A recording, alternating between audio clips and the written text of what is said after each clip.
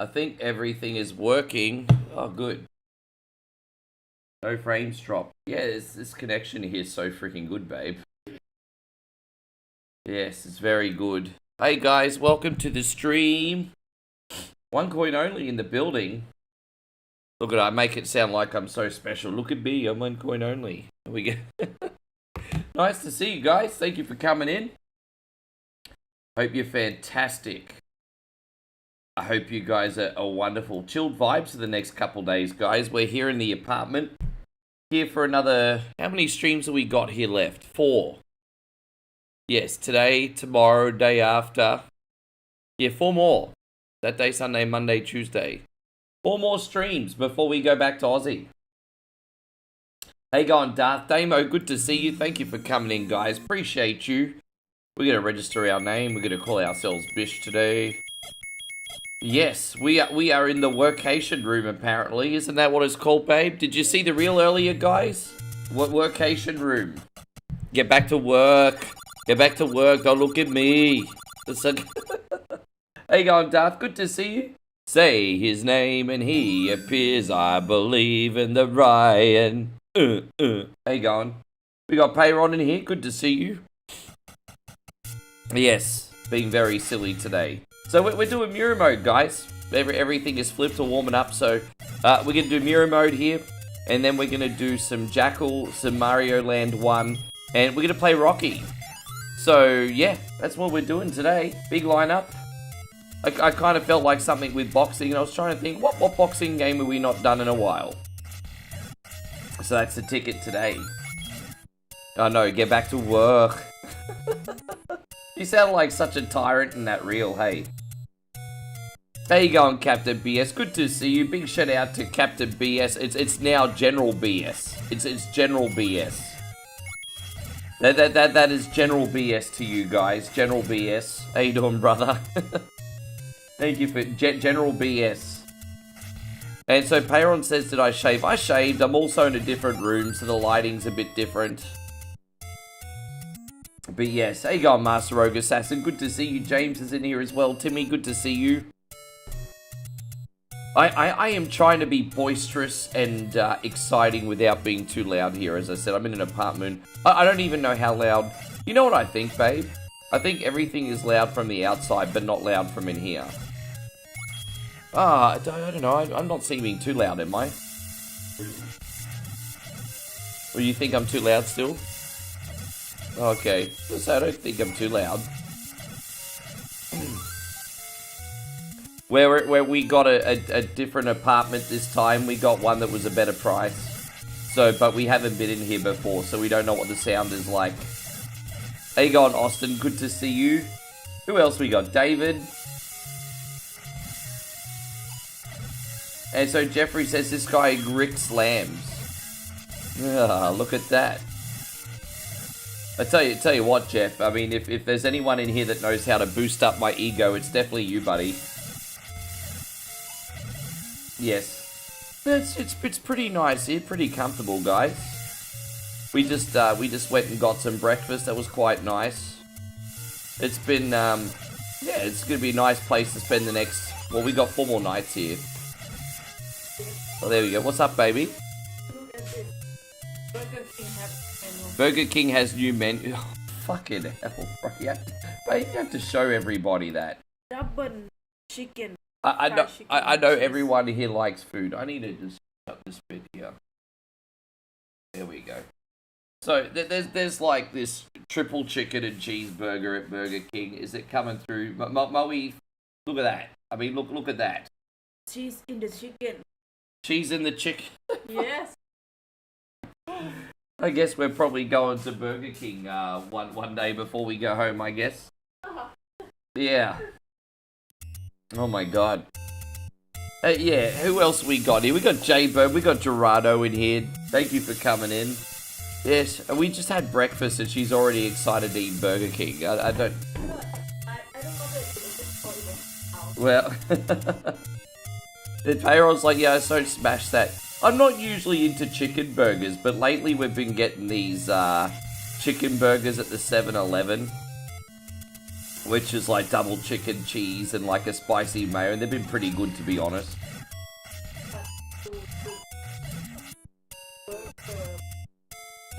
Yeah.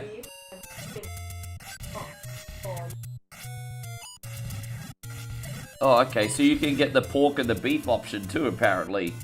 There you go on Bloodstream, great to see you, thank you for coming in. I am just trying to get to this first dungeon, we'll get there in a second. And who else have we got here? Smashing these things.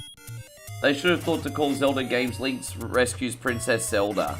You really don't understand the concept of marketing, do you, James? Do you think, like, Link Rescues Princess Zelda has a good ring to it? Probably not.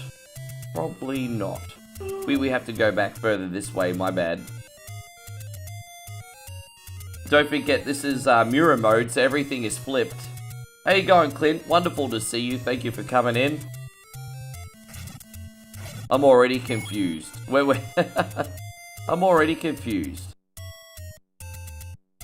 You think you're ready for this, but trust me, you're not.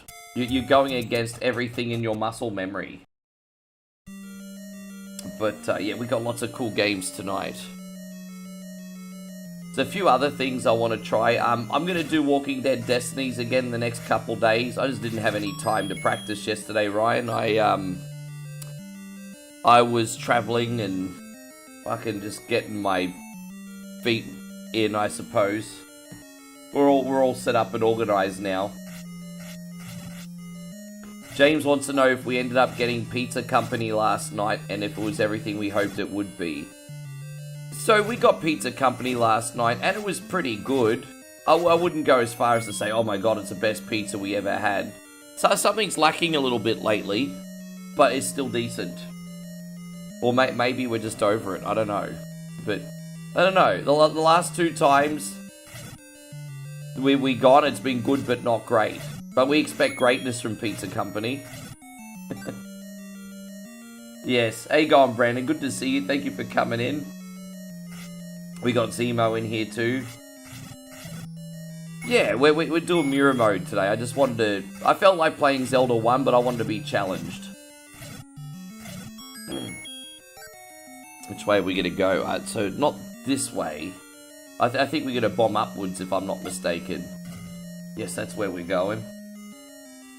And so, Brandon says, guess what's today is? I'm going to guess it's probably 3,000 day anniversary. What is it? 3,000 day anniversary? I'm going out on a limb here, aren't I?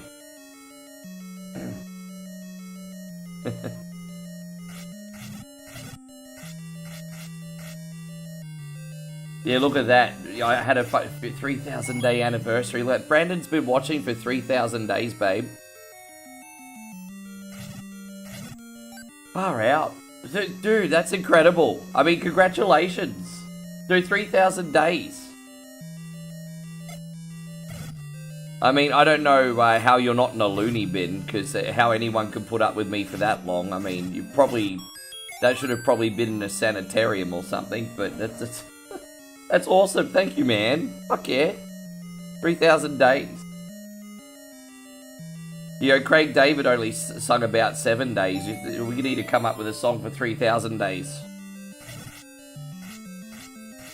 Gerardo, congratulations on 61 streams in a row. Man, we got some good achievements in here today. But yeah, no, we're gonna have a good night, guys. Thank you for getting used to me while I adapt to this new room. As I said, I've been streaming from Moe's room for like 6 weeks. Now I'm in a new location. I have to get used to it, guys. I've got to break this room in. We're breaking the room in. Gary, look at that. We got some short... Jeez, man. So we got Gary with 3,098 days. And we got Chris with 3,113 days. And we got Austin with 2,900. Fucking Brandon, look at everyone. They're trying to outflex you, bro. I wouldn't take that. They're trying to outflex you. How you going, Admiral? No, that's alright. Good to see you, dude. Thank you for coming in. I was a little bit later this morning. We deliberately slept in. We didn't sleep much yesterday because of everything that we had to do, so we slept in a little bit today. Slept in and got some breakfast. Tell you what, man, the breakfast here is so nice, eh? It's, yeah, man. Oh, what? You know what I love about Thailand? It's socially acceptable to have dinner foods for breakfast. Like, there was so many foods there that I would eat for dinner. Like fried rice and, like, stir fries and, you know, it's just so good. Yes. No, of course. I just tease you guys. Don't forget it. I mean, look. If you've been here for over 3,000 days, that is a little bit extra special, right? But like on just on the surface, it doesn't matter if you've been here for 3,000 days, 1,000, 10 days. Like, you're all part of the journey. You're all part of it. The moment you make the commitment, you're one coin family.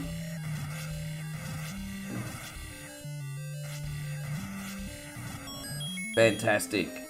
Yeah, I forgot to get the other heart containers. We'll go do that now. Yes. Oh, I can just get the other one on the way back. How you going, Steve? Thank you for coming in. Captain BS says he can't change his screen name because there's already a General BS. Oh, really? I mean, we could still call you Captain, but that's like a rung or two lower in General, that's all. You're just a couple... I mean, we can still call you Captain BS if you wish. You're just losing a couple ranking points, that's all. You deserve better than that. What's that?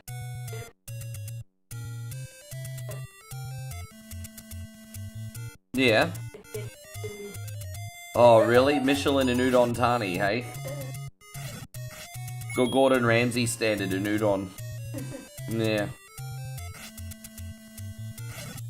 I'm hoping I'm going the right way.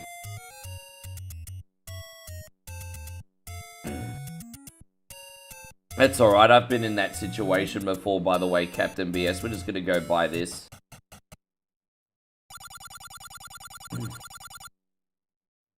Alright. Thanks for bearing with... I just realized, babe, I'm not awake yet. We had like a big breakfast and everything. I feel like I'm lagging behind a little bit today. Probably, you know what? Probably a good thing we warmed up with Zelda, because by the time I play Jackal, I'm gonna need all my faculties, or I'm gonna blow up every 2 seconds. No, I see. This is okay.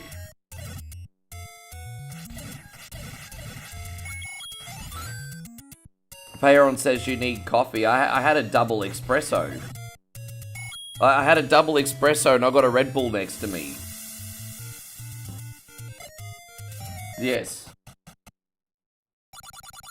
That was fun. I'm just glad that you guys like the new perks. Like, you know, when it comes to subscriptions, guys, you get everything you pretty much need to enjoy whatever Wednesday in the opening one. But, you know, there are VIP benefits on the higher tiers, and it seems like some of you generous sumbishers like them. It's all good. I'll make sure I deliver. We're going to have to do like a general screen and a roll out the red carpet screen. I'll get onto that. We're going to roll out the red carpet for our generals. Alright, where are we going to go now?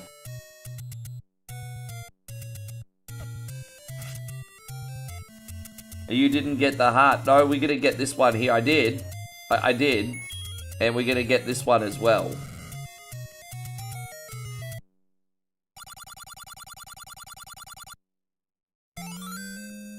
Hiroshi's always backseat gaming me. I'll tell you what you can do with your backseat. Oh, look at you, you tough guy. Look at me.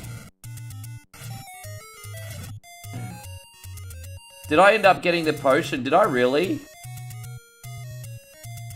That's alright. I'm half asleep today. You know what? You know why I got the potion? I'll tell you why I got the potion. Because there's mirror mode. And my muscle memory walked towards the potion instead of the heart container. So that's probably why it happened. If you think about it. My muscle memory was such that I accidentally walked to the wrong thing. So, yeah, just an honest mistake, and you can shut the fuck up. Your goal is just to make me feel bad about myself, thank you.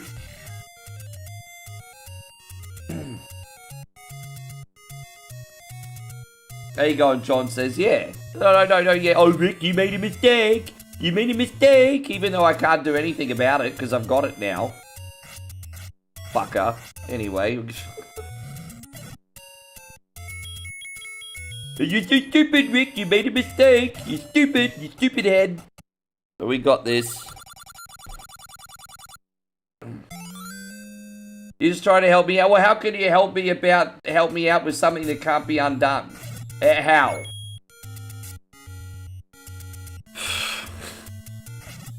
If there was a mirror mode on Zelda 2, would I do it in a heartbeat? I reckon I could beat that. I reckon I could. In an absolute heartbeat, I would.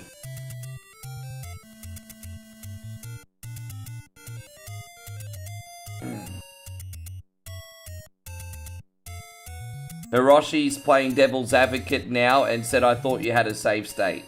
You know what, man? Fair play. Fair play. Fair play. Fair play.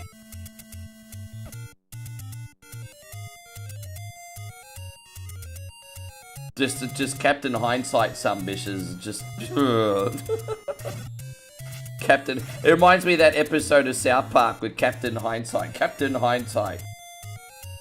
Yeah, it's like, thank you, Captain Hindsight. It's like, yeah. It's just like in The Wedding Singer as well. That would have been something, that would have been information that would have benefited me yesterday. You remember when Adam Sandler, like, got left at the altar? I don't know why I'm using that as a comparison. Guys, we got some really, really big thank yous to go out. We got some really big thank yous to go out. First of all, I want to thank Cardinal, not only for the $5 super chat, but he's also upgraded his membership. He's now a sponsor. Yeah, Cardinal, I need to figure out how to fit all... Can we fit your whole name in here? Let's have a look. We're going to put Cardinal's... Thank you, dude. Here we go. Cardinal...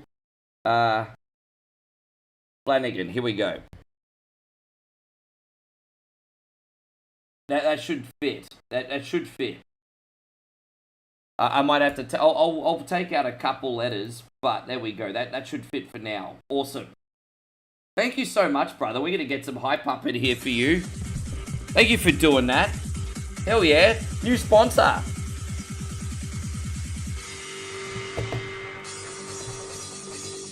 How you going, George? Great to see you.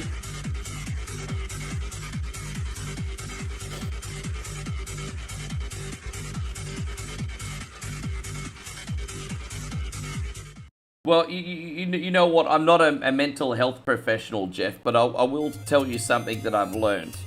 If you're depressed, it usually means you're worried or living in the past. And if you're anxious, you're worried about the future.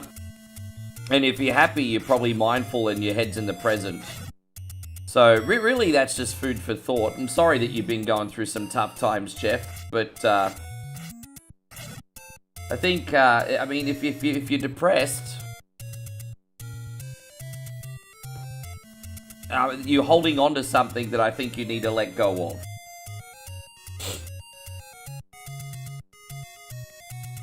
And so Danny says, always polite, how Ricky is. Most of the time I am. Most of the time I am. It's just when I'm rough around the edges, it's really rough. But most of the time I am. Dude, you're forgetting, like, for like 30 minutes straight, I'll be super polite, and then all of a sudden randomly call someone a C-bomb. You can't hold that one, like, 5-second moment against me when I've been polite for 30 minutes beforehand. Come on now. Dude. So you're gonna judge me for the 5 seconds I call someone the C-bomb and not the 30 minutes that I was nice? Come on, man. Come on, bro. This is Zelda 1. This is mirror mode, though.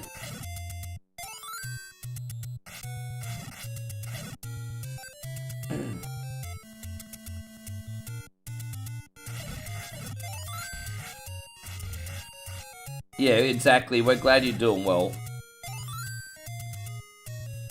Oh, I've struggled with both, and it's true. You know, there was just, you know, the times that I've most been depressed is when I haven't let go of a certain something in the past, or you know, I'm holding on to like a rejection, or so. I mean, you think about those moments. Like if you break up with somebody, for example, and you don't move on, or if you got like fired from a job that you really liked, and you just wish it was different, and or I don't know, just as we hold on to those things, that's where the depression comes on, you know. So you're usually holding on to something. Usually, not. I mean, look, it's not an absolute, right? But I mean, I know in my case that's a fact.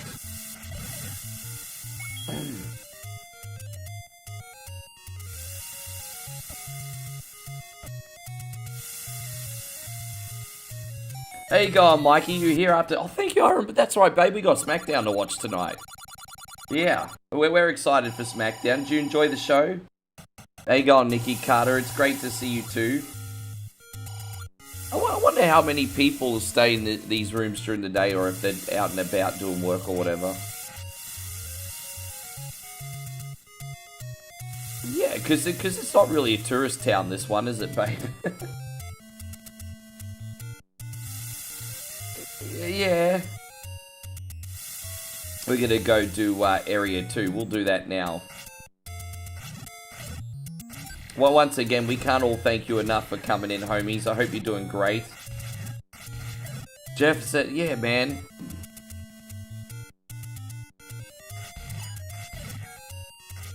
Oh, man, it's strong to want, you know. I think it's strong to own that you have some things that you need to sort out.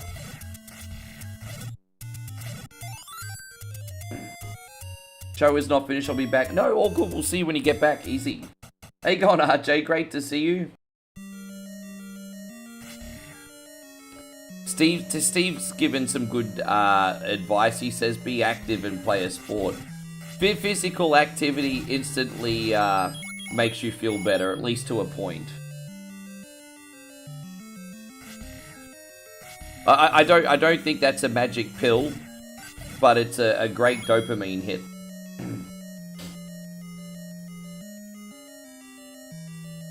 Where we staying at the moment? Well, we're in Udon Thani, and so we're staying in Udon Thani Central. We just got this nice little apartment for 5 days, and it comes with breakfast, and it's called the Workation Room.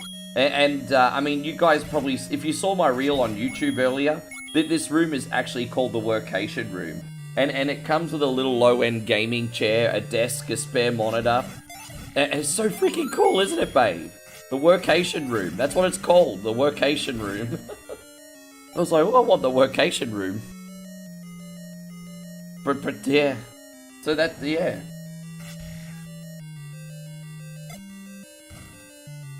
I will say this, Steve. Going out in nature and walking on the farm was really, really good.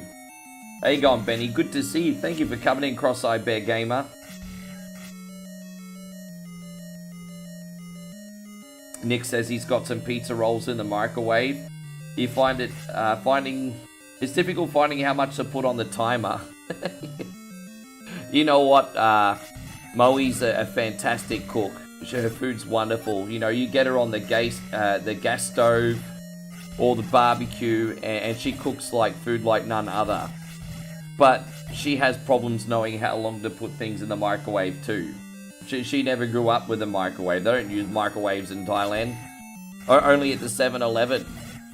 So, I trust Moe with all the food that she wants to make unless it's microwave. I'm on microwave duties.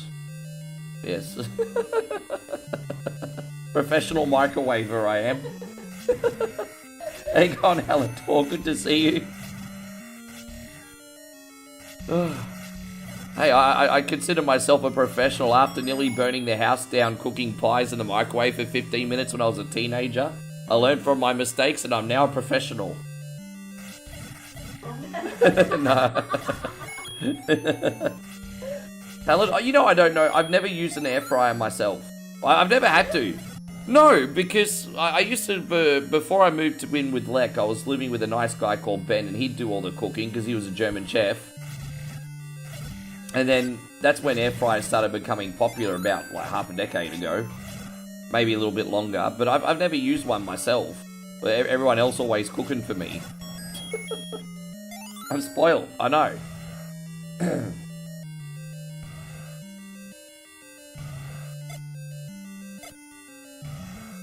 And so Halador says I almost burnt water in my teens.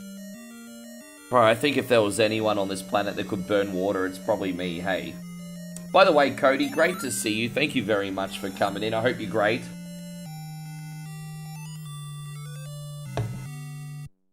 And so Steven says, if Moe wanted to dye her hair, what colour would it be? You know, it's funny that you bring that up because she shows me pictures of different hair dyes and stuff. And you'd kind of look a bit more K-pop with some of the styles that you pick. She want to be a K-pop superstar, I think, everybody. Bumbaya. Dun, dun, dun, dun, dun. What's that? What's that Blackpink song? Da da da da da da da. That's funny. Which way are we gonna go? Oh, we're gonna go to Dungeon 3. It's back this way.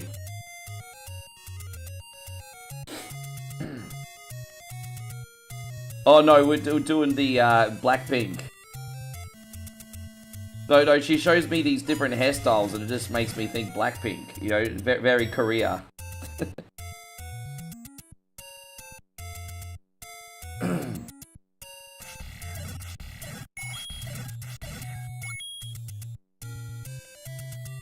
How you going, David? Great to see you. So, Brandon says where he's at, it's already -4. Surprised it's not colder in that already. When's your big cold snap coming?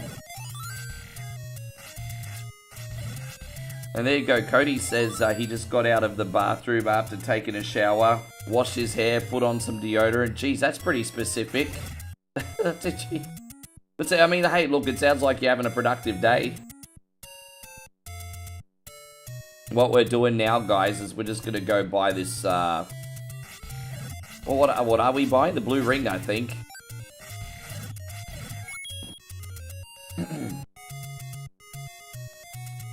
This is a good time. As I said, I need the extra challenge, which is why I like to do mirror mode. You know what? I forgot to get the script. But being that I already have a potion, we can maybe go back and get it later, so whatever. See, I've already made a couple really bad little mistakes on this, and like I said, because everything is reversed, it's really thrown me off. So I've made a couple really shitty mistakes today. Like, truly.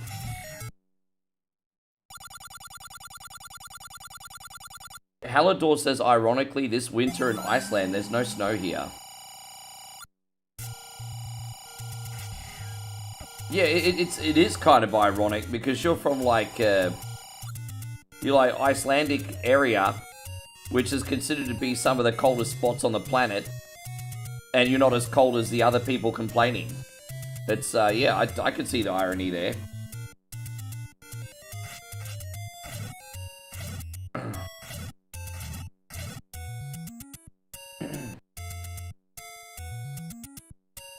Oh, I see. Oh, dude, I'm all over the place, hey. I'm such a... Danny must be like, oh my god, what a fucking noob. He must be like, this fucking one coin only guy is such a noob. I feel like a noob today. Ugh, alright. Dang, dang, dang, da, dang.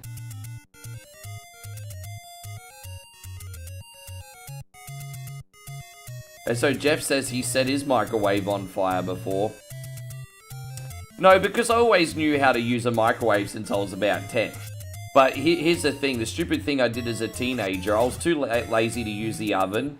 And I was like, okay, so I like having these soft meat pies when you heat them up in the microwave for 5 minutes. But what if I heat them up for 15 minutes and make them crispy? Oh, they were crispy all right. They turned on fire. So that's, yeah,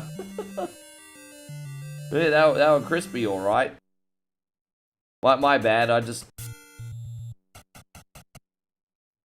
You think Link to the Past is definitely more forgiving than this game? I just... With my very limited experience on Link to the Past, I feel like that game has just got so many secrets that I'll never properly figure out. With that being said, it does look like Link to the Past world map is a lot more condensed. But I feel like it's also a lot more riddled with secrets. Because I did sit down and watch Captain BS do a whole playthrough of Link to the Past. And the map feels very condensed, but it also feels quite riddled with secrets. But I mean, you can always be overwhelmed until you get it, I suppose. What's in this one? How you going, Vati? Good to see you, by the way. And here we go, thank you, Chris. We've got Chris Lindley in here, and he says, link to these nuts. We have a little bit of a security breach here today, everybody.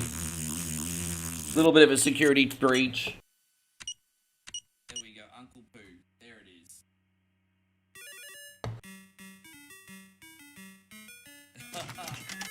Security breach. You have to beat 2 levels. Oh my gosh. That's so disturbing. But you know, the most disturbing screen you've made to this day is still that Bukaki screen, Chris. I still can't believe we made that fly. Hallador says Earth is overdue for a polar shift. North Pole is opening up for travel, so...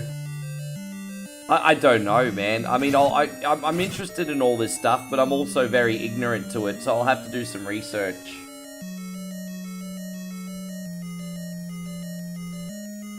Hope you're doing great, Chris. Thank you for coming in. We're in Udon Thani now. I can't believe we got a gaming chair in this room. We got a gaming chair. It's awesome. Yeah.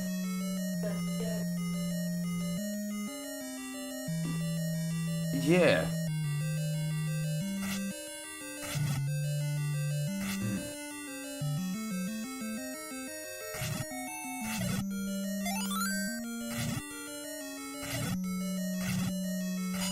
I would like to learn how to play Link to the Past. It's not that I wouldn't, but it's just it's just such a heavy commitment to learn a game like that from scratch on top of what I'm already doing. Not impossible by any stretch, but really difficult. Really difficult.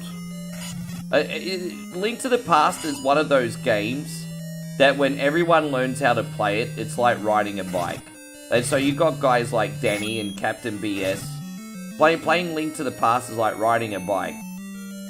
And the problem is, when you've been playing a game for so long that you're so good at, we all have at least a handful of them, you forget how much time it took to learn and practice and get to that point.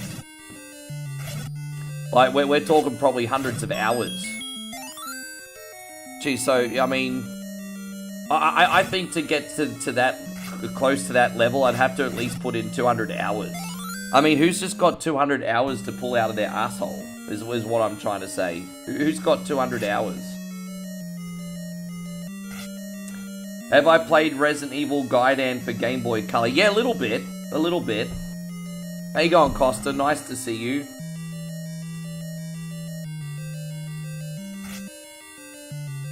You tried to cook dimmies? Oh, so you boiled them. I mean, I guess they still... Dude, what a boring way to cook dim sims, though. Hope you're doing great, White Tiger. Thank you for being in here. What a boring way to cook dim sims, is boil them in a pot. It's boring.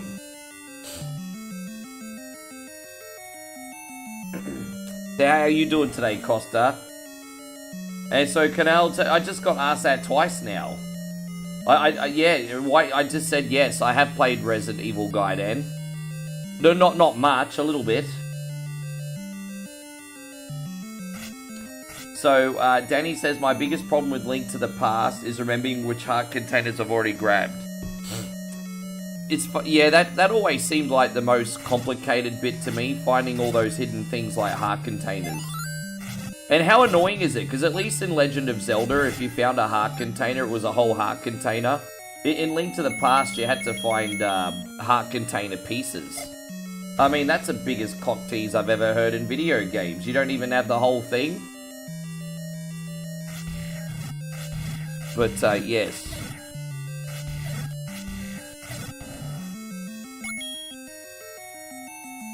Thank you, Chris. Yeah, man, we're having a good time. We got a lot of games. As I said, I nearly did Two Crude Dudes again today because I want to give that another shot, but I might wait a week.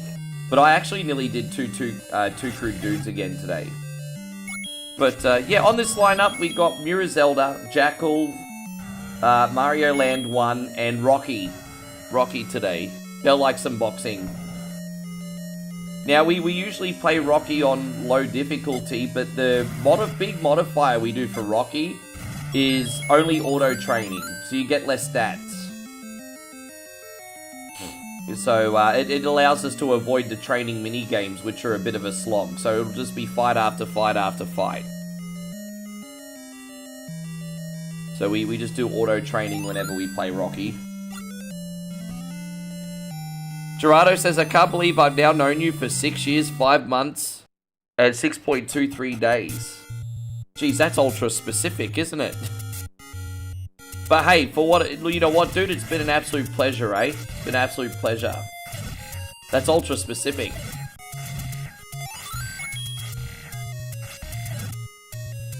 Ah, God.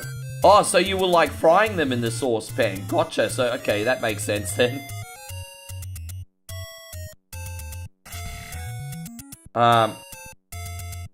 No, it's okay. I can pretty much tell when people are getting political straight away. Is Australia cool? No, I don't know. I mean, I've got to...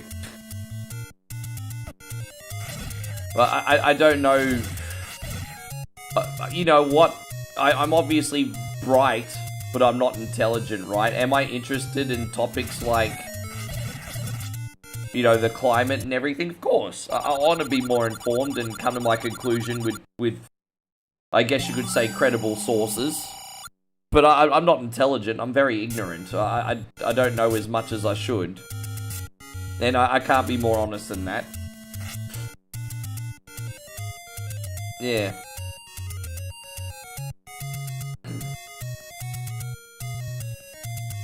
There's an Atari boxing game. Dude, I wouldn't play Atari boxing with Peyron's controller. I wouldn't play that with his controller, everybody.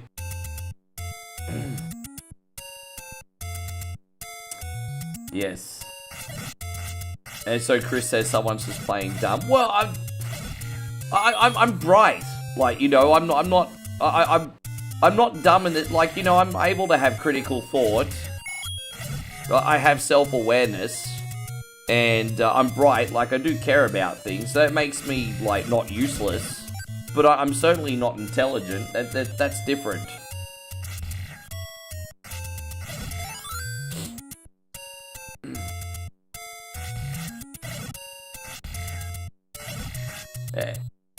So, Mike says, how's my gameplay going? I mean, I think it's going pretty good so far.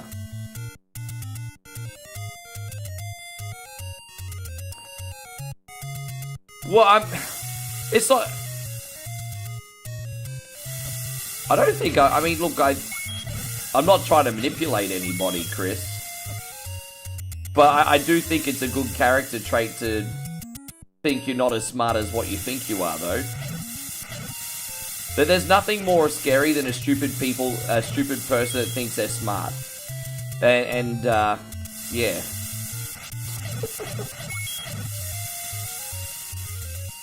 And so, you had a 3-minute commercial. Sorry, did you got a 3-minute commercial on OneCoin only?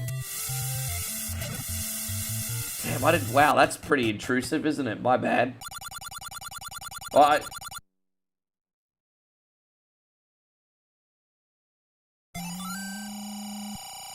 oh yeah. Canal says Age of Empires and SimCity are my favorite games. Dude, we are doing SimCity over the next week, hey? Like, for our final game on one of the streams over the next week, we're gonna do some SimCity. Or maybe when I get home. Did we... Oh, we haven't done Dungeon 4 yet, have we? Far out. I skipped ahead, guys. My bad. We have to go to Dungeon 4. Oh, I fucked up. I forgot a dungeon. See what I mean? Mirror mode's throwing me off. I prefer the original SimCity. I have played and beaten SimCity 2000. But the extra grid for water pipes and stuff can get a little bit annoying. So I do like that they added extra features to SimCity 2000. But I prefer the simplicity of the first one, truthfully. Yeah, that's it.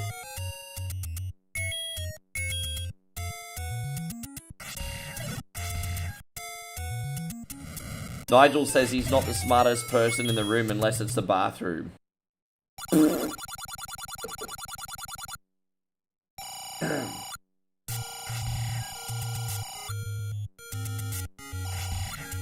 But you know, maybe I just prefer the first one for nostalgia.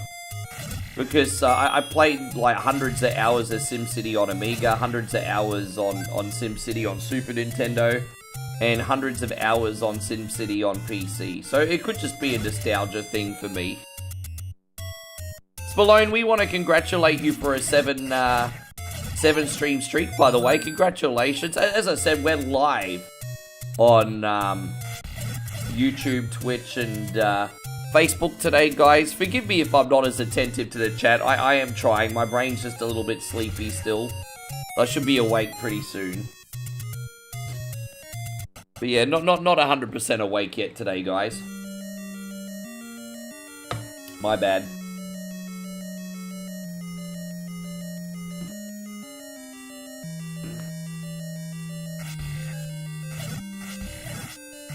I'm doing my best to hide it.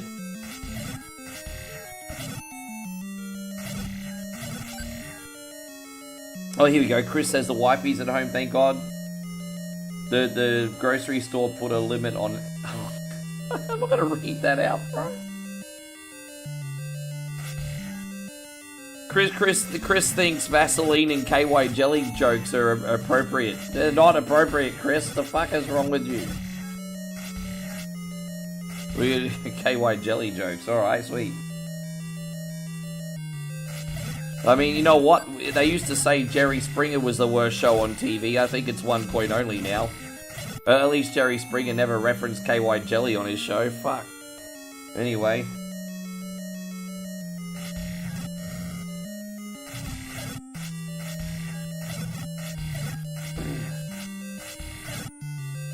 So Chris says, well, I didn't specifically say Vaseline or KY. They're yet to sponsor me.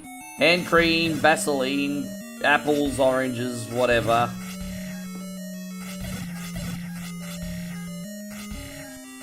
And so Canal says they released a new Mega Man. I did see that they just released a new Mega Man collection on Steam. You know, I'm very, very ignorant. I don't even know about the games that they just released. They're like a batch of handheld games, aren't they? Is it like the Game Boy Color Mega Mans or something? I don't know. I don't even know these Mega Man games that just got released. But there is a new batch.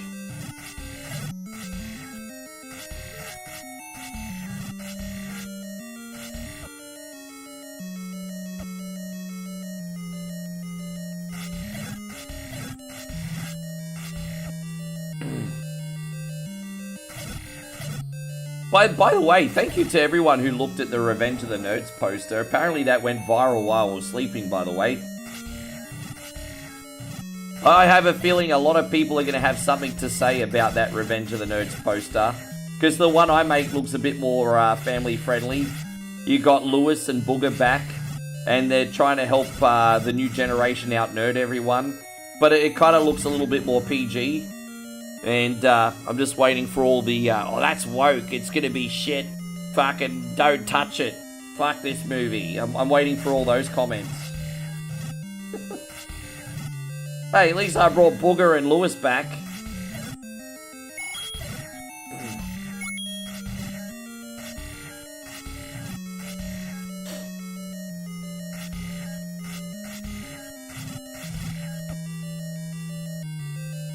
Oh no, no. The point I'm trying to say is, so sometimes it's accurate to use that word, but it is a pretty overused buzzword. It is a bit of an overused buzzword. You know, it's the same as saying AI slop. Wow, AI slop. Like sometimes you could use it and be correct. I mean, I always like, I use the term woke sometimes, but then I like question myself, am I using it correctly? Like, it's again, you know, some people just like to use buzzwords. Pack animals, you know how it is.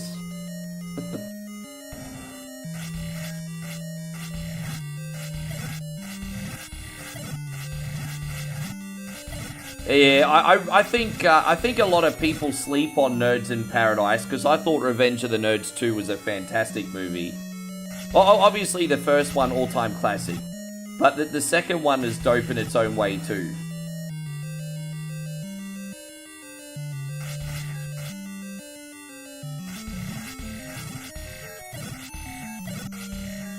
Yeah, I know. That's another buzzword phrase that I get. Stop ruining my childhood. I think that's probably one of the dumbest things you could say on social media. Because you can't ruin something that's already happened. You're ruining my childhood. You've already had your childhood. And if it was shit already, it's not my poster's fault. It's not my poster's fault.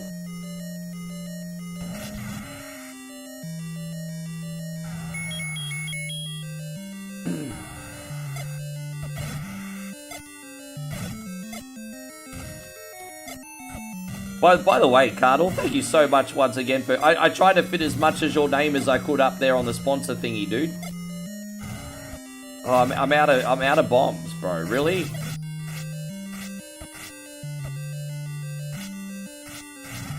Jeez, that didn't work out well, did it? Far out. I need more bombs.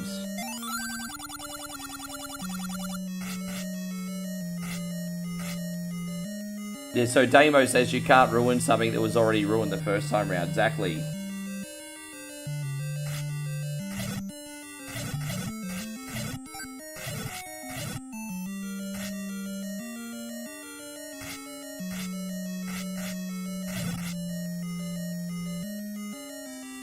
How you going, Mikey Dunbar? Good to see you.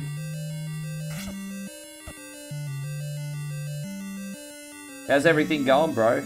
Jeez, I'm so chilled today. I might just use this. I mean, fuck it. I accidentally bought a potion. May as well use it. I just came in to say you're ruining my childhood. Ruining your childhood. No, I know.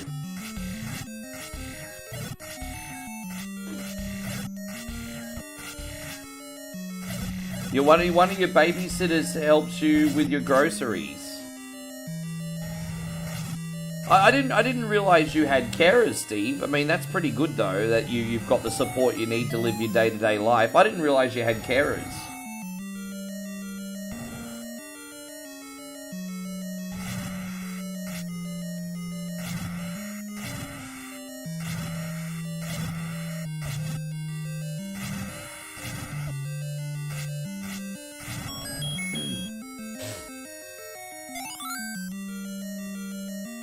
Yeah, it's pretty incredible. I mean, you guys have smashed our total sub count on YouTube record by like over double in like 2 days, guys. You're unreal. Absolutely unreal.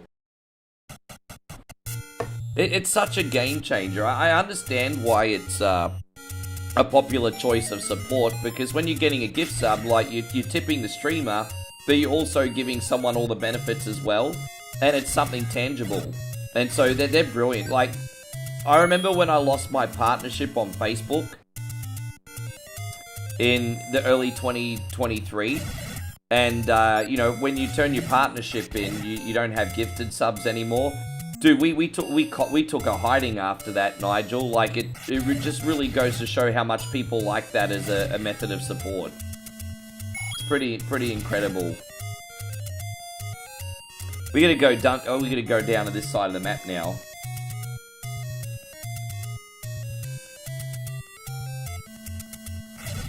Well, that's the irony, isn't it? How am I robbing people of their childhood? I'm trying to take people back to it. Maybe that's the problem for some people.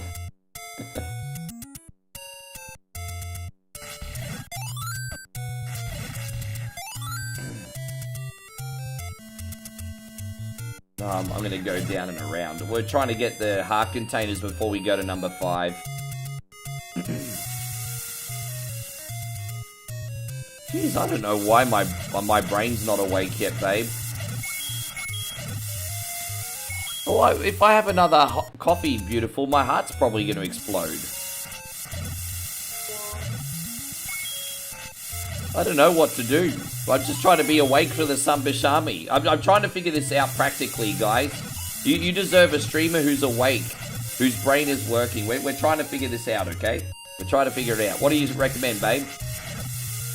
Matcha tea. Alright, so she thinks maybe go on some tea. She's like, I don't know, I'm just thinking. Oh, man.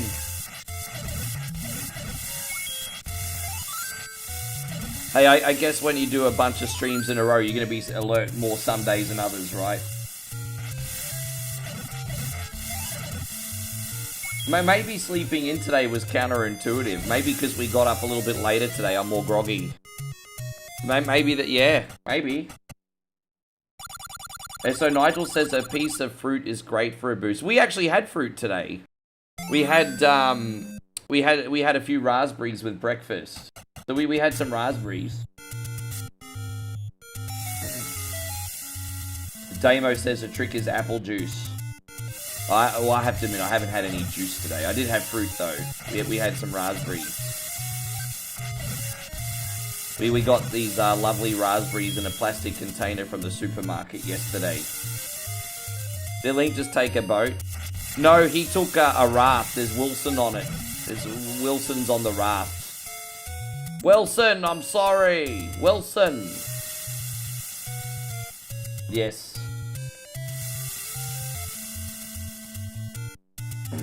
Wilson, I'm sorry.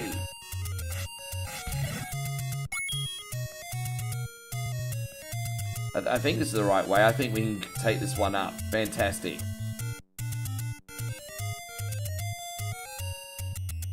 I had a pretty fine nurse, in fact.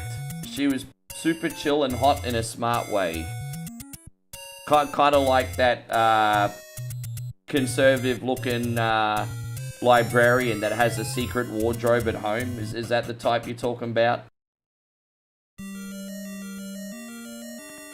Yeah.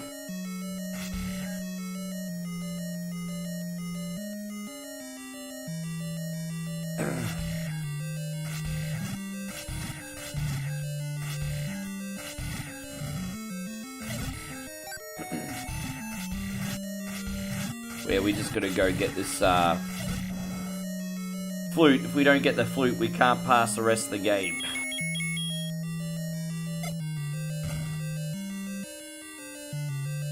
How's everything going, Mad? You having a good day? Bomb this wall too.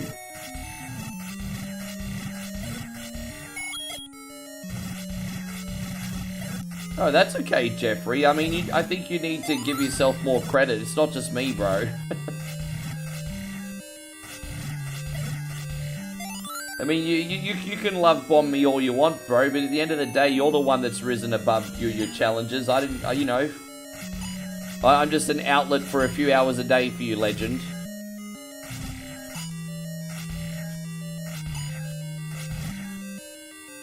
Oh, we can continue it this week if you like. Yeah, I never played Shock Troopers. You know, when it came to Neo Geo, I played Metal Slug, of course, but then after Metal Slug, I was sort of just playing PlayStation and stuff from home. So, really, to be honest, after the mid-90s, I was just playing console games. You know, occasionally I'd go to the arcade and do like Crazy Taxi or Daytona or something. But yeah, after the mid-90s, bro, I was pretty much just gaming at home. There was nothing more fun in my early 20s than drunk Daytona. Like, if you guys ever, like, played Daytona... my favorite track in Daytona is the advanced track. You know that track where you can slide between second gear and fourth gear and, like, slide around all the corners? I used to love doing the advanced track in Daytona blind. Have a half a dozen vodkas and then slide around the advanced track in Daytona. That's what's up. That's my idea of a good time. Yes.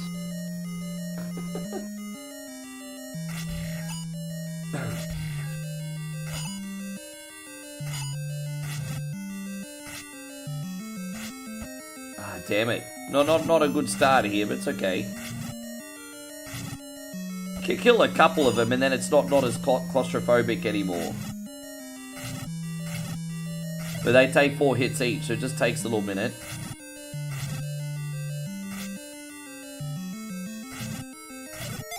Oh, there you go. I love how generous they are on the ferries, these guys. How you going, Andy? Thank you for being in here.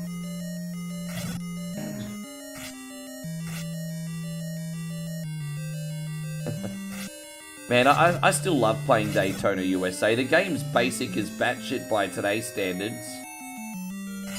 Because it came out in 1993, but it's just a beat-the-clock racing game done right. And it's so addictive as well, starting from the back of the field and just overtaking all the cars as well. Tell you what, Sega just knew how to make an arcade game, hey. You should go do, yeah, I'm pretty solid at the advanced track, truthfully. I'm pretty solid at advanced. Expert, not so much. How you going, Nick? Good to see you. Thank you for coming in.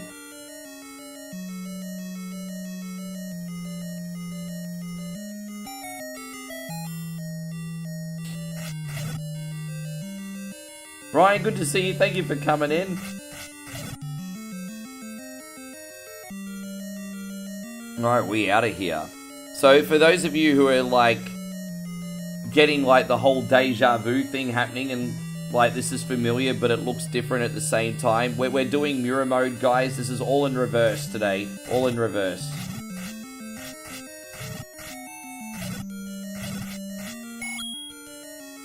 Jeffrey, my guy, I've set a boundary. I've set a boundary. You know, don't get geopolitical. Dude, you know, I really appreciate you, Jeff, but you're now crossing a boundary. You're now crossing a boundary. I can't warn you again, Jeffrey. I can't warn you again. You're going into territory which is being negative for other members of the community. I can't warn you again. I'm serious, Jeffrey. Next time you do that, it's a timeout.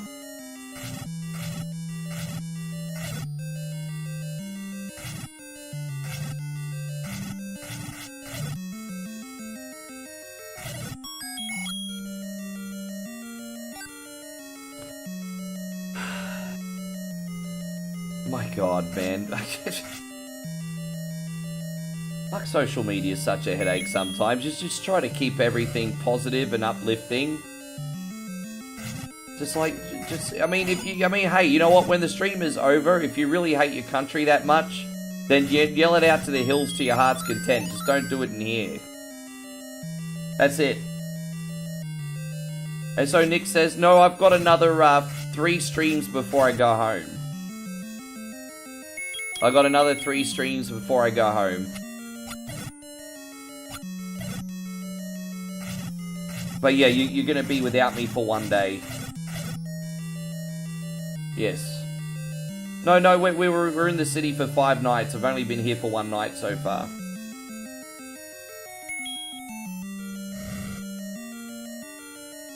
Yes.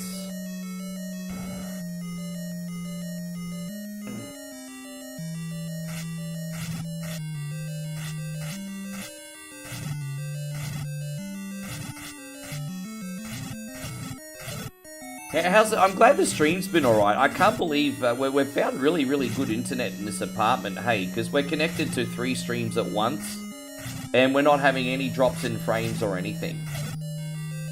So it's good internet here too.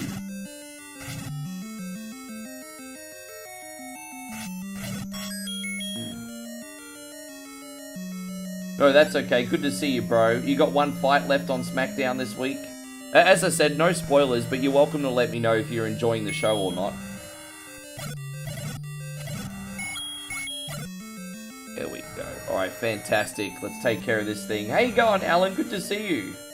Hold it, yes. How you doing, Alan? Good to have you. That's right. Yeah, we got wrestling 2 days in a row. We got Saturday night's main event tomorrow too, babe. Yes. Watch that on YouTube. I might put that one on at the same time as I'm streaming, maybe. We'll see.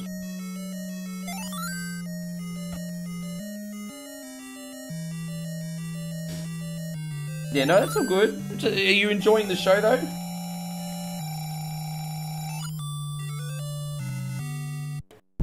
Yeah.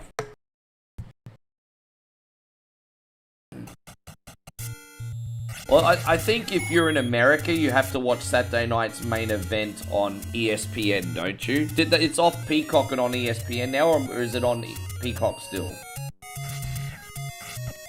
Maybe Saturday. I can't remember if it's on ESPN or Peacock now.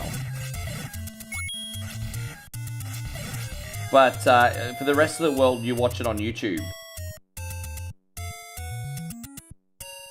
It's still on Peacock. Okay. Yeah, so Peacock if you're in America, rest of the world, YouTube.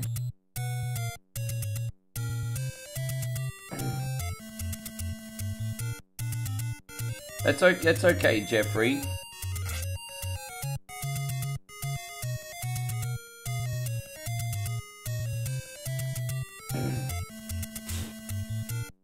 As I said, just a little life advice, Jeffrey. If you want your life to instantly be easier, respect another man's boundaries. I mean, that's it. I mean, you respect another man's boundaries, your life will instantly be easier.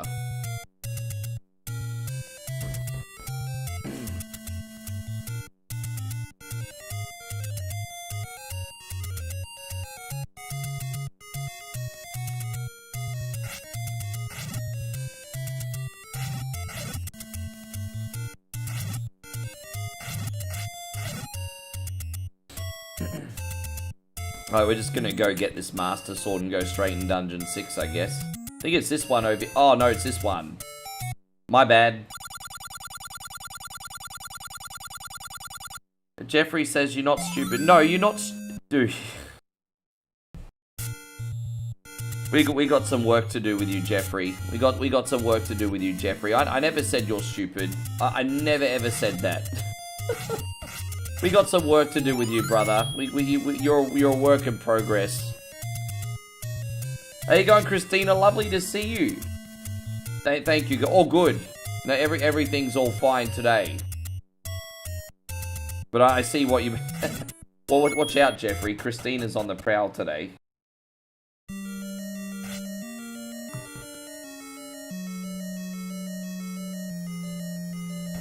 Yeah.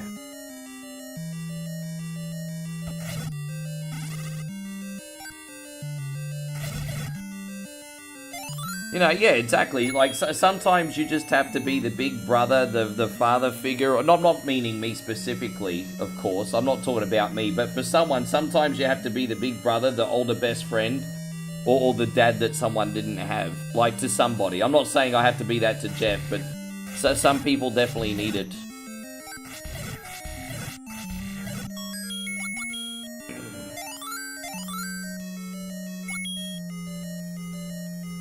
Yeah, thank you, guys. Best way to help out 100% for free is to hit the thumbs up button.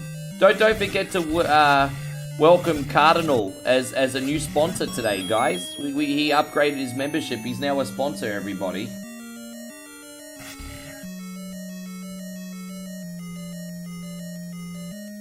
Nighthawk, wonderful to see you.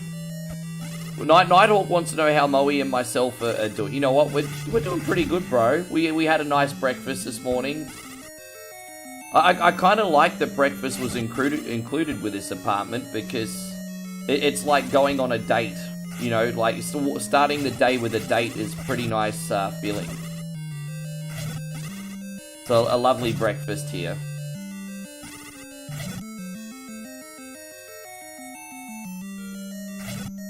I do have a potion if I need it.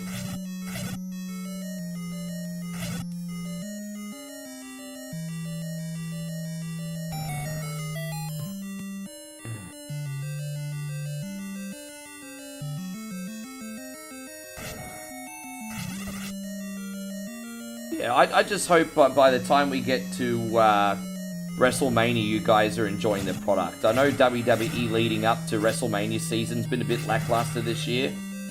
But, you know, if WWE can have a solid 4 months now, they can easily redeem themselves.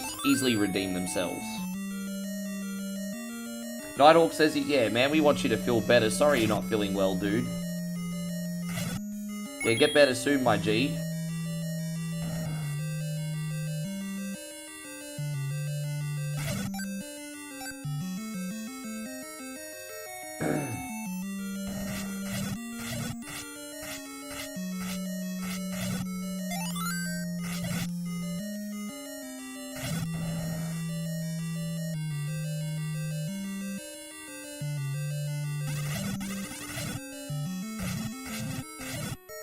This is why I never spend all that money on a large shield, because I always end up losing it.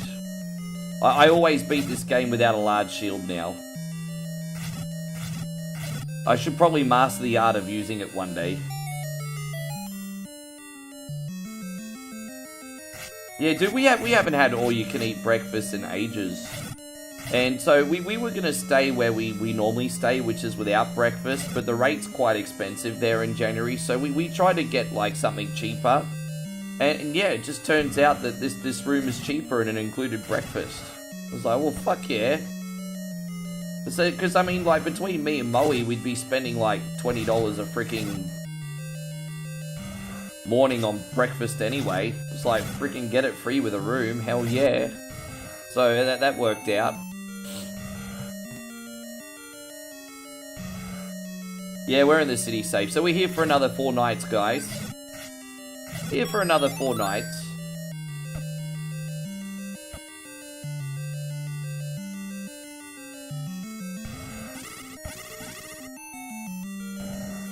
Dude, you'll never go hungry if you come to this country. Hey, you'll never go hungry. If you're not buying food for yourself, you make the right friend, someone's gonna feed you. Like, you're never gonna go hungry over here. I mean, people show love here by sharing food. And a lot of countries are like that, and Thailand's no exception. People show love and affection here by sharing food. And I show my love and affection by enjoying local food. That's a big mistake tourists do as well. They don't embrace the food and the culture enough. Whenever Moe or a mum eats dinner, I go to the dinner table and I make sure I eat 3 servings of it. And instantly I get more brownie points. Instantly get more brownie points. Oh, we gotta get out of here. My bad.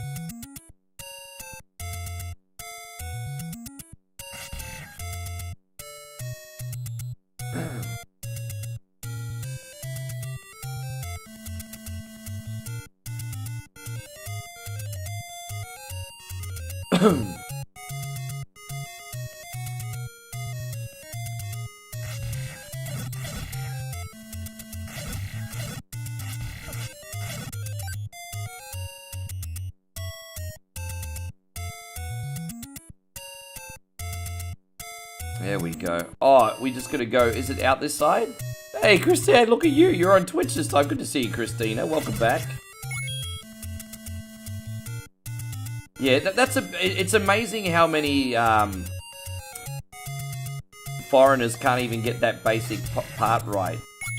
Like you come over here and just make the effort to like enjoy the food and eat with everybody. That's bro. Your life will instantly be better while you're here. Hallador says Russians give similar affection with food. I guess it's a big cultural thing, I suppose, full stop, isn't it? George says, I'm a creature of habit, I'm perfectly fine with that. Well, look, you know what?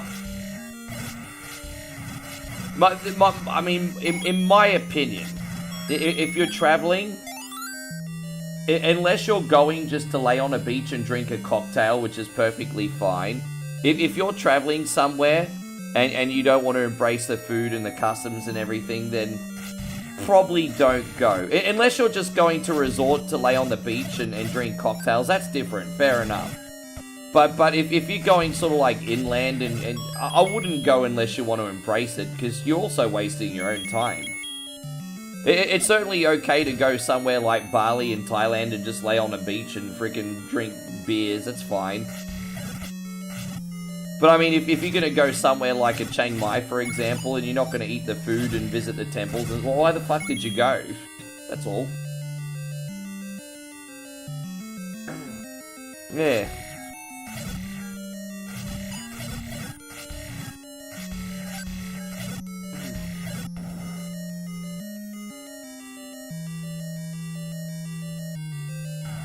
I think we got... I can't remember if this guy's holding a key or not. We're on Dungeon 7 now, by the way, homies. Although you can probably see that in the screen. I don't need to tell you. I'm wondering where I can get another heart container from, Captain BS. Because I accidentally picked up the potion earlier. Not that I really need it, I'm just curious.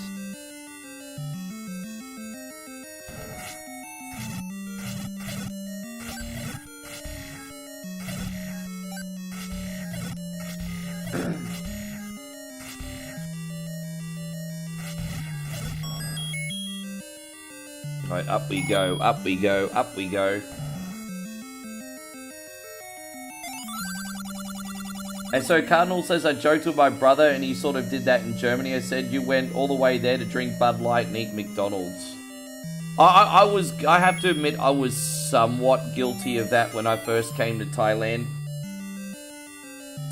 Because I used to always go to Batong Beach for like cocktails and like, you know, fast food and everything. And then, you know, after a few visits, I embraced the country a lot more. But I mean, I've made that mistake too. But I also think it was a lack of experience because I'd never been overseas really before. My first time overseas was a big culture shock. I went to Papua New Guinea, and being that it's not 100% safe, we had chaperones, and they put us in a locked up compound for our security. So I didn't really travel around the weekend that I was there, you know.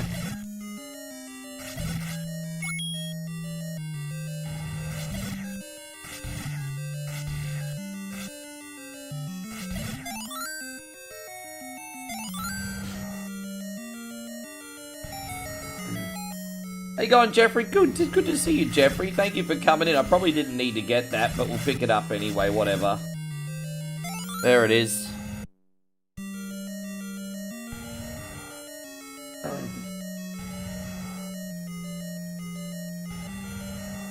Are we gonna bomb this wall?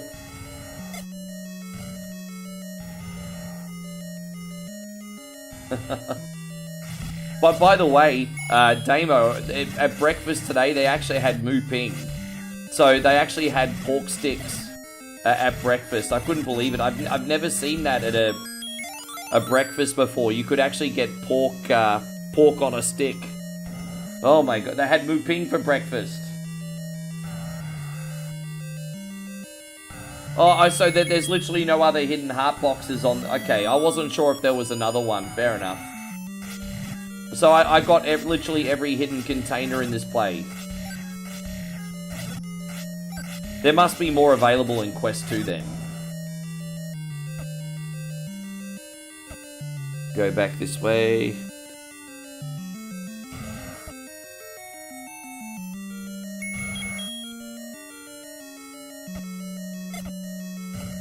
Yeah, they have Moo Ping here, bro. Moo Ping and Pung Me for breakfast.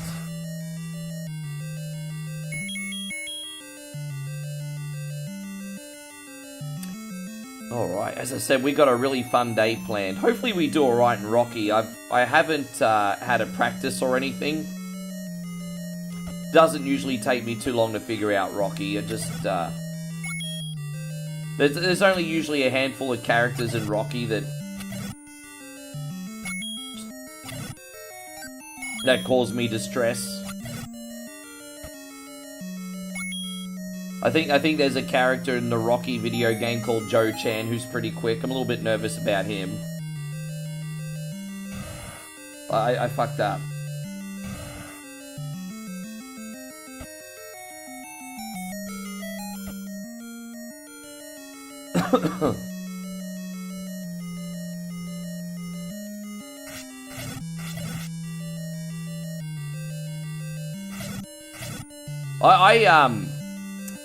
I don't know too much about the metal scene, of course, but it seems like the guy from Megadeth really still does not like Metallica. I think I saw a reel where he was I think he was trying to say the other day that Enter Sandman was plagiarized, and I'm just like, bro, he just does not want to let go the fact that he was not in Metallica. he still holds on to the beef. It's like, bro, it's been 45 years. Let it go, dude. Like, oh. Yeah, I saw a reel. He's trying to prove that Enter Sandman was plagiarized. Well, I don't know. I saw a video the other day when he was trying to say Enter Sandman was plagiarized.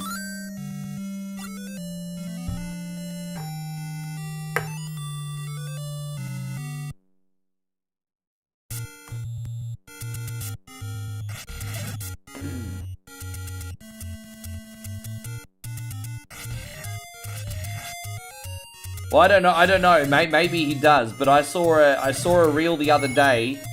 I could only, I mean, maybe I misinterpreted it, but I kid you not, and I'm not lying to you. I saw a reel where he was trying to say that Enter Sandman was a copy of another song. Maybe he wasn't meaning it in a negative way then, but that's what he was doing. Have you guys not seen that reel? You did see that as well. See, yeah, thank you, Chris, because, I mean, I just interpreted that as sour grapes. But maybe he wasn't being negative. But, I mean, I'm like, geez, just let it go, bro.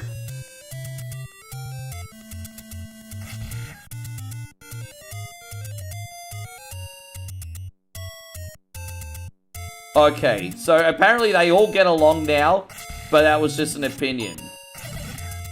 Well, I fucked up my interpretation of that, didn't I? My bad. I thought it was sour grapes.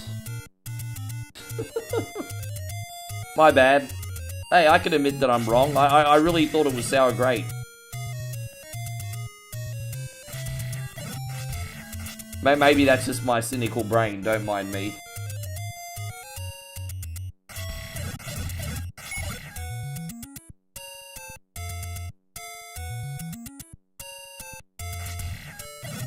And so Cardinal says sour grapes can make good wine though, yes.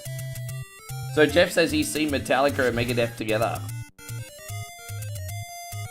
So how long did that whole beef go on for though? Like, cause obviously there was beef back in the day. How long did that go on for?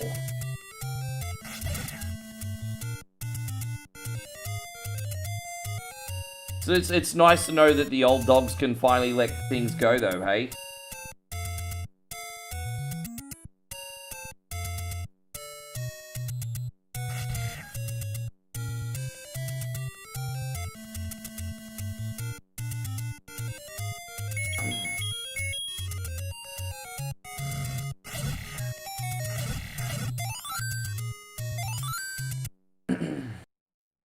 Yeah.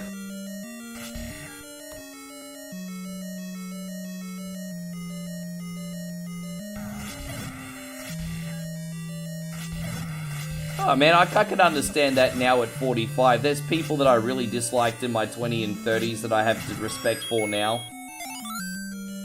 There was this guy that I kind of had I didn't mean it for it to be that way, but there was this DJ that I used to have a bit of a rivalry with called Aiden, because we were both in a similar position of authority as consultants for two different nightclubs under the same owner.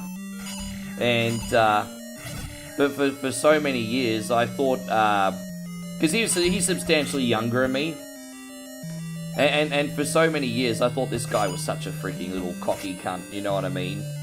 But now that I'm in my 40s, I look back on it now, and I realize, like, you know, when we're all like young musicians, DJs, whatever, we all do get a little bit excited, and it is a lot of sort of like ego to handle for a young person. So I very quickly let that go, and I like the guy now. But point is, I can understand what that's like in the music industry, even on a Z grade level, because I've been there. I get it. Even if it's just local in Brisbane.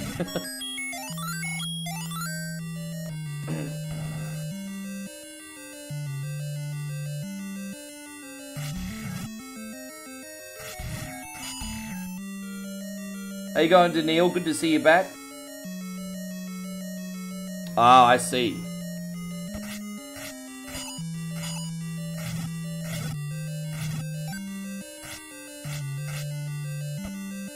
I mean, so, you know, back then, you know, I mean, 20-year-old musicians aren't exactly going to be ethical. It's just, you know, I think the guys in Metallica, in their 60s, are probably a lot better than what they were in their 20s in regards to as human beings, you know. So it just comes with experience and wisdom, I guess. As with anyone.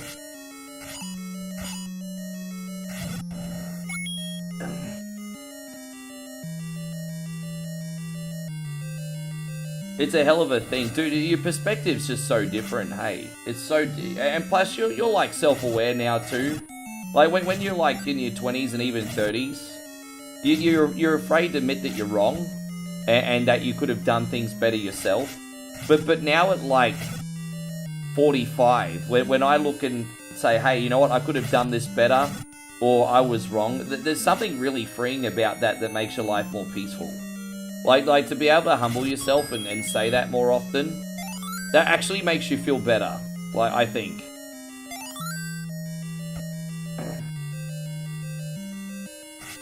So really, so what songs on Kill 'Em All were Dave's songs? Wow.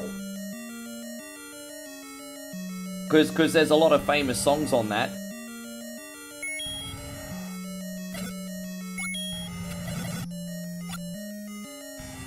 Jeff says to me how cool it was when you can download music. I mean, you still can. You still can, but it's just usually easier for someone to get Spotify and just have access to everything.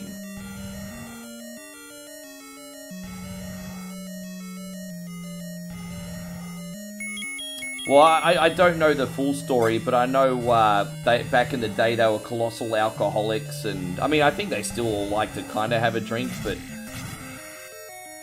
not, you know, they were making bad life choices. I think didn't James go sober? I don't know if he still is. I know he went I know he went on Joe Rogan and talked about being sober. I don't know if he still is though. Yeah. Daniil says we are all better now. Happy Friday, Rick. Thank you, brother. I'm happy to hear that, and thank you so much for the love and support, dude. Guys, Daniil has just dropped a very generous 1,000 stars. What a masculine son-bish. We're going to do these ones for you, man. Thank you so much.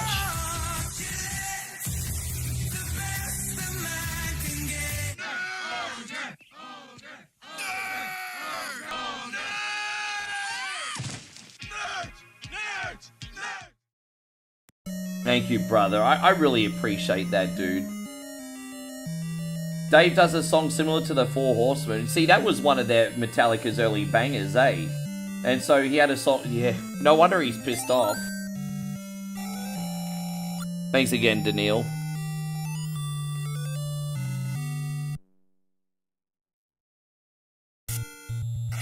Was that their first big hit, or did they have a bigger hit before that?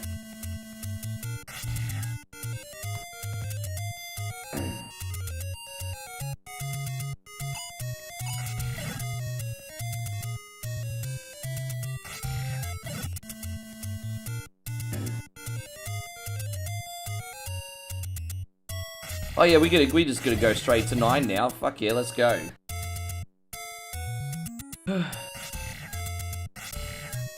But back then, they wanted to sue people who downloaded music. Oh yeah, Napster. Man, I'm so old, I remember burning CDs with Napster. Afterwards, we used things like LimeWire and WinMX and all that stuff. My favourite was actually a program called Arez. Arez is still available to this day. I don't know if you guys have used Arez, but Arez file sharing's pretty good. I used to get all my DJ music from either WinMX, and when that was no longer a thing, I used Arez.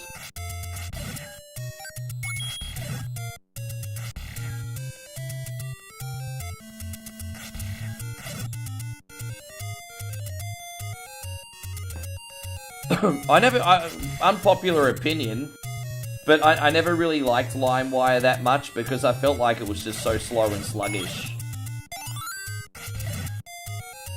I thought LimeWire was just always very slow, very sluggish. Probably because I was putting dirty little gremlins in my computer.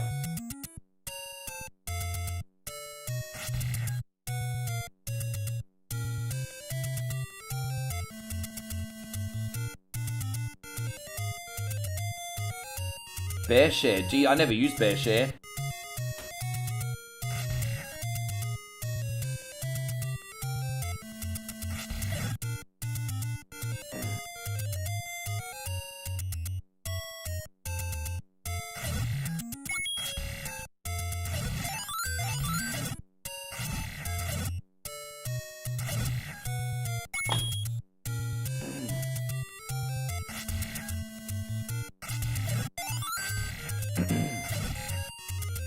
We're almost out of here.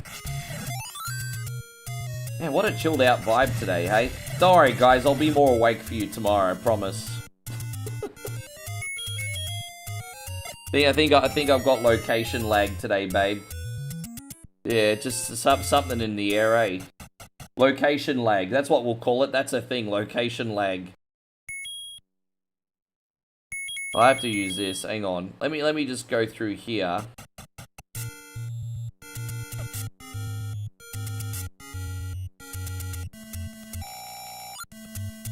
There we go. Let's use the script.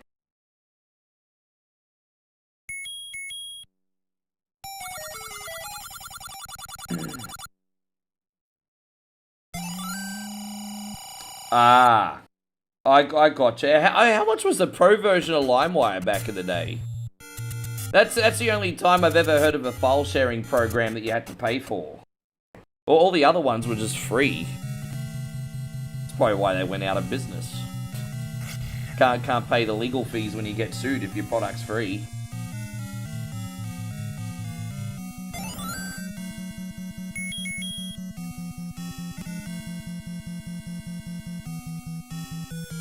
So Damo said, I don't know, I never paid for that shit.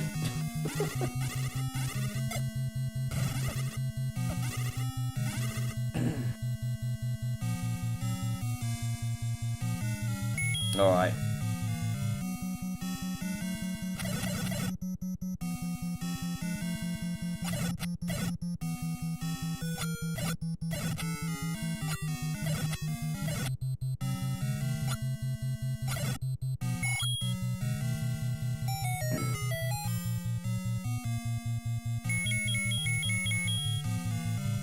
And so Cody says, alright Ricky, I'm gonna sleep and take another break until I return in...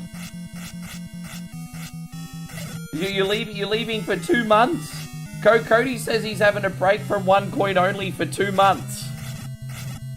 Dude, I mean, usually if someone has a break from one coin only for 2 months, it's because I've done something to offend them. It's like, okay, Rick, fuck you, I'm not coming back for 2 months. It's like you're punishing me. Why? What did I do? It's alright, Cody. If you feel the need to have a break from one coin only in 2 months, I'm gonna let you in a little bit of a secret. I'm surprised other people don't do the same, to be honest, but that's okay. Have a good day. This motherfucker leaving me for 2 months. This guy. Okay. Well, I mean, you're gonna have a lot of stories when you get back. You have a lot of stories when you get back. Some bitch not coming back for 2 months. Are you go to jail or something?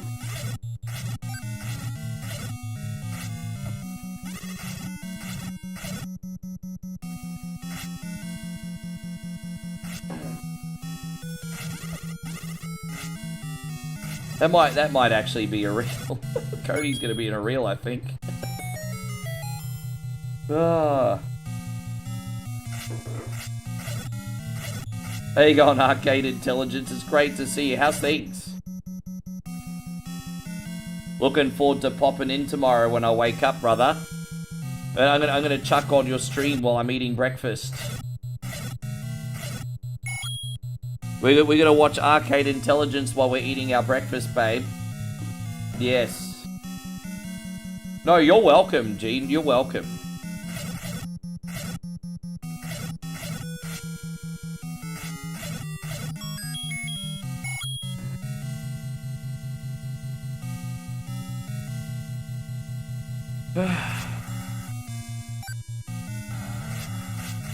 So, you thought SmackDown was okay this week?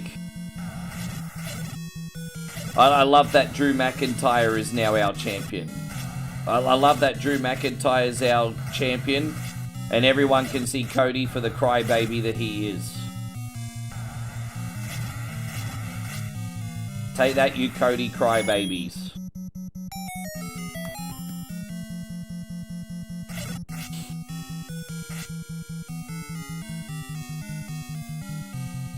So it's actually been 25 years since we got Lord of the Rings.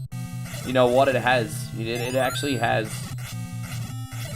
Far out, man. Where does the freaking time go, dude? Where's the freaking time go?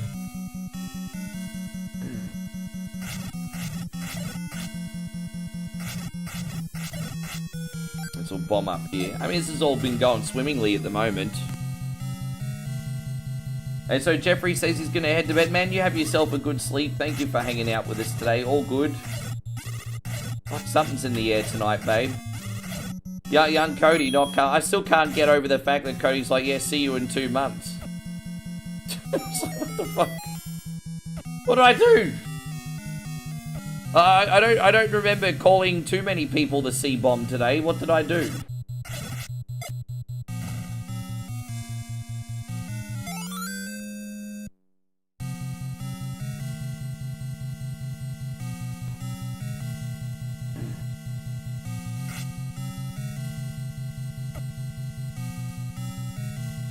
Do you think Homelander Cody gonna come to Elimination Chamber? I think you're gonna see some great story arcs start at the Rumble this year.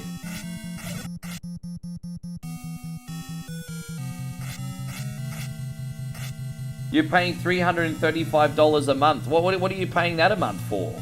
But for what? Yeah. Oh, you did order tea.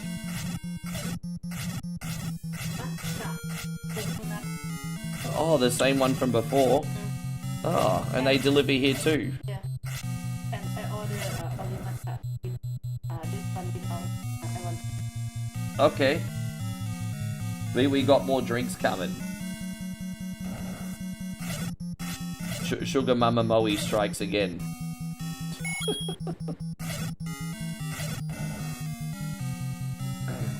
Do you think... So wait, is Easy officially entrant number 1? Wait, I mean, I wouldn't be surprised. I mean, the two that would make the most sense for me, the three entrants that would make the most sense for number 1 would either be Cody, would either be Joe Hendry because of his intro, or Obafemi because of his intro. Like, I think they would be the three that would make the most sense for number 1.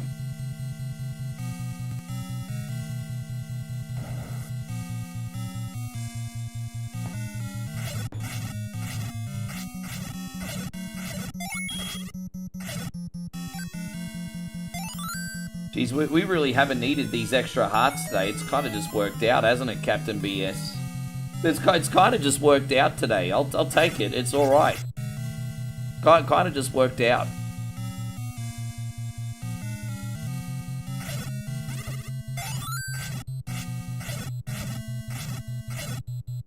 Probably spend a little bit longer on... Actually, not considering we're playing the reverse mode. An hour and 35 minutes is actually not bad for this. I honestly feel like I've been on this game longer than I have.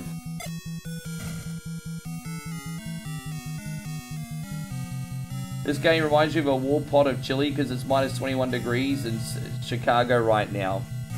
You make sure you're staying safe there, Patty, eh?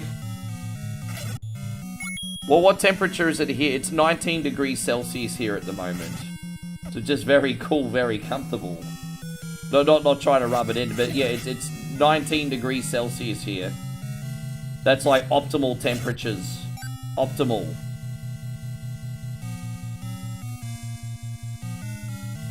So Ryan says it's 4 degrees. What about you, Chris? What about you, Mr. Lindley?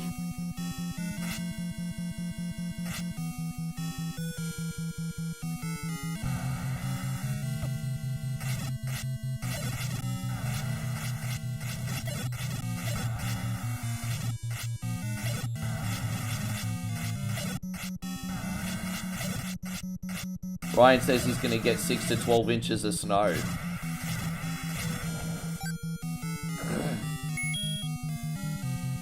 Oh, we got this. It's minus 36. Is it really minus 36 where you are? I mean, you're in Canada, aren't you? I mean, that doesn't surprise me for a second. How you going, Patrick? Good to see you. Good to have you, man. Thank you for hanging out with us today.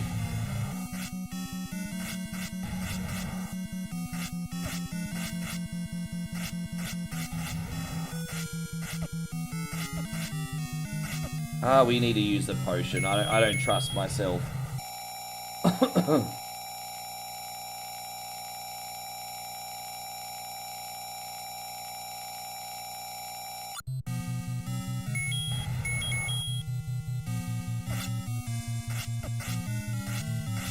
You pay? Yeah, I used to like the fact. I remember they used to advertise cable as having like no commercials or at least less commercials. And then, like, 10 years after cable came out, it just had just as many commercials as what regular TV had. I mean, fucking... Hey, look at that. It was like the bait and switch. Oh, watch all your favorite stuff, get less commercials. Alright, now we got everyone locked in on their contracts. Let's fucking give them commercials. See what you're doing there, Mr. Cable Company. Yes.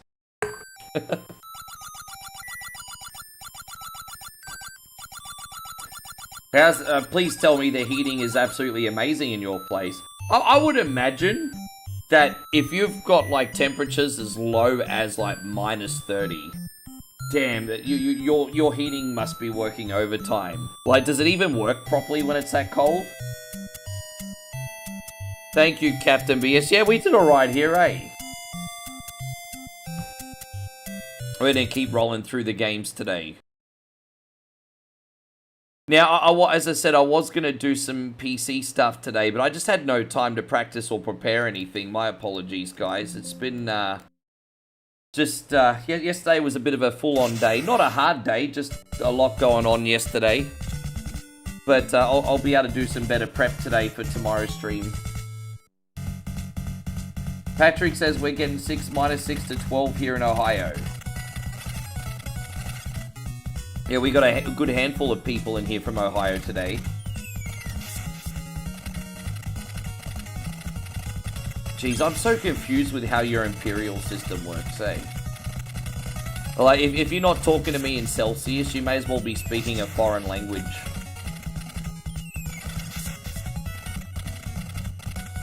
Yeah. Well, I think if you have cable now and you get the movie channels, at least the commercials are only between the movies, which I guess is fair enough. But dude, yeah, like if you're watching Fox or Fox 8 or whatever, man, dude.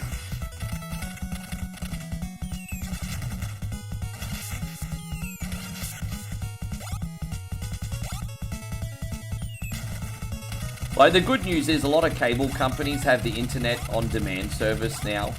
But if you're watching stuff live, then yeah, it's still loaded in commercials. It's 41 degrees Celsius. How you going, Tony? Lovely to see you.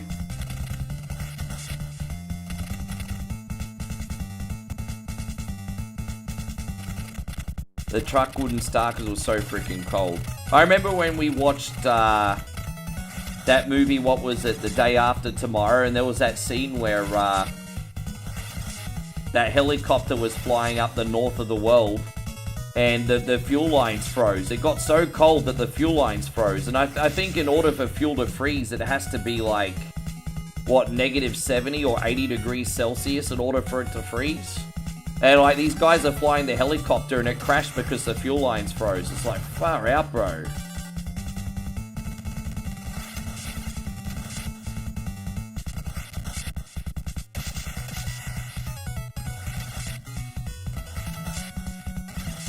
Yeah, that was crazy.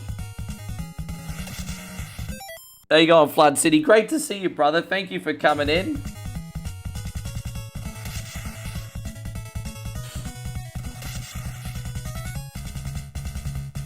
Jeff's getting everywhere. Look at you. I see what you're doing, Jeffrey. You're trying to hijack the stream chat. Well played. I see what you're doing. Damo does that shit too.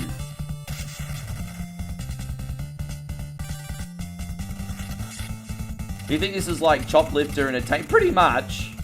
Although I have to say, a lot of people love Choplifter. I think Choplifter is a good game if you're good at it.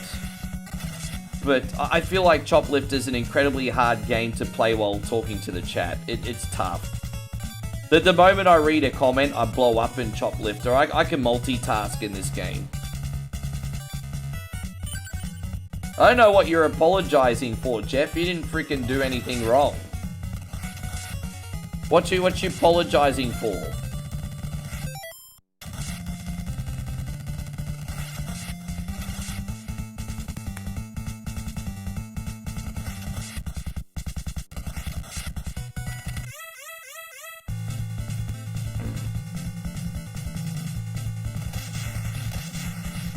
It's such a claustrophobic level, this one. Alright, that's alright. Yeah, we got it.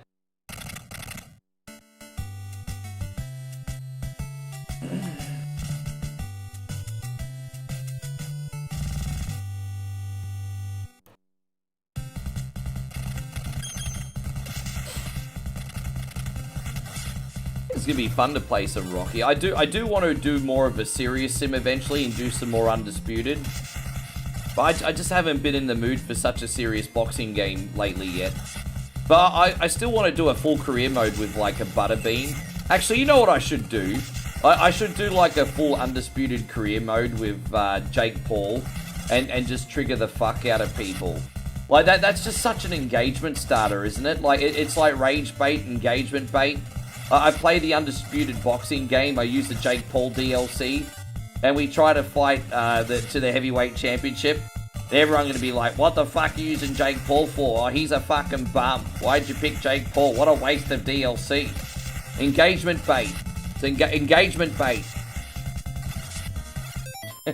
Yeah, I've got the Butterbean DLC as well.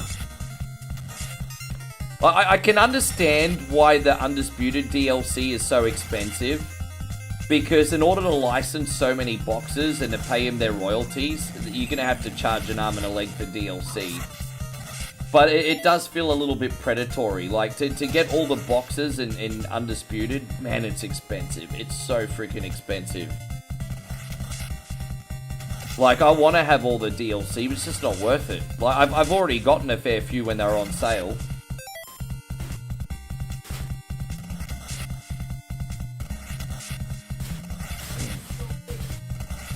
Oh, the tea's already outside? Okay. We got drinks coming, guys.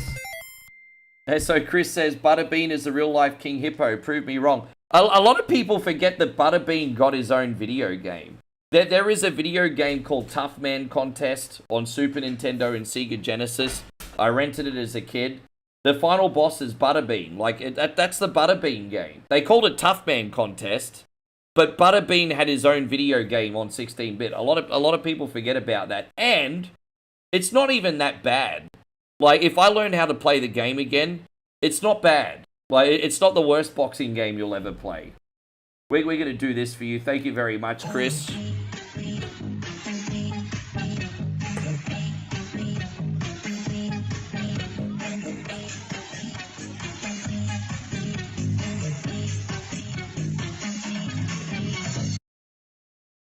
Well, I can, but I'd need to learn how to play it all over again. Because the problem is, a Tough Man contest is similar to Punch-Out, right?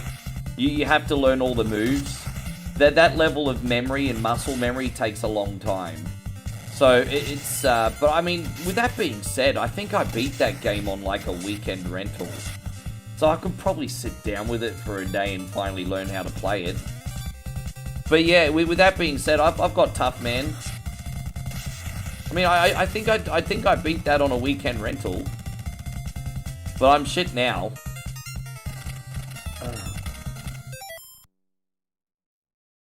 Well, I mean, those games are no different to Punch-Out. There was another one that was a lot harder in Punch-Out called George Foreman's KO Boxing. That was kind of like Punch-Out, but with hardly any of the fun. I don't know if you guys ever played George Foreman KO Boxing.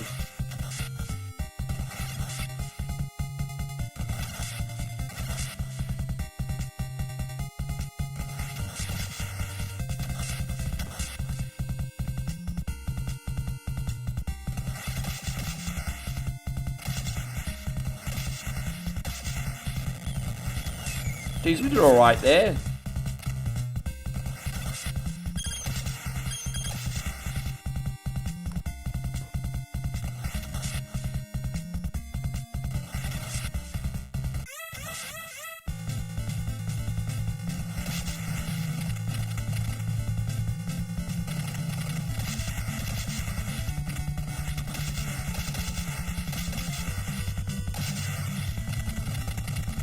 Jeez, I forgot that the tanks would still come at you from behind.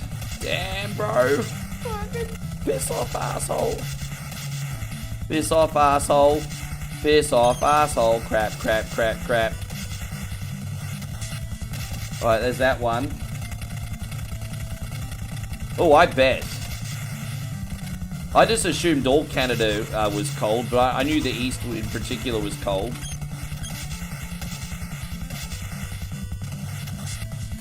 I just assumed in Canada the difference between the East and West is the West is minus 20 and the East is minus 30. I mean, that's how an ignorant person like me looked at it.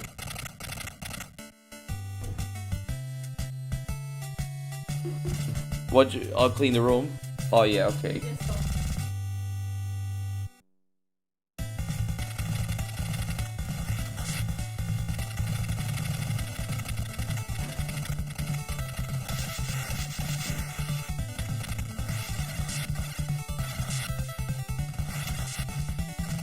Yeah, Moe just ordered some dessert drinks. You really are treating these 5 days like a work vacation. I love it. It's a workcation, everyone. This room is called the... Well, just in case you missed me earlier, this room, this apartment that we booked is literally called the workation room. We got a little computer monitor on this desk, office desk, and this gaming chair. Like, this is legitimately a gaming chair, like a low-end gaming chair. But this is a gaming chair. This is so freaking awesome. Gaming chair.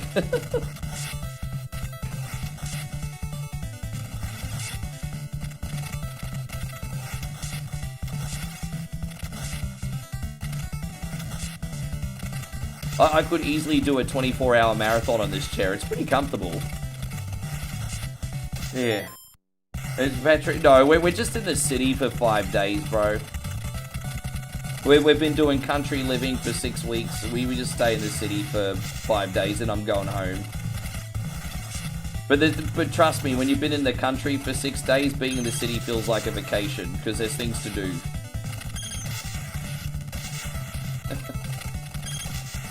But no, not on vacation. Still working every day.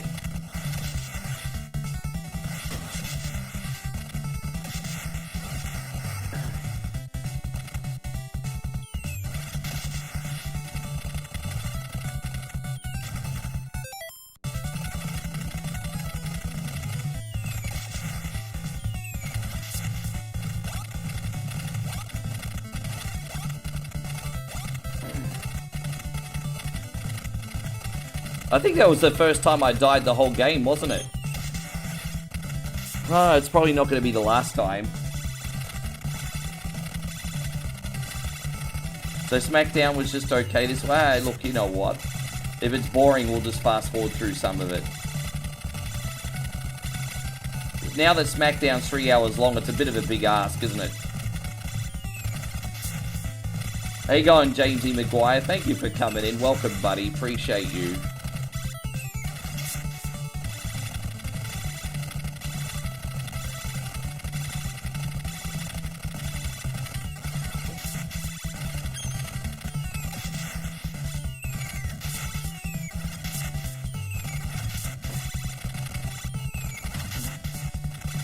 By the way, so something that you guys might find interesting, might not, is we actually went to the cinema yesterday after dinner to have a look at what movies are playing.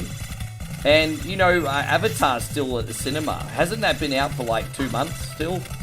But yeah, Avatar's still at the cinema here. They've still got 3 screenings a day. That movie's still taking a fortune, everybody. But yeah, we had a look. Avatar's still at the cinema. So if we don't see Avatar today, we might see it tomorrow.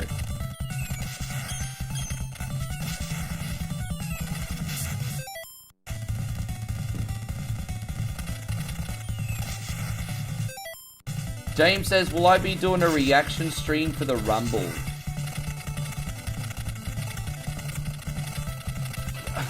I haven't decided yet. I haven't decided yet, because the last time I did a couple wrestling reaction streams, I just felt like the community was bored. So, I mean, if you guys want me to do a wrestling reaction stream for the Rumble, I certainly can.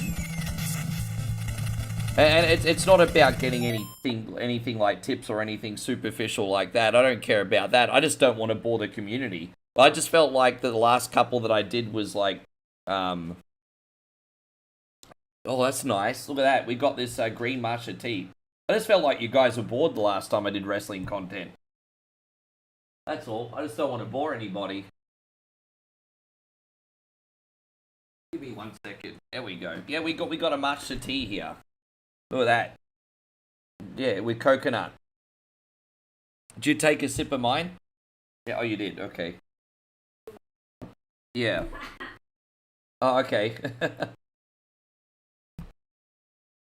Sorry about that, guys. I'm pausing. Yes.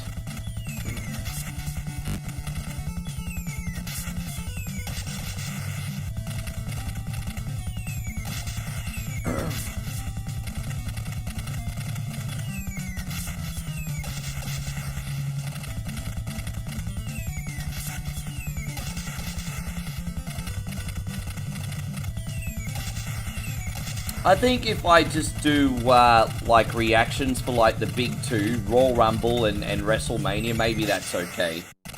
I probably won't do a reaction for a 2-night SummerSlam ever again, because that's probably overkill. Unless it's a too good to refuse main event, I don't think I'll do a reaction for, SummerSlam. Probably just for maybe Royal Rumble and WrestleMania. Unless they seem to be really popular.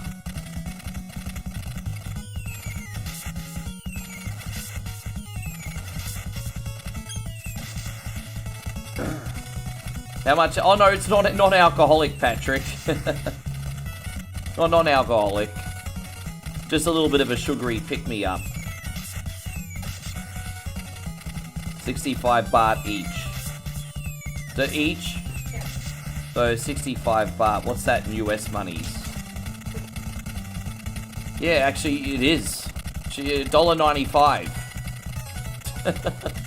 There you go, that drink's $1.95.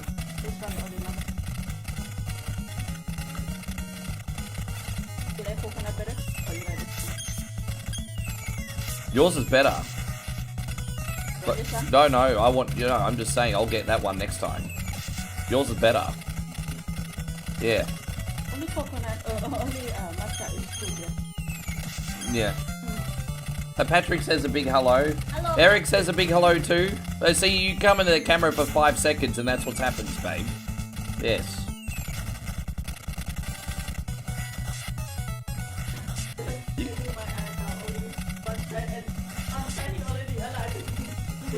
Oh, really? You haven't? Yeah, big adventure today.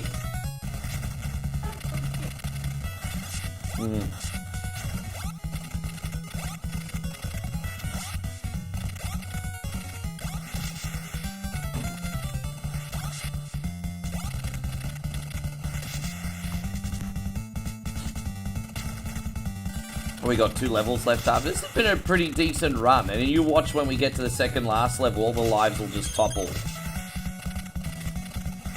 And WW2K26 will be based around the Attitude Era. Is it really? Well, I thought you said the showcase was CM Punk.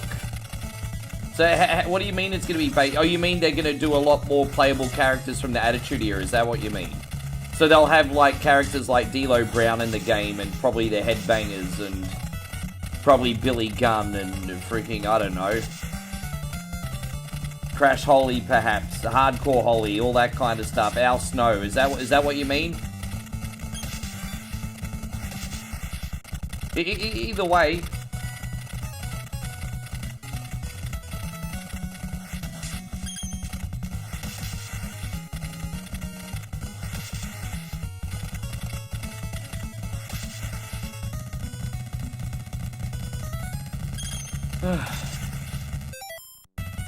I really like this game. Oh, this game's called Jackal.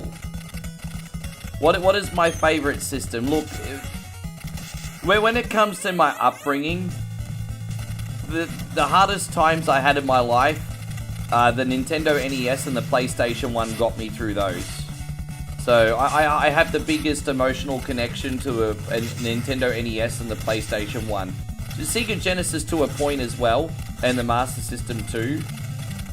But yeah, the biggest emotional connections were NES and Sony PlayStation 1.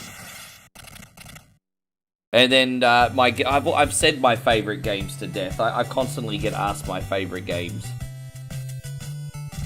But the 8-bit Zeldas, Punch-Out, Final Fantasy X, Diablo, Castlevanias. Modern games are a bit different.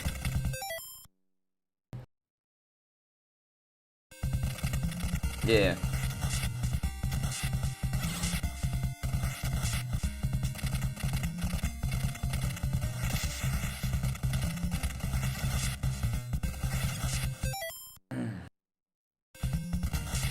It's crazy though, hey, because as I said, I put so much time into the Sony PlayStation 1. But from a streaming standpoint, I don't think the PlayStation 1 games hold up as well as like the 16-bit games, for example. Well, like playing a Mega Man game or a Castlevania game holds up better than playing, I don't know, like some generic 3D game.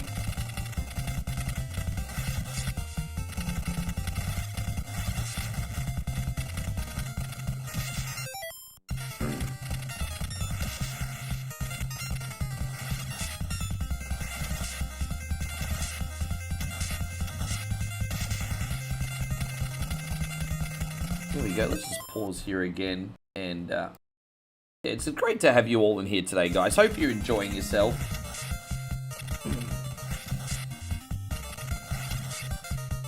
You think the biggest disappointment was the 32X and the Saturn? I don't think the Saturn was a disappointment.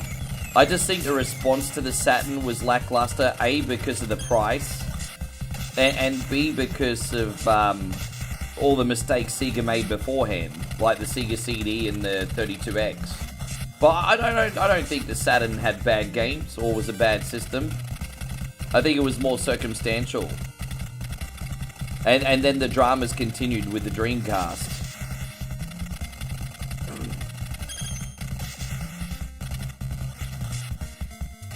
But yeah, the 32X sucked.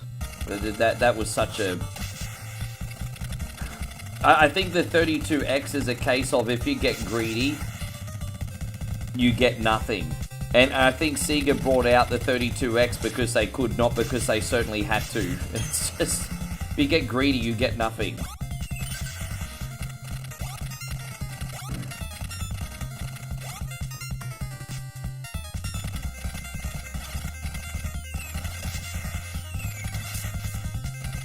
Jeff says you love the Saturn and Dreamcast. I love the Dreamcast a lot.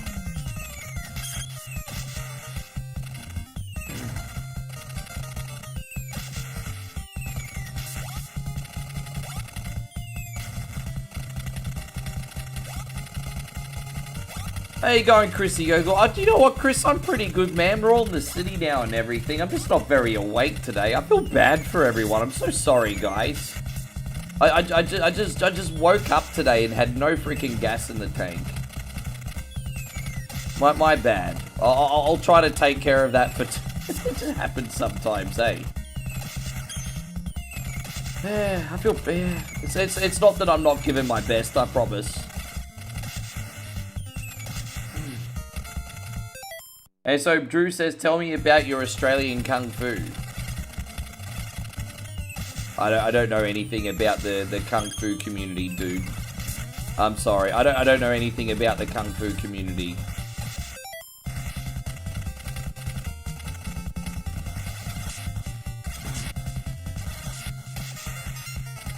And Michael says you've done a nice bath cold in... so you had a nice hot bath in cold Winnipeg. I could only imagine that if you poured a bubble bath in Winnipeg, the thing would go cold in like 2 minutes. Unless you're also running heat in your bathroom.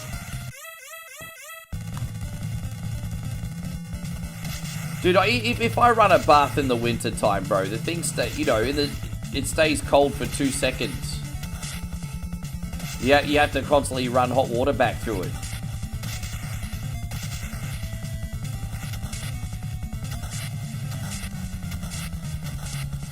Dude, fuck this guy, really? I was trying to do it the lazy way. It didn't really work out, did it? Oh, yeah, you mean the one where I was playing Jackie Chan's Action Kung Fu? No, my bad. I didn't realize that was what you were referencing. Yeah. Yeah, that was a pretty funny short, actually. Jackie Chan's Kung Fu.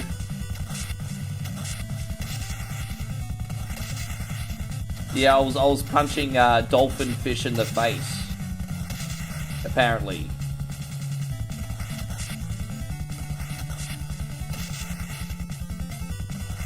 Alright, we got it. Yeah, that was a dolphin fish in the face.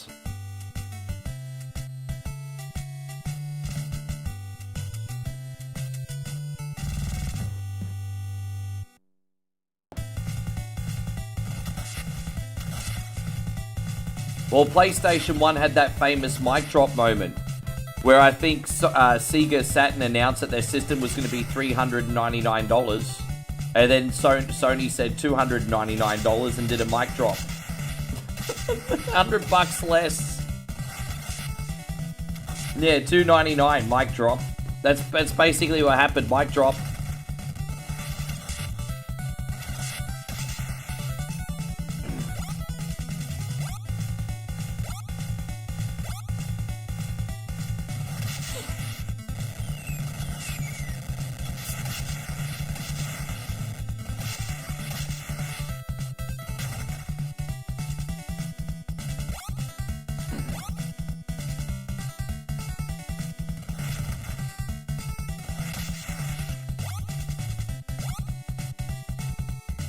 Yeah, pretty much, I mean, that's more or less how it went. I mean, there's obviously probably a couple other little nuances, but that's more or less how it went down.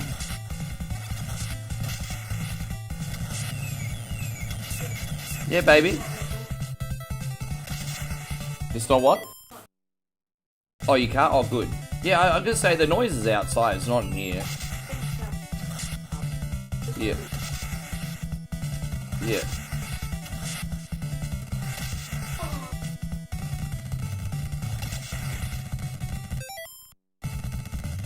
You still regret buying your Saturn to buy a PS1? I should have waited. Look, it's crazy because I think the games were the same, but not only was the PlayStation cheaper, but I think the performance was slightly better too, if I'm not mistaken. Like, I think the load times on PlayStation were just a little tiny bit quicker than the Saturn. So it was cheaper, had better performance, and so there was some cool games that I liked on the Saturn. Like, you can never beat Sega when it comes to arcade ports, right? So, you know, the fact that Saturn had like Sega Rally and Daytona, that's pretty cool, right? Virtual Fighter. But, you know, also another thing that Sony had going for them is that they had the rights to like Namco games. And so, yeah, you know, as fun as Sega Rally and Daytona USA was, you had all the Ridge Racer games and Tekken and all that stuff on PlayStation, and it's just like, yes, Sega was never going to be able to compete with that. Not at that time period. Saturn did have some outstanding games, but the exclusives on PlayStation just blew it away.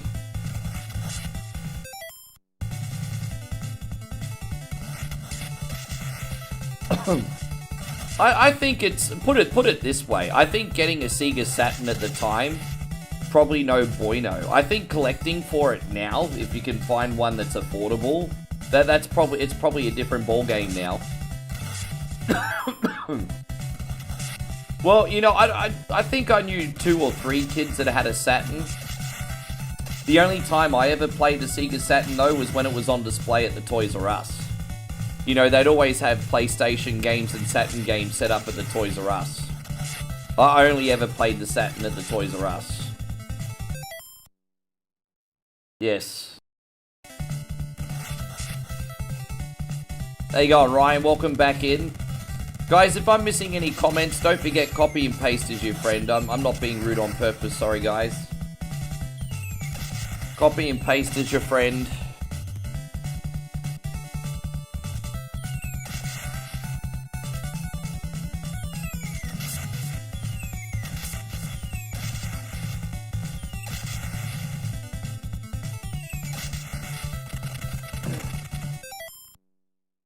You came in. Geez, you actually had 36 people in a Tekken tournament, bro. I've never been in a fighting. I don't think I've ever been in a video game tournament with that many people. But you actually managed to find 36 people.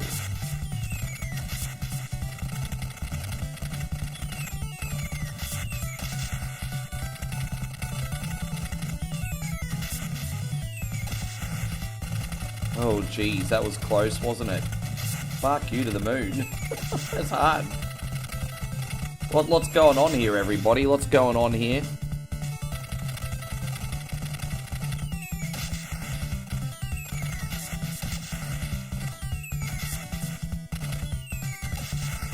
Oh, we got that sunbish.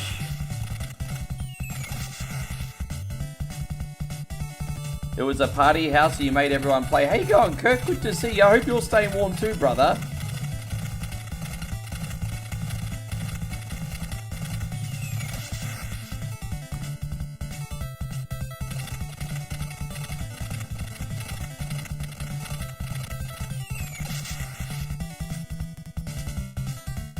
There you go, Matty Sprollers. Good to have you. Having waffles tonight? You know, we could have actually had waffles and pancakes. They actually had those at breakfast too, but we're trying to stay away from like the high carb stuff. But they actually had waffles today, babe. Yeah. They had waffles there. Yeah. Oh, maybe we get waffle tomorrow. The banh mi not that good anyway. We'll just go to the Vietnam place and get that later. Get a real one. How you going? Hey, Shane Gore, good to see you. Yeah, we'll have waffles for breakfast tomorrow. Waffles. Not blue waffle, but. You okay, babe?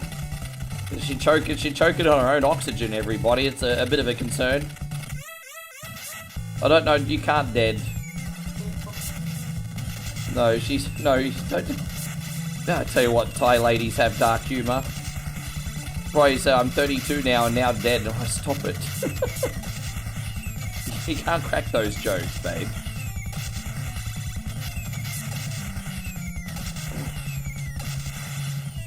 Matt says you eat waffles, you only live once. Well, I mean, there's a variable in how many years you get, though, isn't there? Alright, we got this. So we got the final boss here.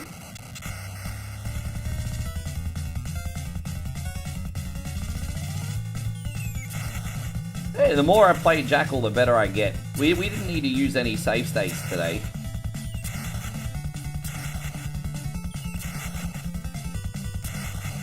It's been alright. I don't think I used a save state today. I didn't, did I? Oh, maybe I did. I don't know. I don't remember. My bad.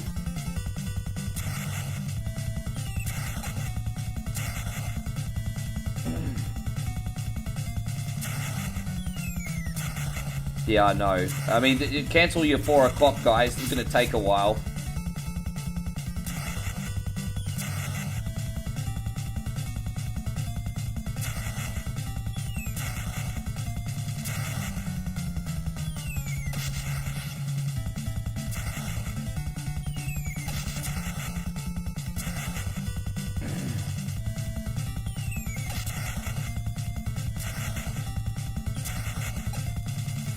He'll go orange. So you'll go orange when he's like on the cusp of being defeated. It just takes a minute. A little bit more in a minute, to be fair.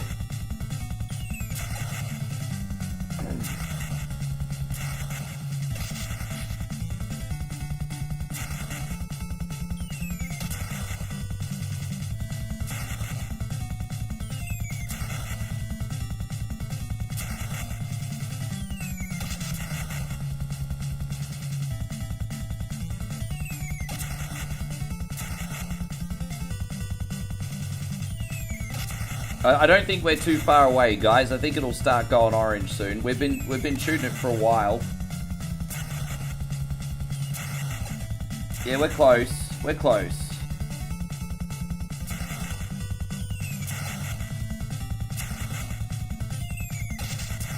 It doesn't take it. Well, you know what? I'm trying to be positive here, right? I'm trying to be positive, mate. Trying to be positive. There you go, orange cunt. Excuse me. Excuse my language. Ugh.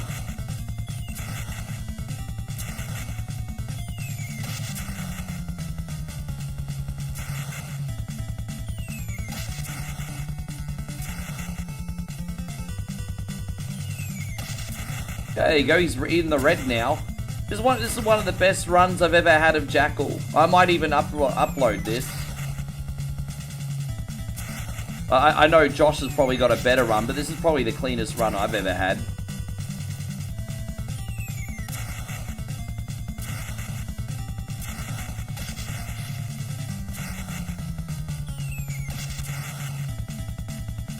Matt says, I've been enjoying your videos on... Thank you, bro. I appreciate that. We do go to a lot of effort on here, eh?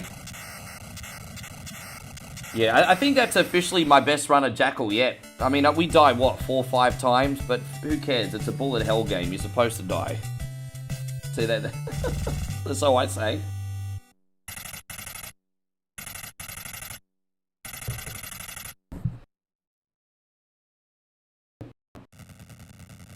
Ellen says, I love watching you beat this, but you've played enough that I don't request. Well, it's probably one of the... You know... The only reason I don't play this more often on a regular show is because, yeah, it's on the Beat or Eat It wheel.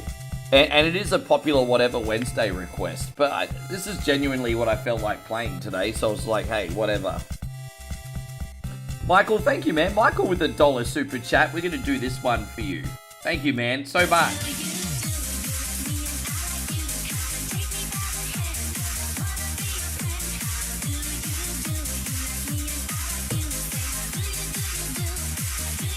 Alright, homies. Well, let's play some Mario Land, and then we'll get into some Rocky today, eh?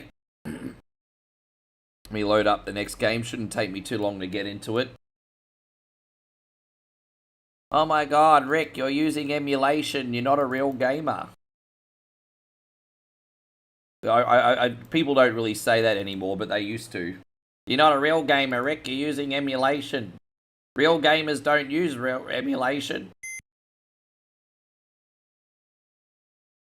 Do you remember when that used to be a thing back in the early days of streaming? You're not a real gamer, Rick. Guys, we got Hombre Lobo Gaming in here. Everyone say a big hello. How you doing, brother? Thank you for being in here.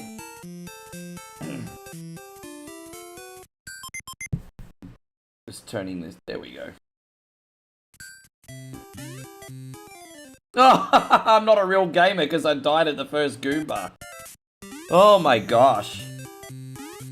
Don't mind me, guys. Don't died on the first fucking Goomba. Okay, yeah, you know what, guys? I'm not a real gamer. Not a real gamer. That's a reel as well. Far out, man. There's been so much real material in this game today. I should be writing this stuff down. There was 2 funny things that happened today. Hang on, Hombre Lobo. Good to see you.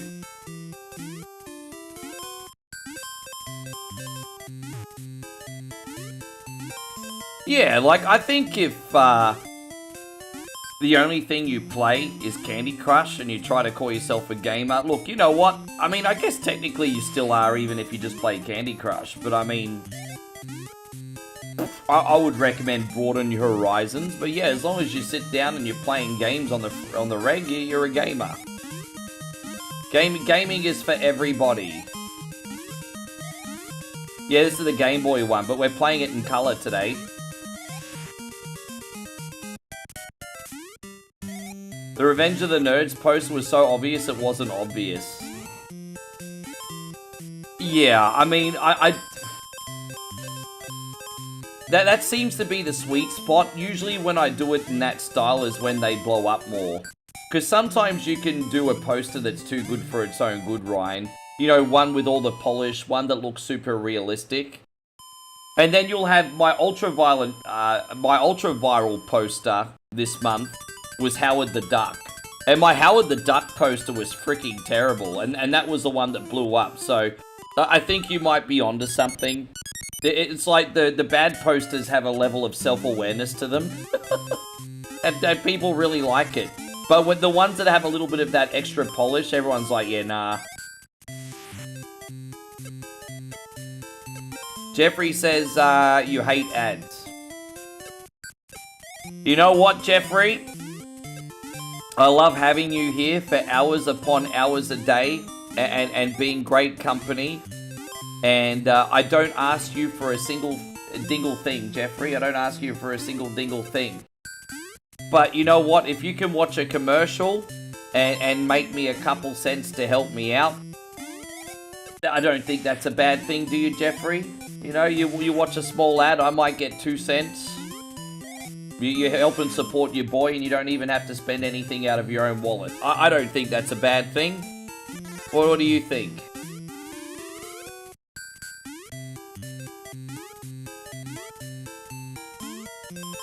Thank you again for this the raid, Steve. How's Mr. Hombre Lobo Gaming going today?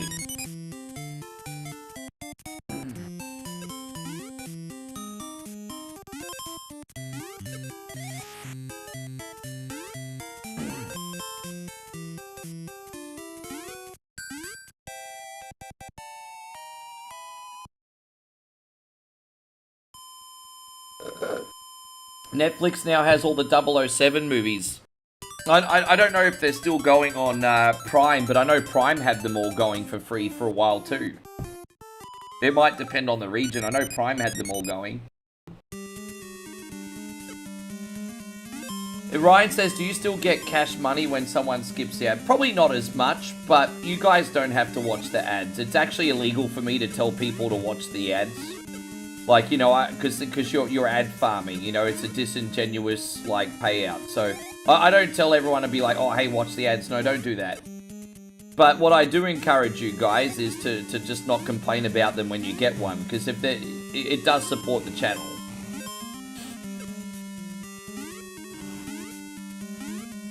That's all. Yeah. Not telling you to farm them.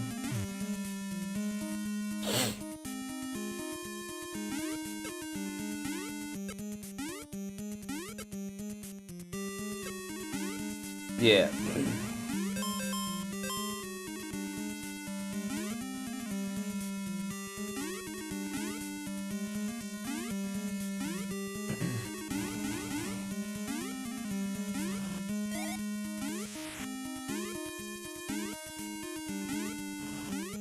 It's such a basic Mario game, isn't it? There we go, we made it.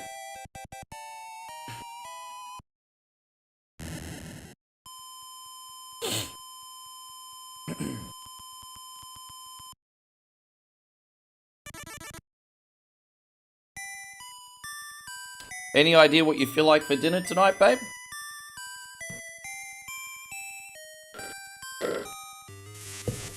Yeah, I've got to get it. That's right, I've got to get a haircut today. I forgot. We were going to get a haircut yesterday, but I couldn't be bothered. I was lazy. So I still look like a scruffy dog. Thank you, Red Dog. I appreciate it, man. I'm having a good time.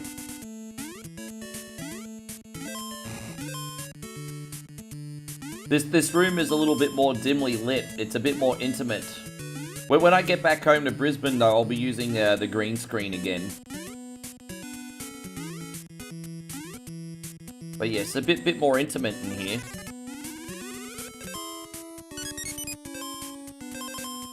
Da-dang, dang, dang, da-dang, da-dang, dang, da-dang.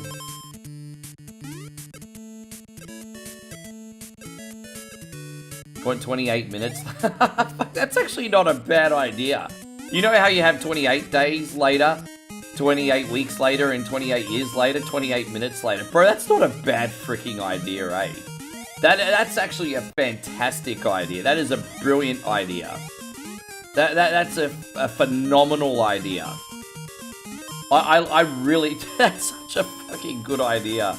28 minutes later. Dude, yes.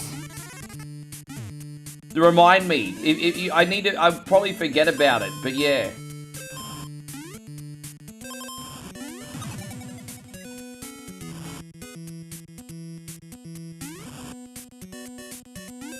Daniel says the only 2D Mario you can finish. Oh, I doubt that. I reckon you could finish Mario 1, bro. I doubt that. Really? How you going, Ashley? It's lovely to see you. Moe, Ashley says a big hello. She's probably here watching with a little charming man. Yes.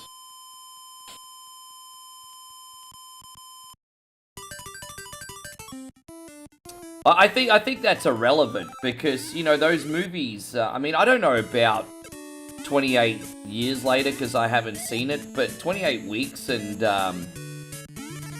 28 days was pretty much unknowns, wasn't it? I don't think the cast really matters. I think more the design, probably. Patrick says, I love your posters, just to read the comments. From now on, my thing is, if anyone says something stupid, I just do 3 drunk emojis and move on. Well, I love doing 3 drunk emojis because that's a way of getting the last word and also saying that your stupid comment's only worth that, and that's it. So I now do 3, like, drunk emojis whenever someone says something really stupid. Fake, I hate AI. 3 drunk emojis. That's it. Then I move on with my day.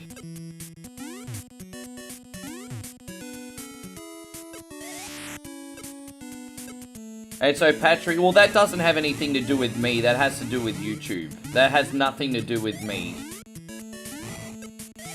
So, YouTube has gotten ruthlessly aggressive with the ads, so I could be watching you play and chat like right now.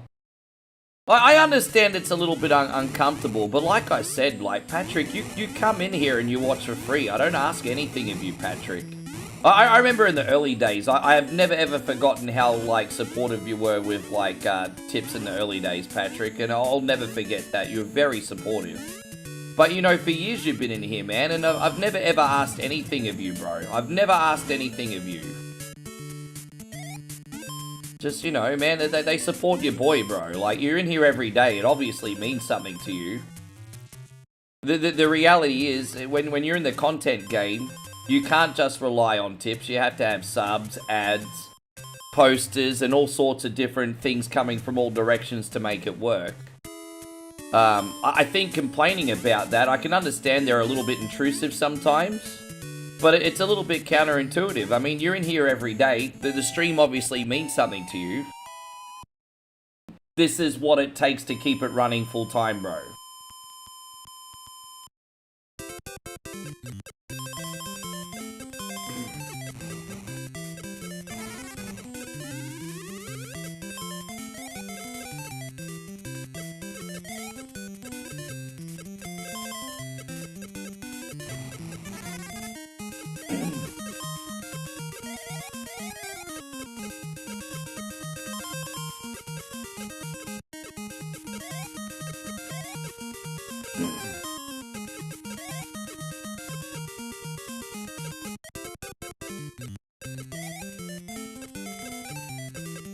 How you going, Banako? Great to see you. Thank you for coming in.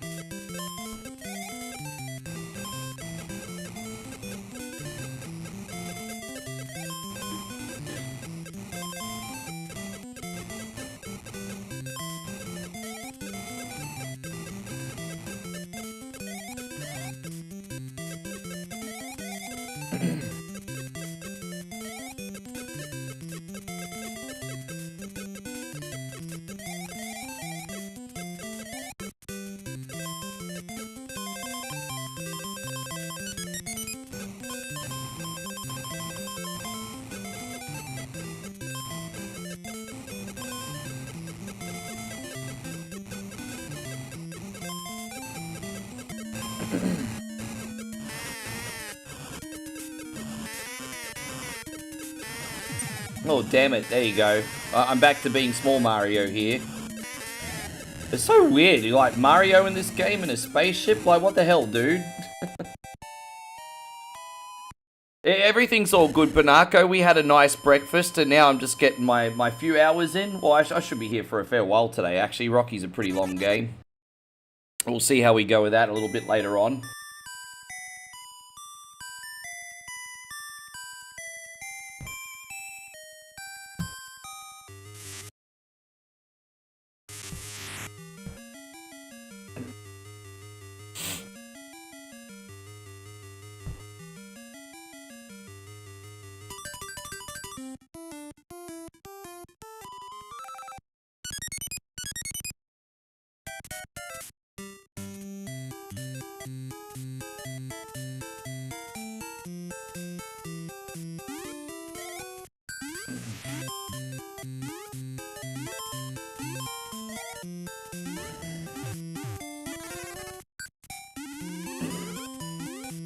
Your theory is Mario is dreaming. Well, I mean, that... Mario obviously daydreams a lot, right? Because in the second Mario, that was the big plot twist. It was all just a dream. It seems to be a common thing where Mario probably daydreams a lot. You know, the big fan theory for me is that Mario really is just a plumber. And when I say just a plumber, plumber's a great paying job, of course, but I mean, he's not actually in the Mushroom Kingdom saving princesses is what I'm trying to say. I think that part's all a dream, but in reality, he's just a plumber in Brooklyn, right? So, yes, I think he's fantasizing about something outside his life. Everything's probably a dream, Ryan. Yes. Plumbers don't wear... Yeah. That Rocky game seems hard. It's not too bad. Like, we're going to play on a low difficulty, but the catch is we're only allowed to do auto training. So, even though the difficulty won't be so high, we'll be under trained. So that way we can avoid doing training sessions, which are a tedious slog. But hopefully the difficulty won't be overwhelmed. We'll see.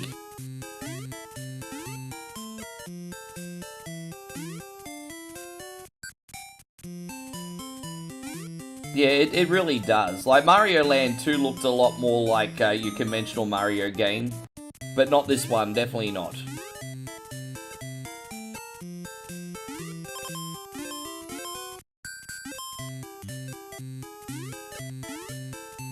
The checkpoint system in this one's really forgiving too.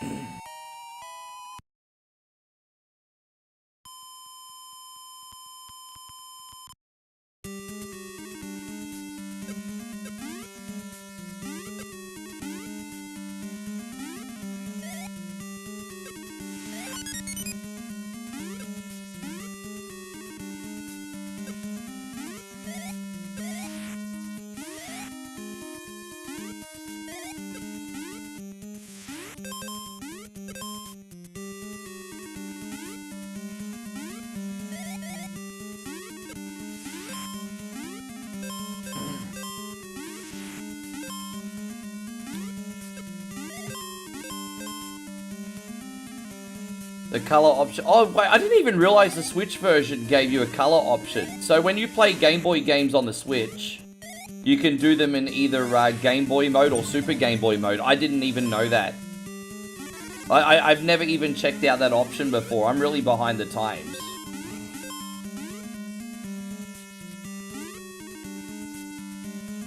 Yes.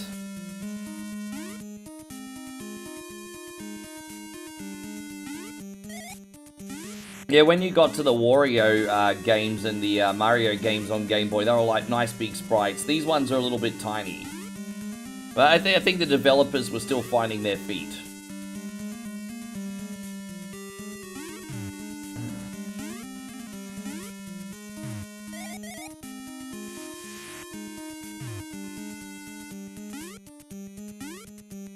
We've actually recovered pretty well here. Because don't forget, when we first started this game, we died on the first freaking Goomba. But now we're doing alright. I don't know if they're still called Goombas in this. I guess they are. How you going there, Dubious? Thank you very much for hanging out with us. Welcome to the stream, buddy.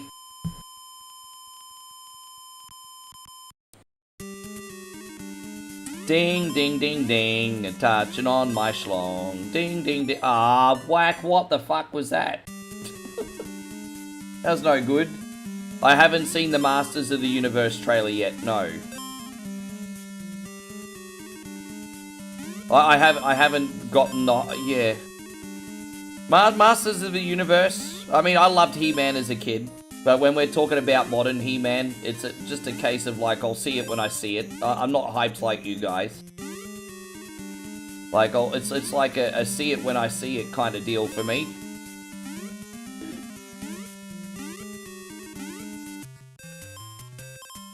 Jeez, alright. I wonder if there's a mushroom in here. Oh, there is. Down the bottom.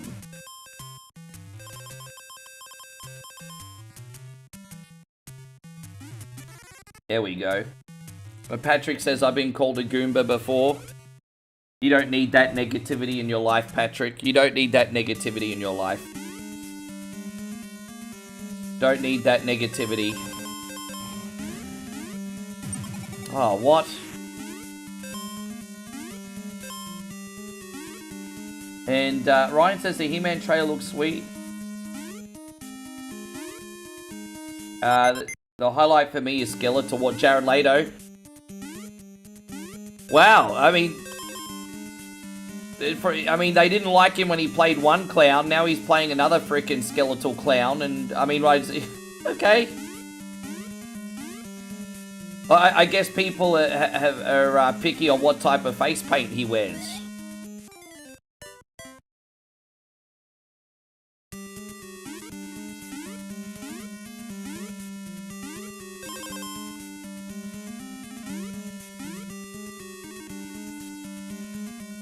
Alright, there we go. Let's get out of here this time. Don't be so clumsy, Rick. It looks really good. Oh, as I said, I'm gonna watch it. It's just kind of like I'll see it when I see it kind of vibe for me. Oh, he's not wearing face paint in this one? Okay.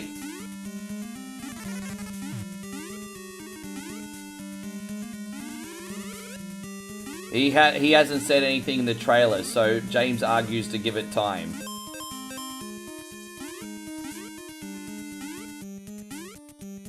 No, I saw the original Masters of the Universe. Yeah, that would make more sense. So Jeffrey says his face is CGI. Yeah, that would make more sense, wouldn't it? We got the technology now. It's not the 1980s anymore. That would make more sense. As I said, I haven't seen it. What's that, baby? No, look at you. Look at the wet hair look. Yes. She's showing me her social media stuffs. Look at that. Oh. Look at me. Look at that. Viral video incoming, eh? Yeah.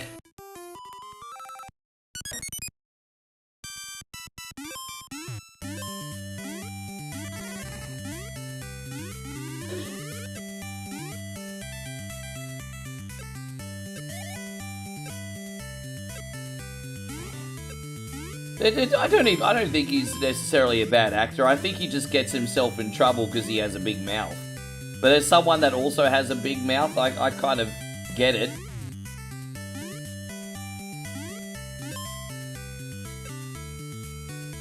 Jeff says you wish you could go back in time to the 80s. Bro, you can go back in time to the 80s anytime you want and enjoy the awesome movies and video games, and then after you're finished, enjoy the present, bro. This is what I mean. This is why you're depressed. You're holding on to the past, man. You need to be mindful and try and find some things to enjoy now.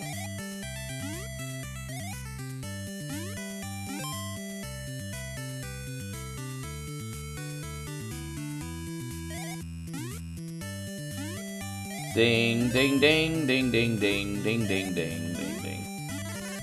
Oh gosh, there we go. That was cut that close, wasn't it?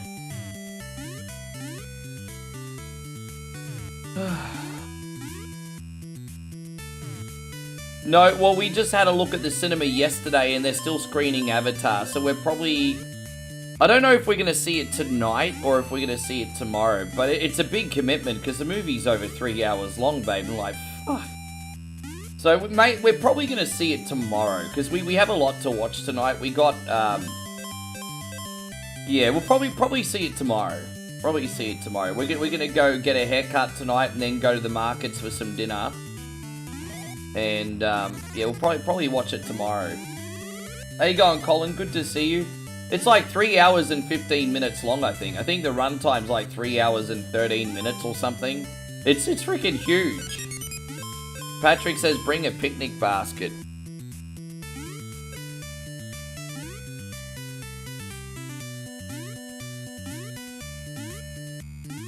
Yeah, that's a... Man, that's so long for a movie, isn't it? That's so long. It better... I mean, it's obviously good because it's made so much money, but far out. Dude, I'll be a little bit out of touch with this one too, to be honest, but I know Moe likes the films.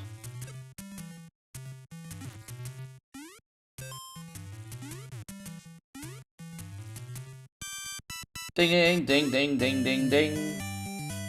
How's everything going, Colin? I hope you're looking after yourself.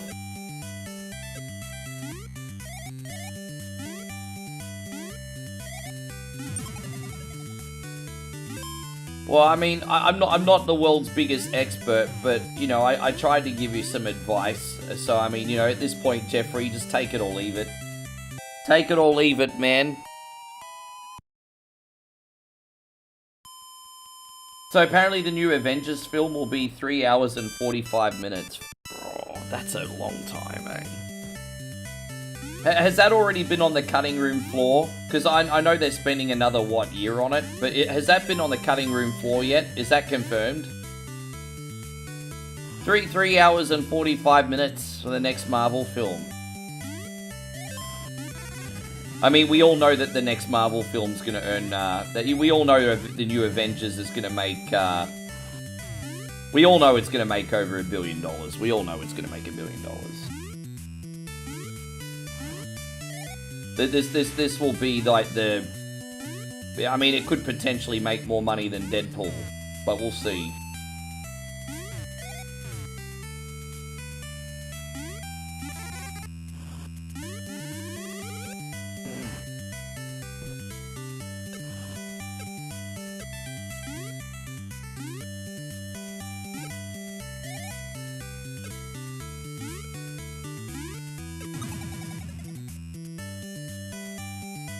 So the runtime's confirmed. Yeah, right.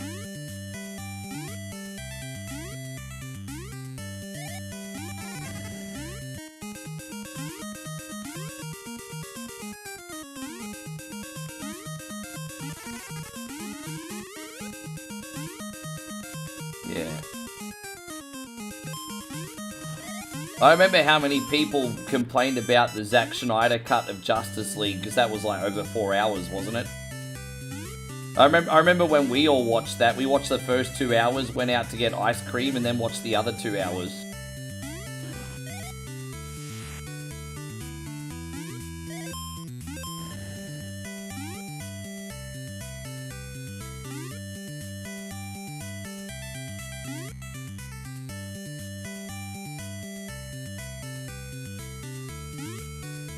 Yeah.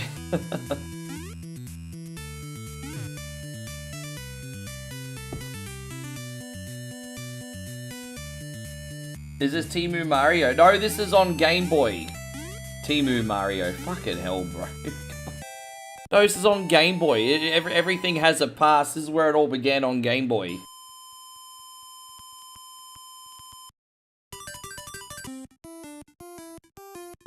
So we're up to the last level now, then we'll play some Rocky.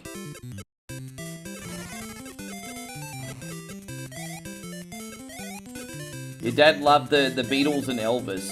I never heard my dad ever listen to Elvis, but I used to hear Dad listen to the Beatles a little bit. My dad and Mum both like the Beatles, I think.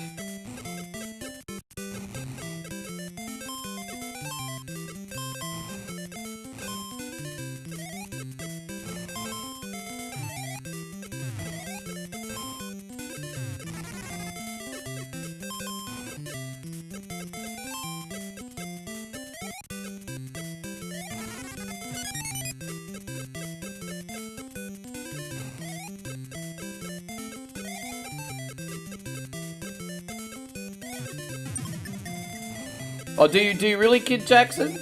Good to see you, brother, by the way. Thank you for being in here. How's everything going? I hope you and your lady are fantastic today.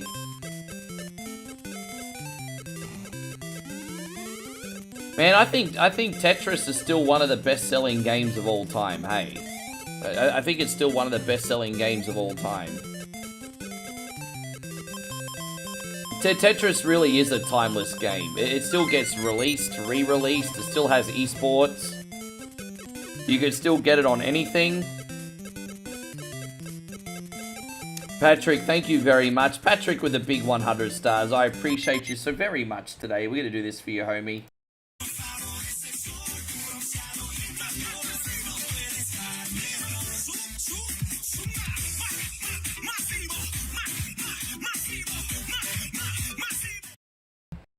So Banako says the Green Mile is extremely long. However, it held my attention for a long time.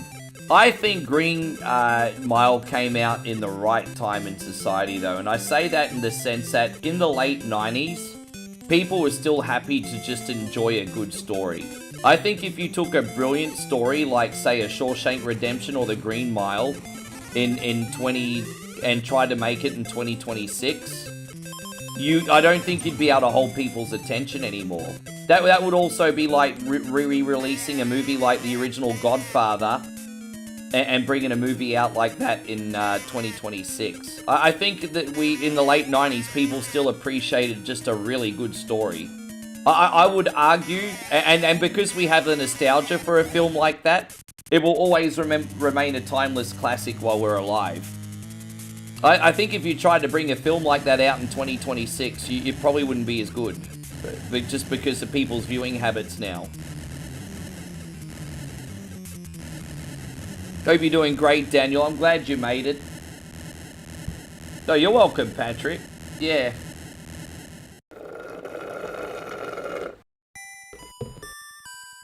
I mean, right? But I mean, they're the same kind of movie storytelling wise. Like it's all about, you know, movies like Stand By Me and Green, like, you know, take out all the horror movies and all the whack job Stephen King movies. You take movies that are stories like Green Mile, Shawshank Redemption, and Stand By Me. They're all storytelling, right?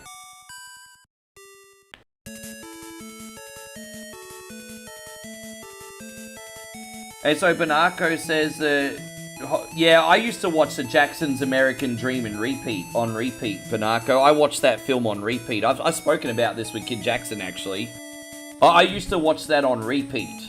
And even though that was kind of a little bit dark, because there was a big focus on Joseph on that, I loved it for the music.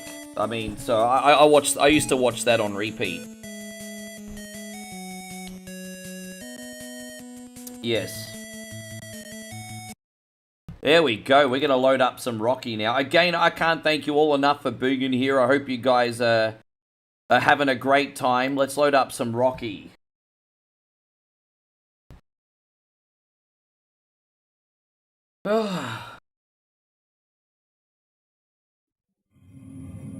Yes. Nick says, do I like film noir film? Look, not really. Not really. I think that's probably more my dad's shtick.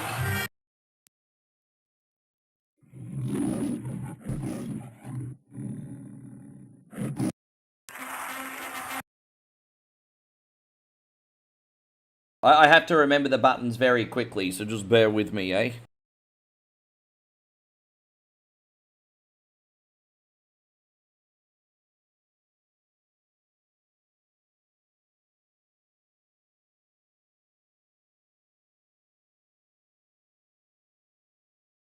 Rocky. Oh, geez, the load times are longer than the game, everybody. Look at that. The load times are longer than the game.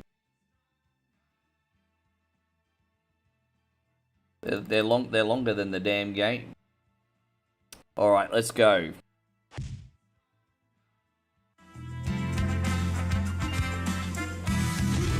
Was it really? So we're going to begin a new game. So we're going to... now, the rule is we're only allowed to auto-train. We're only allowed to auto-train in this game. Otherwise, it'll be too much of a cakewalk.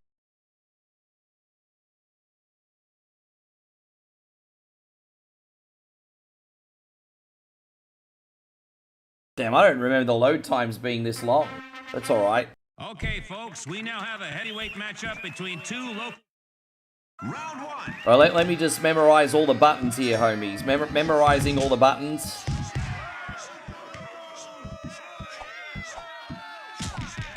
Alright. Well, Oh, dude, I'm trying to memorize all the buttons. As I said, we'll be fine once I memorize the buttons. Alright, so they're okay. Okay, now I've got it, so... Alright, there we go. I think I've got this now. Now we got that. What's the block button? Don't mind me, guys. I'm just learning the buttons still. Alright, now I've learned the buttons. Will be good. Heavyweight matchup between two local... Round one. Yes. Was Rocky a big movie back in the day? Oh, it's massive. Absolutely massive.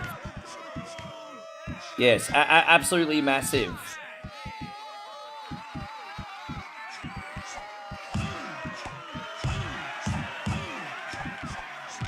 Yes.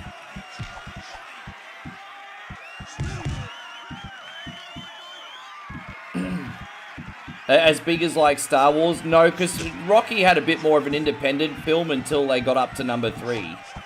So Rocky's different because Rocky was more of a... They're two completely different type of films, man.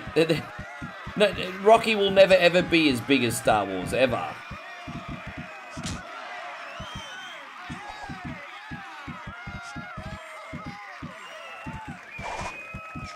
Yes.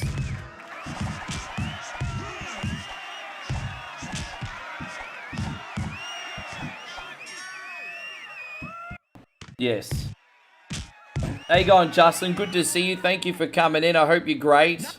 Hey, round two.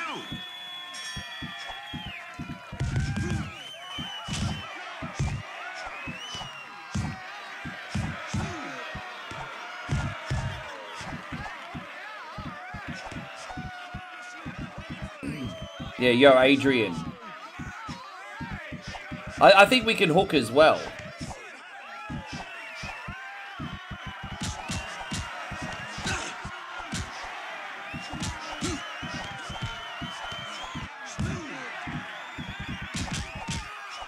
The buttons kind of feel reversed in this. I'm kind of... It's alright. I'll fight against it. But yeah, the buttons feel a bit off in this. Like it feels like the jab's on the opposite side, if that makes sense. It's a bit weird, but it's okay. We'll fight through it. We'll just make that part of the challenge. I never watched John Wayne films, bro. Don't forget, John Wayne's an American hero, not an Aussie hero. 4, 5. Fight on.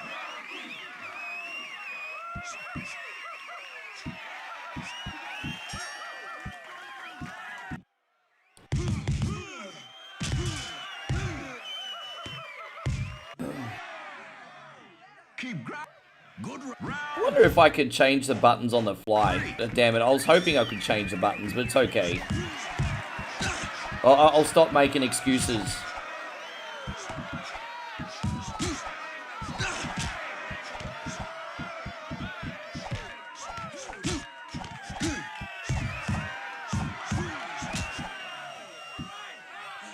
Alright, we got him.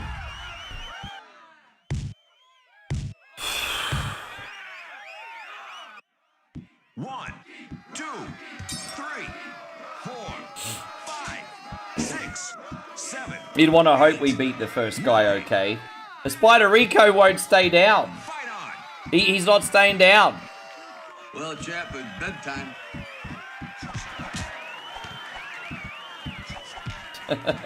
How you going, Tony? Good to see you. Thank you for coming in. I hope you're having a great day. Appreciate you watching.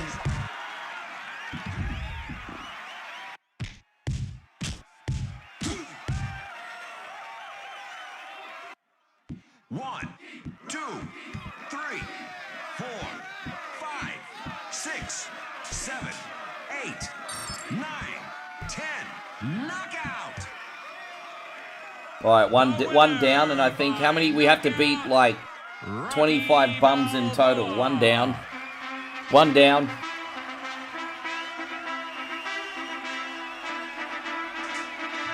Jeez, no wonder Rocky gave Spiderico a job in his kitchen. Far out, look at his face. He felt really bad afterwards. He felt pretty bad. Alright, continue without saving. So we're auto-training here. I like to get the speed stat up as quick as I can. That does give you a bit of an advantage. Alright, we're going to take the next fight. Who we got? Dipper Brown.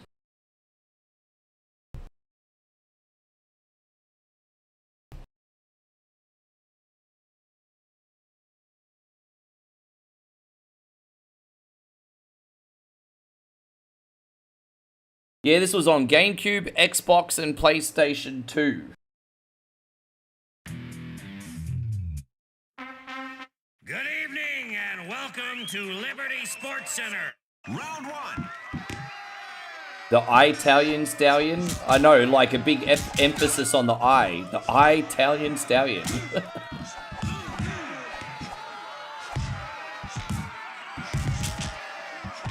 Oh, I'm having a few issues against Dipper Brown here. A few issues against Dipper Brown, but that's okay. We'll come back.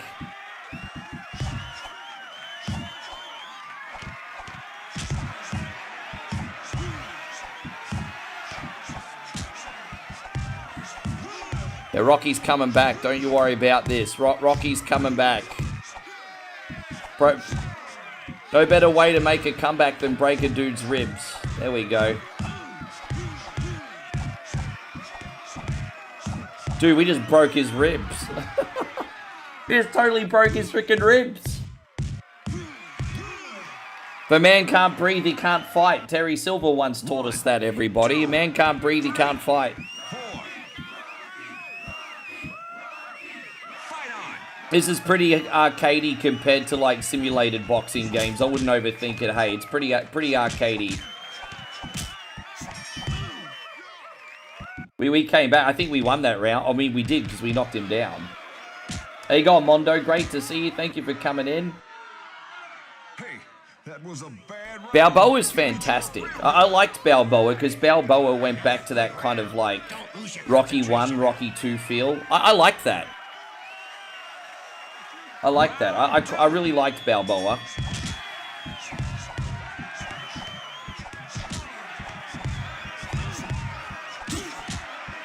Yeah, I would consider Balboa being one of the good Rocky films.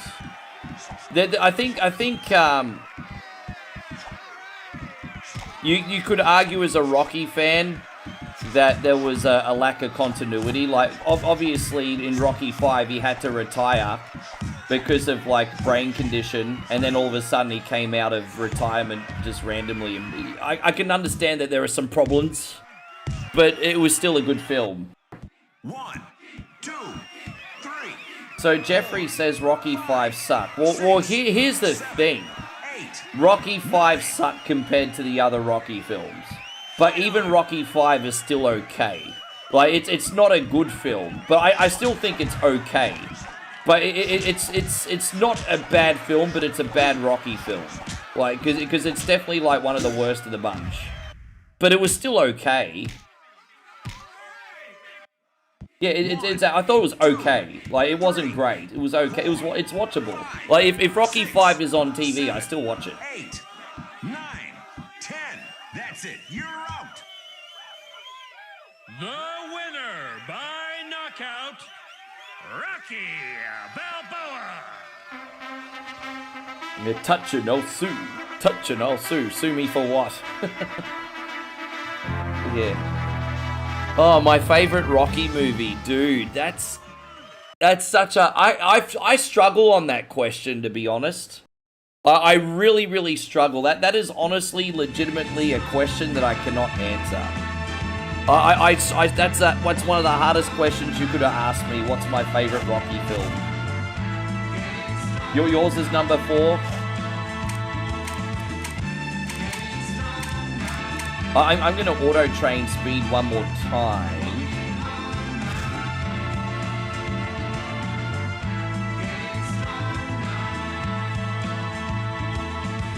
Jeff says, if you're rich, would you pay over $1,200 for a PlayStation 6? I think the mindset should not be whether you're rich or not. I think the mindset should be is it good value for money? Like, I understand that when you have like a level of financial freedom, that's going to be a little bit different. I get that. But if you've got like, I don't know, like let's just say a video game console and it's at a certain price point, it's either worth it or it's not, right? Like, I think you should just be looking at it from, I think that's the way you should look at it, whether it's good value rather than if you have the money to afford it.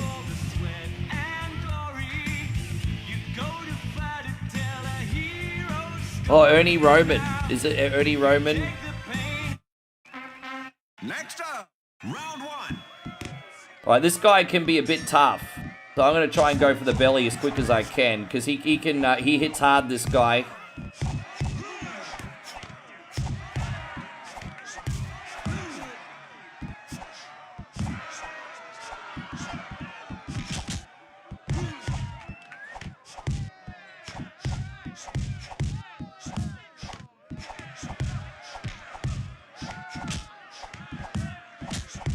Yeah, we had to outwork rate him because he can knock you down with a couple punches, this guy. I've struggled on this guy in the past. 1, 2, 3, 4. You got one in 2006, Jeffrey? Number 4 was the one with the robot. Happy birthday, Polly. Yeah, number 4 was the robot.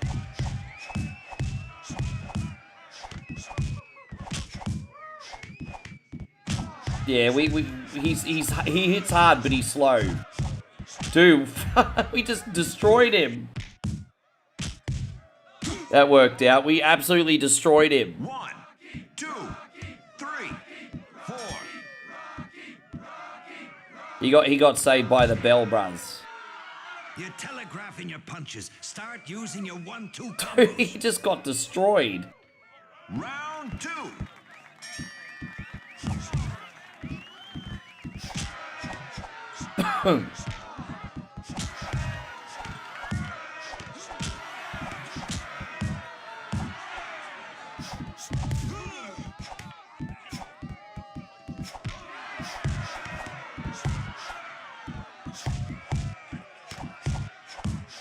Damn, we've been going combo city on this guy. Wow.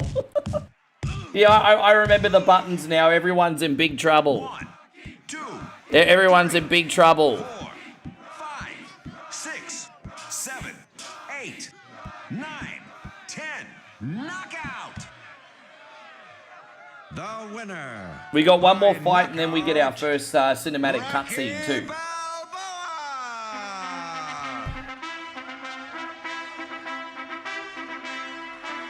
I mean, if I had all that heavyweight champion boxing money, Ryan, I'd probably buy a robot too in 1985. 1985, I'd get a robot.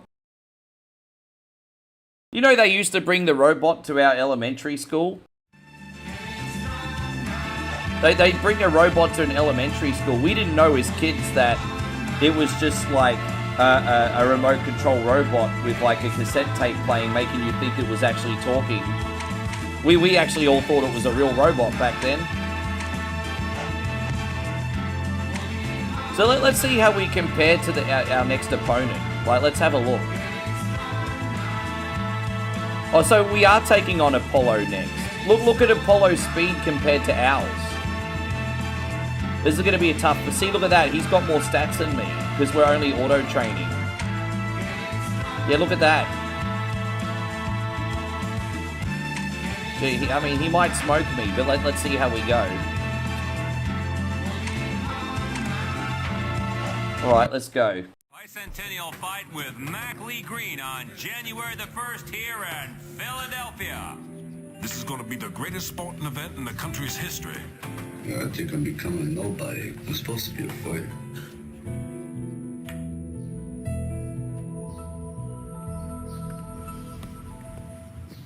Without a ranked contender, what this fight is going to need is a novelty.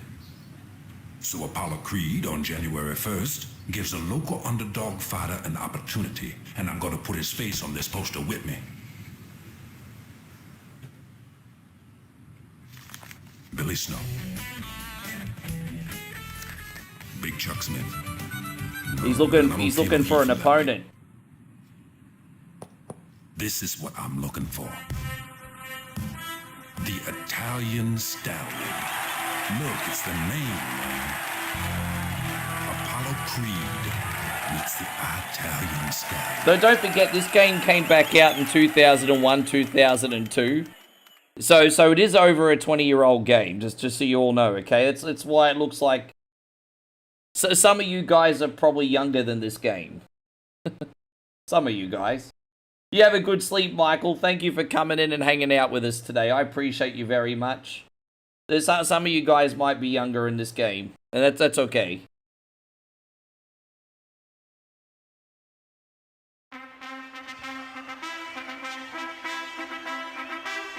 Thank you. Yeah, we're having a good time here. We're going to take on Apollo.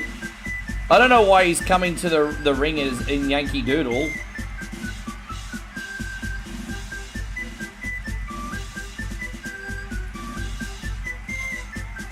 And now for the main event.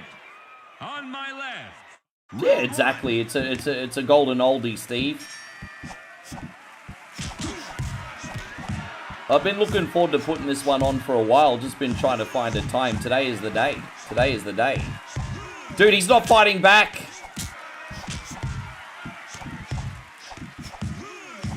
You know that the biggest challenge we've had today was Spider Rico. Spider, we're changing history. You know, Sam Beckett has stepped into the shoes of Rocky Balboa. And he's changing history. Changing history, everybody. Sam Beckett wants Rocky to win in their first encounter.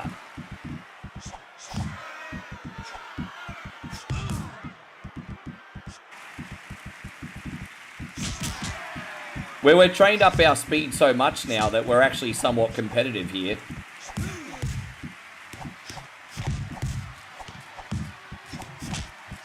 Yeah, this is the thing with this game. Once you build up your speed stat, the speed stat is the most important stat to build up in this game. You gotta stay competitive with your speed stat, at least early on. Luke says, what's your favorite Rocky film? It's too hard a question to ask me, bro. It's way too hard a question to ask me. I can tell you right now that my favorite Rocky film is not Rocky 5. Okay, let's eliminate that right now. My favorite Rocky film is not number 5. There you go. We'll just say not number 5. Your defense is weak. Jeffrey says some of these kids don't even know who Sam Beckett is. Another good round. Yeah, I'm showing my age now. I'm showing my age. Probably half this chat has not seen Quantum Leap.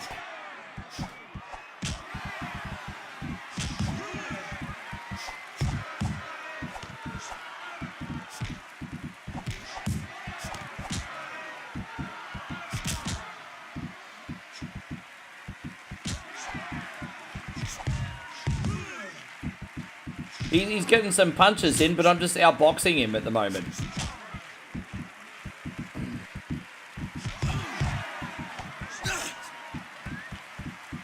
Oh, come on, Rick. Yeah, we're not playing with him anymore. Oh, we got him.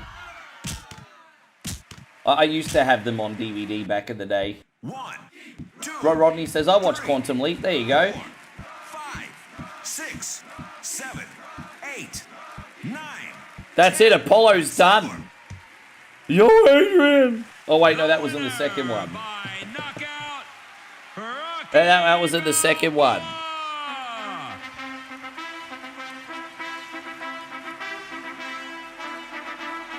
So, I don't know how they're going to twine this into Rocky 2 now, because Rocky wasn't supposed to win. So, I don't know. Maybe they gave it to Apollo by disqualification. I don't know. The future events have changed here.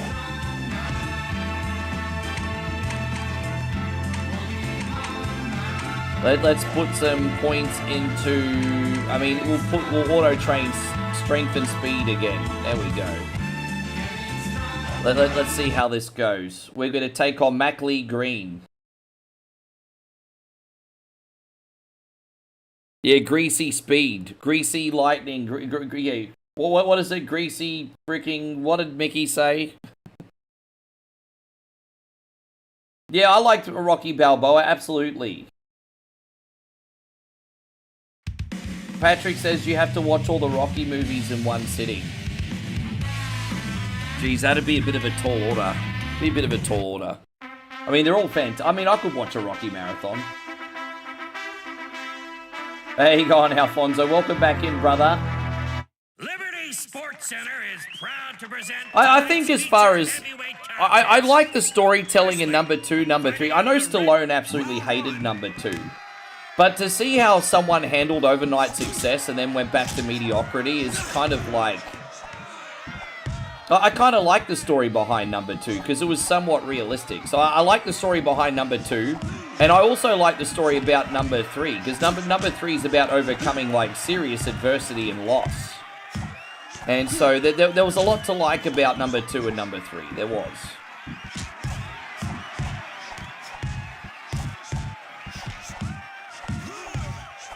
Jeez, we're absolutely owning fools here, right? Fucking hell. There will be a couple tricky fights, but it looks like we're gonna like smash our way through this. We cheated and just put our speed stat up so high. Apparently Stallone didn't like Rocky 2. I mean, I saw him, I can't remember what show it was, but there was like a reel. And he was on a late night talk show. And he was talking about how he didn't like number 2. Unless I'm misunderstanding him. See if you can find it on YouTube. I'm sure you could find it floating around.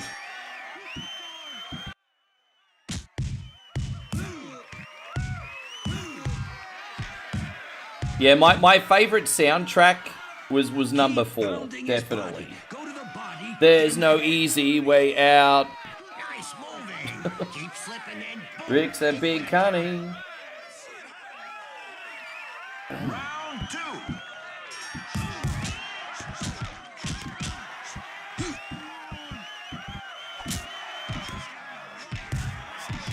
He just can't even break through my jab right now. Are you gonna throw a punch?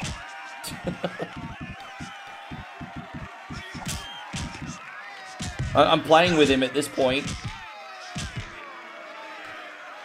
We're done with you.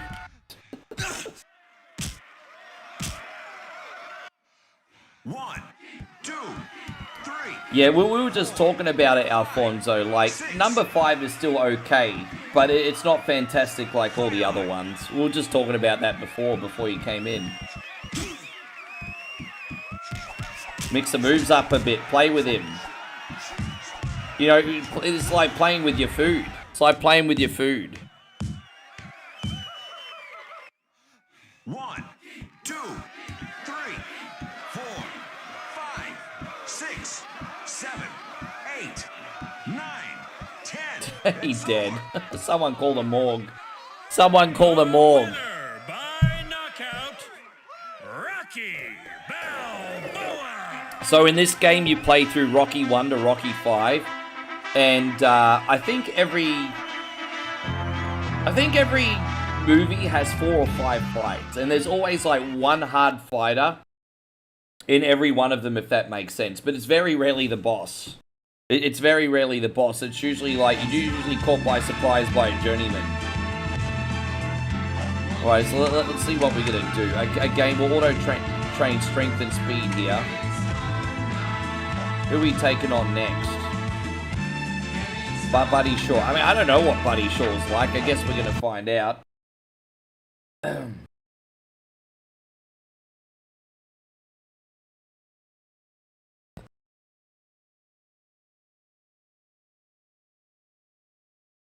How you going, Sonny? Good to see you. Thank you very much for coming in. One more time, if you could please hit the thumbs up button on Facebook and YouTube, you'd be doing me a big service, everybody. Blood City says the funniest line in Rocky 5 is at the end. His son is cheering for him in the fight against Tommy and says he took my room. Yeah, imagine kicking your kid out of his own bedroom, like, for a stranger. What a dog. Yeah, that wasn't... I'm not gonna lie. Rocky was a pretty shitty parent. I'm not gonna lie. Rocky was a pretty shitty parent. I know he was just trying to do the best he could. I don't think there's any denying that Rocky really thought he was doing the best he could. But he was a pretty shitty fucking parent. Pretty shitty parent. Oh, okay, we got a challenge on our hands. He's throwing more punches, this guy. Alright. We finally got a fight in our hands here, guys. Finally got a fight in our hands.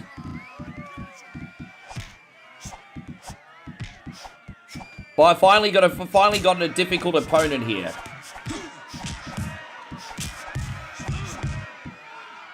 Until I got a combo, and now he's not difficult anymore. I was be like, finally got a challenge. Oh well.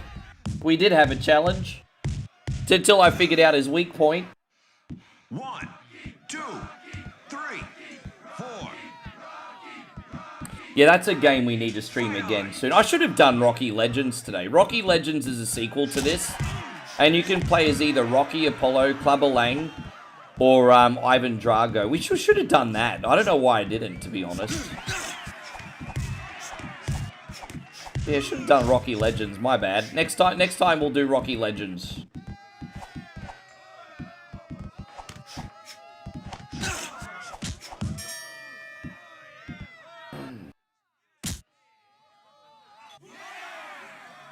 What happened? You gotta get back into it. Yeah, you got a good rhythm going. Just Round 2. How you doing, babe? You all good? We're keeping very quiet.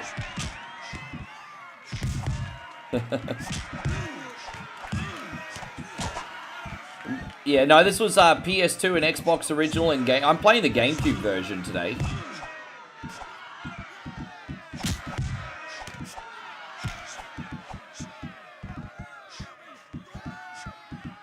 This guy's got slightly better defense, but he's still a little bit whack. He's still a little whack.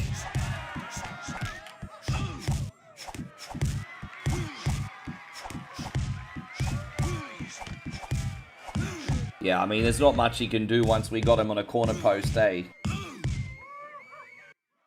1. Patrick says, I think that's the glitchy one. See AVGN episode. Oh, the glitchy one or what? What, the GameCube version of this? I didn't know AVGN reviewed a Rocky game. I know he reviewed the Master System one at one point, I think. I think he did the Master System one. I didn't know he did Rocky games.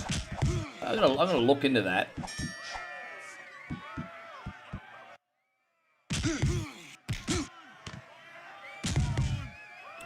So I'm going to play Fight Night Forever ASAP, but I'm not going to be able to do that until I upgrade my computer, because I've got a bit of a heating issue on this. So outside of emulation, anything I play on PC, I use on my Steam Deck. I'll see. I can see if it runs on Steam Deck. If Fight Night Forever runs on Steam Deck, I'll install it on the Steam Deck. I guess we could make that work. I don't know if it'll work on Steam Deck or not. I guess we could go to Windows mode and install it. Maybe I'll put it on the Steam Deck.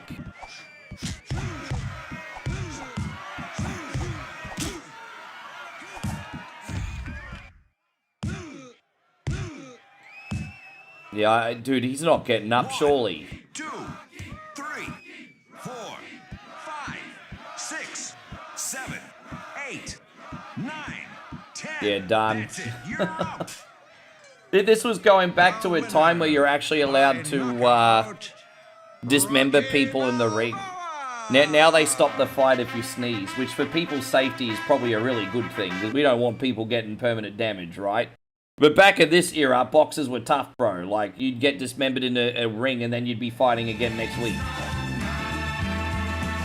And let's auto-train here. I mean, I'm gonna... Yeah, we better put another train in stamina and speed. So let's have a look at that. I'm still interested, Alfonso. I've still got the Discord all ready to go. Billy Snow. Look, he looks like Owen Wilson. Well, it's Owen Wilson, everybody. Billy Snow's Owen Wilson. Yeah, Owen Wilson.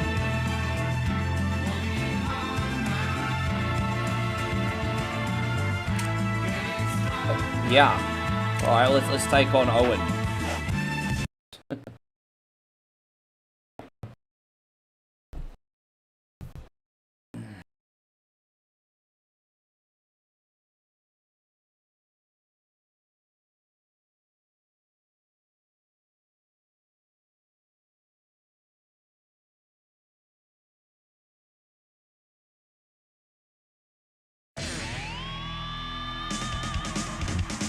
I guess Rocky hasn't hit it to the big time yet because he's fighting outside a diner, everybody.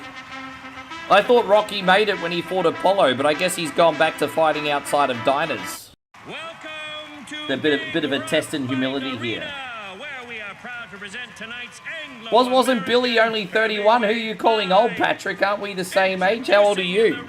Aren't we the same age? Dude, I love that. I love that perm. Like, if you dig up, like, Billy, like, in 10,000 years, I mean, that will remain as a fossil. Like, that's going to stand the test of time, that hair. His hairstyle would survive a nuclear bomb.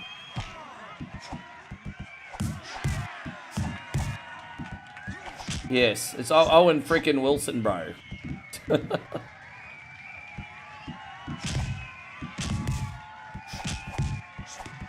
It seems like Billy's got some pretty good recovery, because I nearly knocked him down, and he got away from me, and he recovered a lot of his stats. But no, we got him now.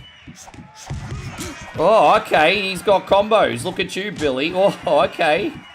But Billy Snow got combos, ladies and gentlemen. Hey, on Proper Music, good to see you. There it is. He got a few punches on me. Got to keep on my toes. 1, 2, 3, 4. Patrick says they showed Billy's age as 56. Bro, if he's 56, I want to look like that at 56. If I could look that young at 56, I don't care if I'd have to have the stupid hairstyle. I'd be okay with that. I'll look like that at 56. Stay focused. Try doubling up on the jab. Nighthawks, that's right, bro. That's right. Great round. Stay sharp and keep focused. Round 2.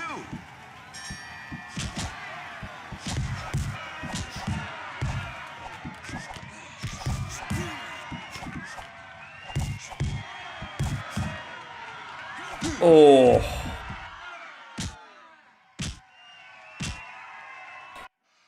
One, 2, 3, 4, 5. Fight on. Yeah, he's a bit ginger. Oh, okay, he's got comebacks.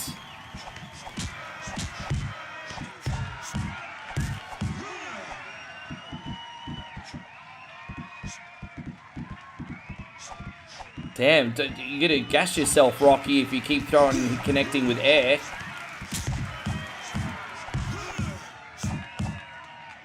Dead.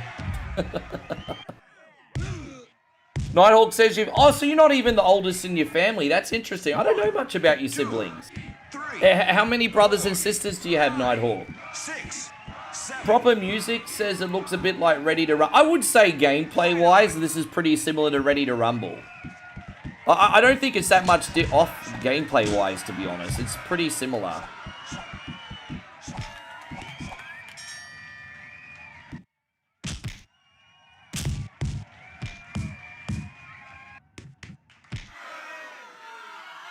Keep pounding his body. Oh, Owen Wilson not looking good, eh? Good round. I think Billy Snow is praying for death right now. That's alright. Rocky's going to be the Grim Reaper. Let's go. That's alright. Grim Reaper Rocky coming at your service. No, we're doing the first one. We'll do Rocky Legends next time, CL Films. We'll do Rocky Legends next time. I should have done Rocky Legends today, but no, we're doing the first one today. Dude, I mean, it's a shame he's not, like, moving around like that. Well, it's a shame you didn't do that in round one. One, Oh, very two, nice. 3, 4, 5, 6, 7, 8, 9. Fight on. Oh, really, Nick? You know, when you start getting to the second half of your life, you hear that shit happening a lot more often, eh?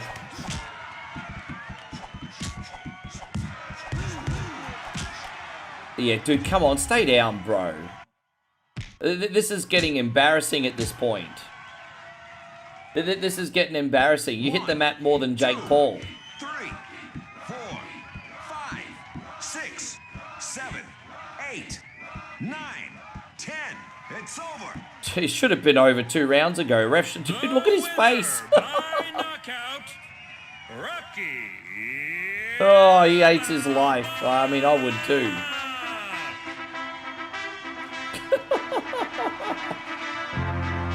Oh, bro. Yeah.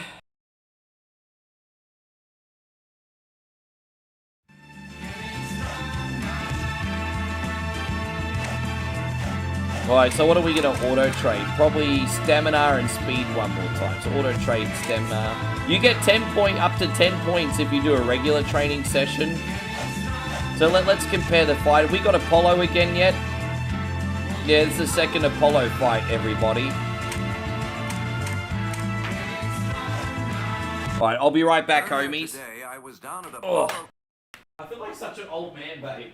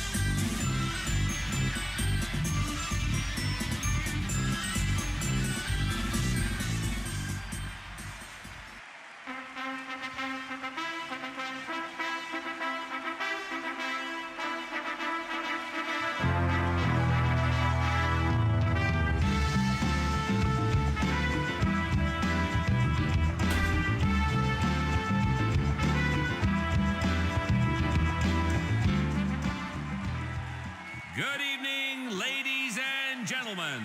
The Philadelphia Arena is proud to present your main event of the evening, a rematch for the heavyweight championship of the world.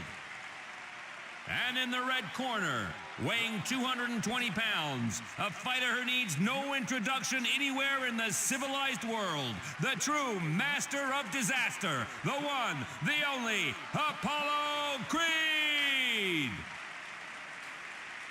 In the blue corner, weighing 202 pounds, from the great fighting city of Philadelphia, please welcome Sorry, guys. the hardest hitting Italian. Yes, everyone's going to be like, where's Rick going?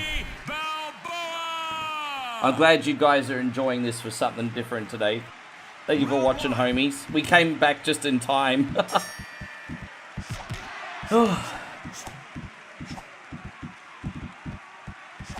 So you're the middle child. Oh, that's interesting. So Nighthawk's the middle child. I'm wondering if Apollo's going to come back harder on this one. Yeah, the only stat I don't worry about is movement. I just try to fight without it. I think if we're only auto training, I try to fight without one stat. So my movement's going to be a little bit clunky. But at the same time, I think if you have a high speed ratio, it's probably going to counterbalance that. So I don't worry about the movement stat.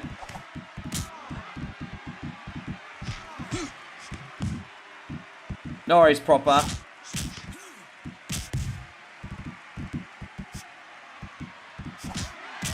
Probably not going to have any problems in this until the end game. Once we start fighting boxers that have like speed stats of like 80, 90, then that's when the game's probably going to get a bit tricky.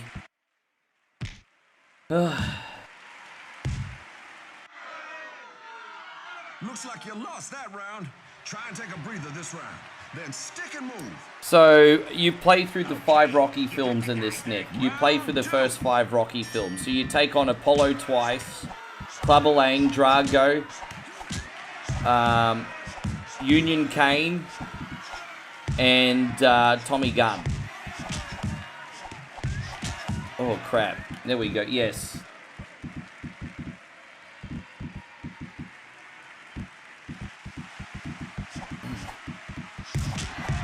For those of you who don't know who Union Kane is, he was that guy in Rocky 5 that the Duke was trying to entice Rocky to come out of retirement for. So you fired him too. Yes.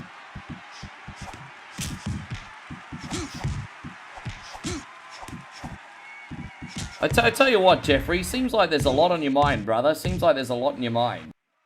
1, 2. How you going, D. Wayne? Good to see you. Guys, we got Mr. Headlock Gaming in here. You know, if you don't know him, well, then you should know who he is. I'm just saying. Please check him out. You should know him. He's doing great things for the Mortal Kombat community, everybody. We're doing well. That's a good question. Nick asked if Hulk Hogan's in this game. Unfortunately not, and I do think that was a big missed opportunity. Could you imagine how much extra money it would have cost to get Thunderlips in this game? Could you imagine how much that would have cost?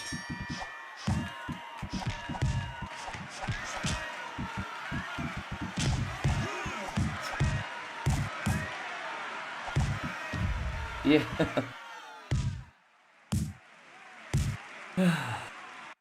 So D. Wayne says Union Kane is the big red machine, but if he's not working with the Union. 6, 7. Well, I mean, we did have corporate Kane. So we had corporate Kane, regular Kane, and Union Kane. It's the holy trinity of Kanes, everybody. Yes. Yes.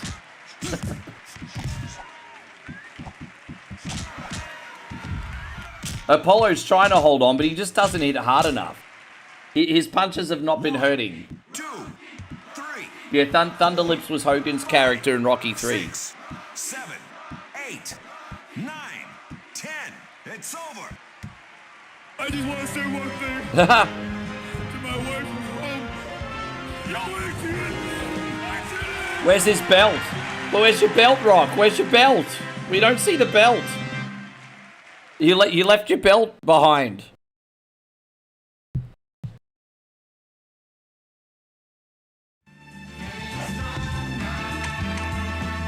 Alright, I guess we'll auto-train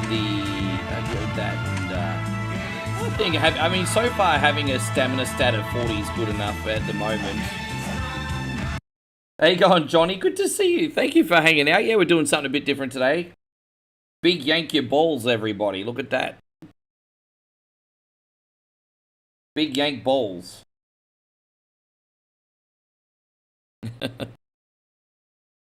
At the Queensbury Club.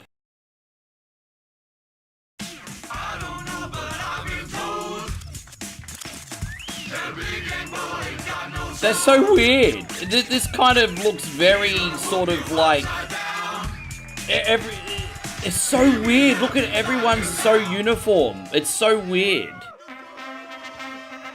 It almost looks like the crowd's... It almost looks like a cult. The tuxedo cult. It's like a tuxedo cult. A very special, by invitation only, heavyweight box. Round 1. Alright, well, I don't know what the secret for Big Yank is, but he doesn't like body blows by the looks of it. He doesn't seem to like body blows at the moment. But he's a big boy. He's a bit bigger than me. He's got the reach.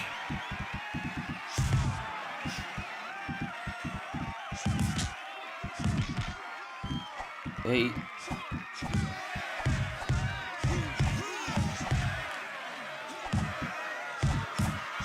Oh, dead. How's everything going, Andrew? Thank you for coming in. 1, 2, 3, 4. Yeah, I know. It definitely feels sort of like You're like one of those, even though it looks like a total dingy place and like a dive arena, it's one of those places that only the richies could afford to pay for because the catch is everyone fights to the death. That's what it looks like. It looks like, fuck, look at that, he's making a comeback. Alright, we gotta watch out for Big Yank here, everybody. He nearly knocked me out. Alright, he's got comebacks. Alright, I think we won though.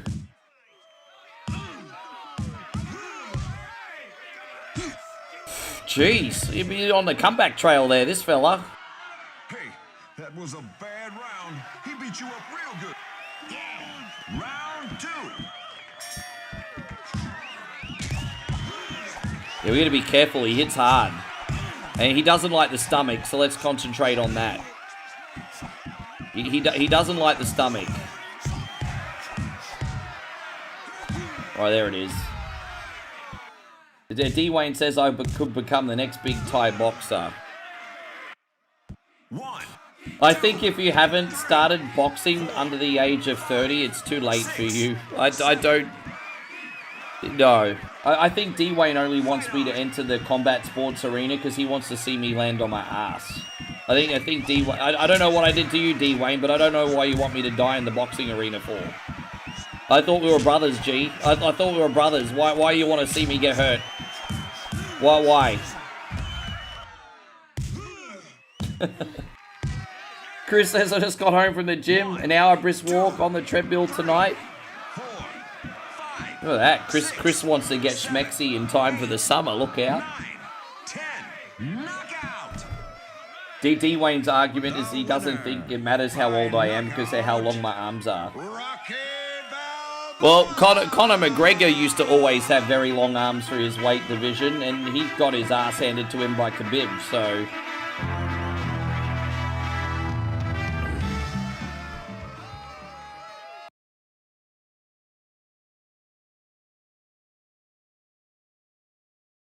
So Ryan says you'd probably be taller than most Thai boxers. Yeah, but they still have weight divisions over here, bro. They still have weight divisions over here.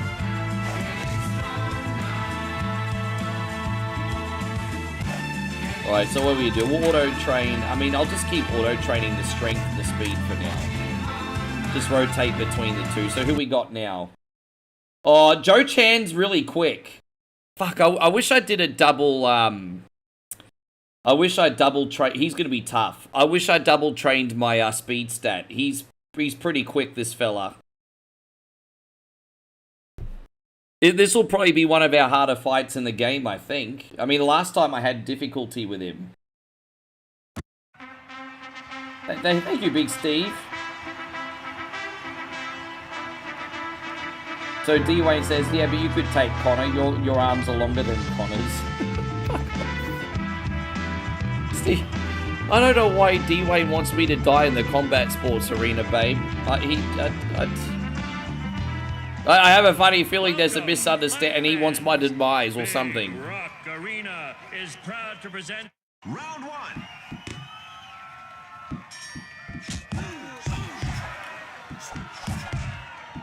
Yeah, he's quick. He's quick. Oh, that was lucky.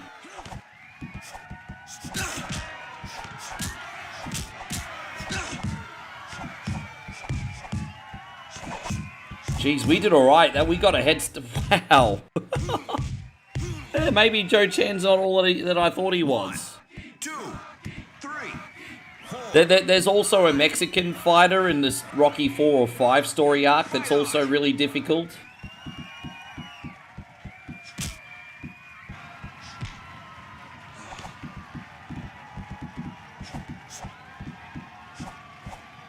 I'm not gonna lie, I do regret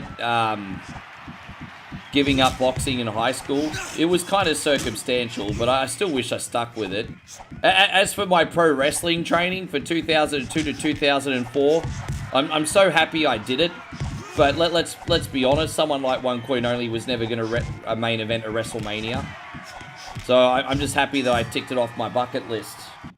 How you going, Aussie Josh? Good to see you. Yeah, Clubber Lang is the boss in this.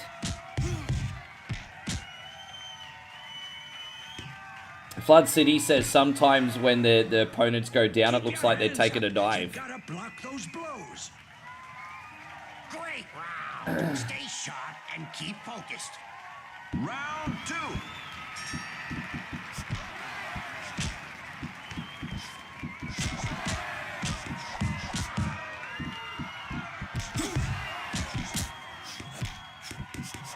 Oh. Oh, okay.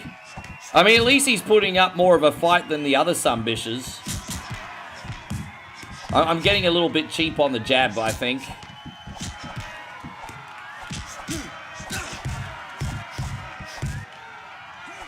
There we go. Knocked him the fuck out. I think you noticed I had to change my tactics on him a little bit. I couldn't just go for the belly. 5, 6, 7. Fight on. And so Proper Music says you have a chance because Mayweather fought Big Show. Dude, that's make-believe, dude. Pro wrestling's make-believe. God bless you, Proper Music. He's the one guy in here that still thinks pro wrestling's not choreographed. I'm impressed that you've got that level of innocence still.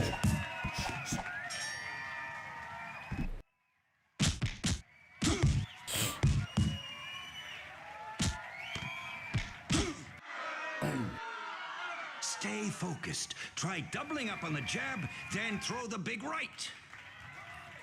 Nice moving. Keep slipping, then boom. I don't know who they got to voice Mickey in this, but it's freaking terrible, eh? It's terrible. It's dreadful. Round 3.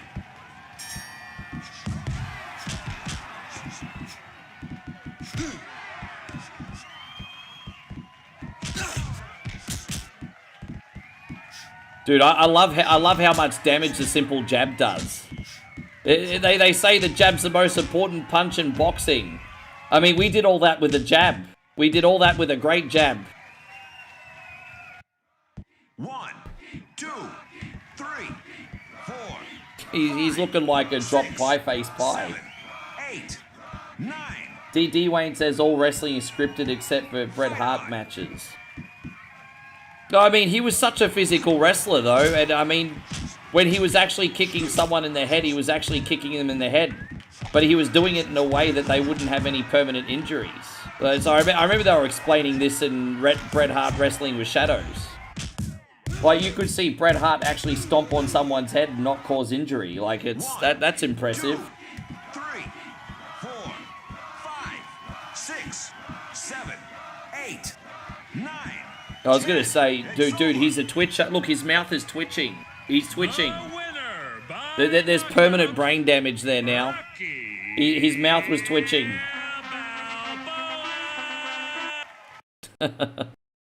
We have a twitcher, everyone. We have a twitcher.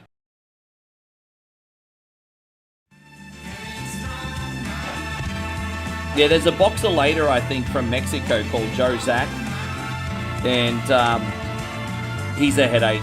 He can be a bit of a headache. So we're going to auto-train our speed up to 70. Alright, let's go. Vito Soto. I can't remember if this guy's challenging or not.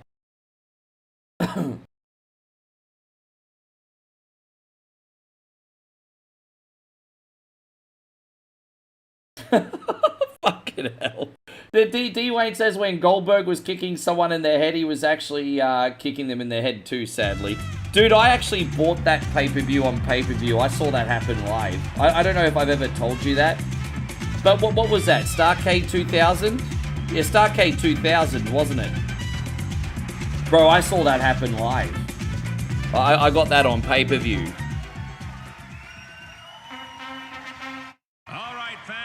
Welcome to downtown City Hall, which has seen so many Blood City says a lot of people always complain that Brett took wrestling too seriously. Before I read the rest of your comments, I think if you're truly passionate about something,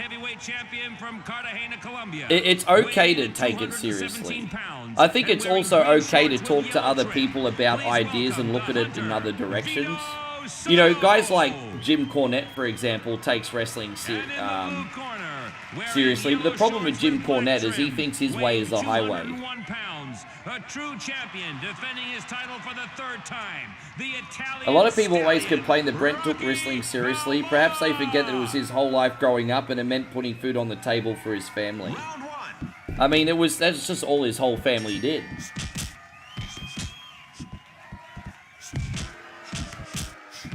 Dude, it was so unfortunate, hey. I remember after the concussion, a lot of people forget, after Goldberg kicked him in the head, Vince Russo brought him back, like, for some TV appearances. Like, I remember seeing after he got the concussion, Bret Hart came back and he, like, did a run-in on a cage match or something. So, like, he was back on TV. So, a lot of people forget that he came back on TV after that.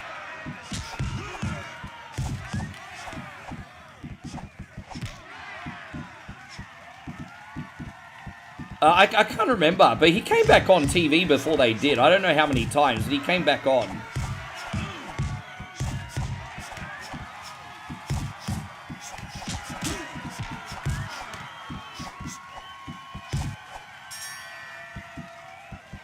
Yeah, the reason Bret Hart stopped wrestling wasn't even the concussion, it was the stroke.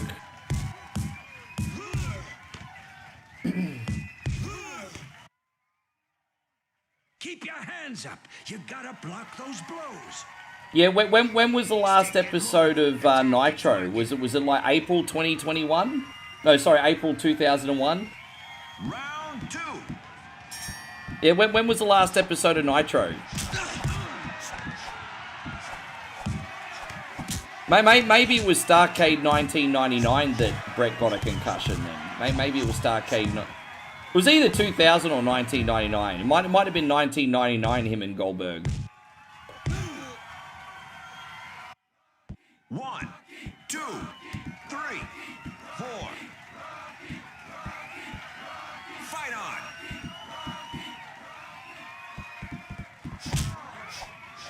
We had a rough start with him, but we're doing okay now.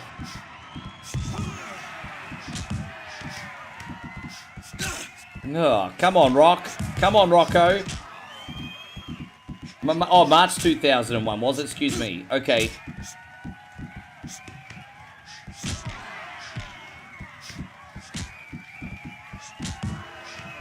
D. Wayne says, I have a private collection of every Bret Hart interview, match, promo, all on VHS tape from Stampede to WWF to his actual return in the ring at the indie event where he first appeared after leaving WCW. Oh, what was that event? That was that one that was a complete disaster. It wasn't All Stars of Wrestling, it was the other one. Didn't they? Yeah, I know the one you're talking about. I think they did a Dark Side of the Ring episode on that event. What was that called again, D. Wayne? I'm pretty sure they did a Dark Side of the Ring episode on it. He looks tired. Yeah, I know the indie event you're talking about. It was a big ticket event, though. Jeff says some people call wrestling fake. Round three.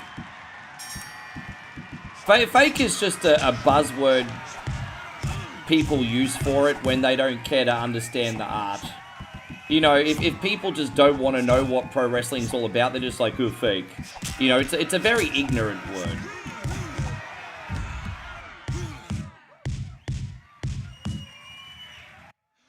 One, two, Yeah. 3, 4, 5, 6.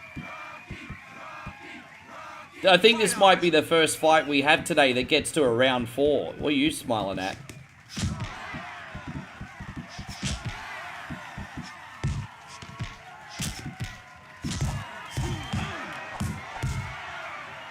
It's nice that you have that, D. Wayne, because his meteoric rise was really interesting.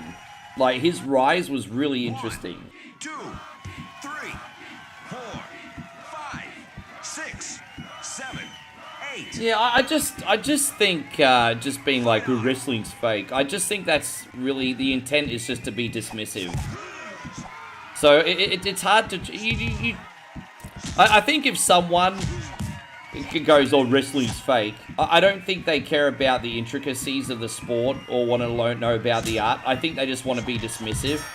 So you can't really argue with those people, I don't think. I don't think they're looking for a debate or looking to understand. I think they just want to be dismissive.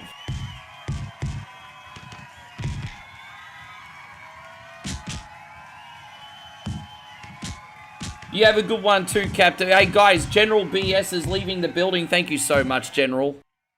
Everyone say goodbye to Captain BS. General BS. Good round. Thank you for everything you do, General. General BS. Round 4.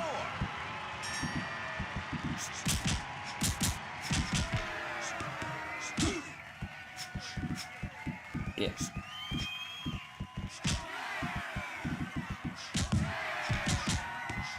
I'm not playing with him on purpose. I'm just being a little bit more cautious because he does hit pretty hard.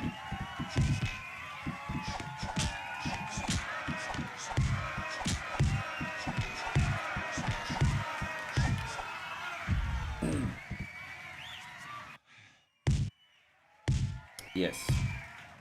Thanks for being so cool that I came on a little bit later today too. I've been having a fun stream. Been half dead this stream, and I'm finally feeling pretty good, pretty awake.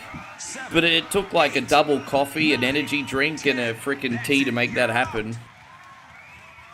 The winner by knockout, Rocky Balboa. And so Flood City says the Rocky 3. No fight went to the 4th round. It is Rocky 3. That's true.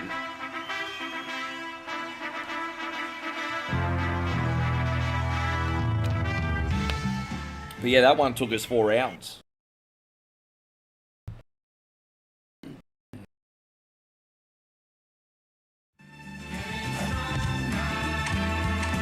I think we're up to clubber now, guys. Should probably we should probably keep stamina and determination above 40. Then we'll auto train. All right, let's see what we got here. How you going, RJ? Welcome back. I'm going to be streaming Undisputed again when I get back to Australia at some point. I will do Undisputed for you guys.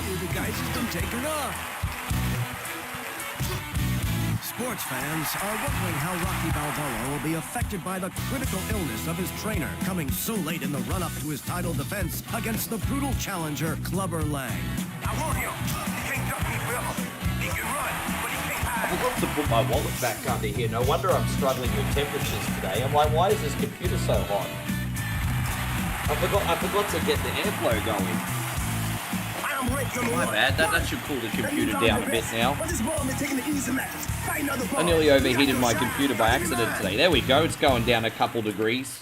I forgot to elevate my computer. It was cooking. There we go. Straight away, it went down an extra 3 degrees.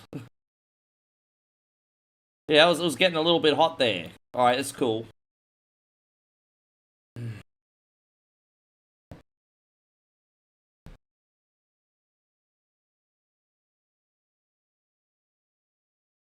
Should let me house sit your crib while you're gone with my cat. Dude, you can come and... Bro, I'll give you the key. I need a flatmate. Who wants to live with me? I need to save some money now. Who wants to live with me? I need a flatmate. You want to move to Australia, D-Wayne? You be my flatmate. We have a streamer house. We can have a streamer house. Dude, get your visa. Come over.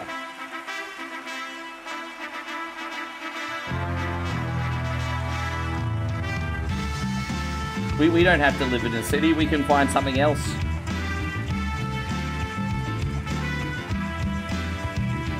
I told you, if you don't come over, I'm just going to move to where Damo lives and help myself to his house. I'm just going to help myself to Damo's. And welcome to the feature event, the Heavyweight Championship of the World.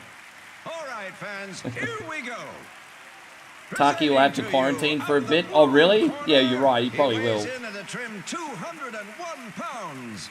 Now training under former champion Apollo. How does a full move to Australia actually work? Heavyweight champion of the world, Rocky Balboa. I'm trying to think of what visa you could... Yeah. And his opponent in the That's a good question. Immigrating to Australia is not... Well, the right people coming over is not easy. Let's put it that way. D-Wayne says you want dual citizenship. Fuck, I wouldn't be able to tell you how that works, eh? Round 1.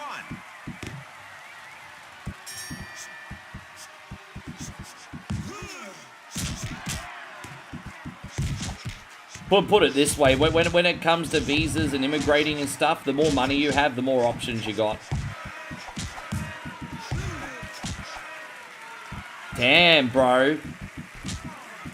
Damn, Clubber's off to a good start here.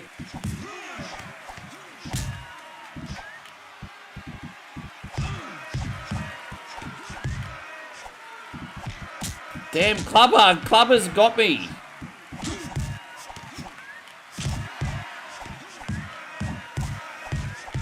Yeah, he kept me on my toes to start that fight, didn't he? He moved to Australia for Rio. I think Buddy would say something about that.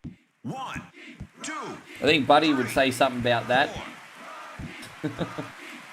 Fight on. So predictable and stupid, gonna get hurt.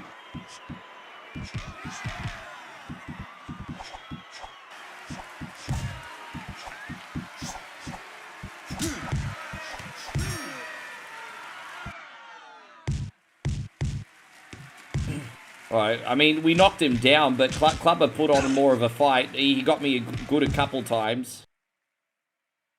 Hey, man, this guy's getting the better of you. You really got to step it up next round. Next, round 2.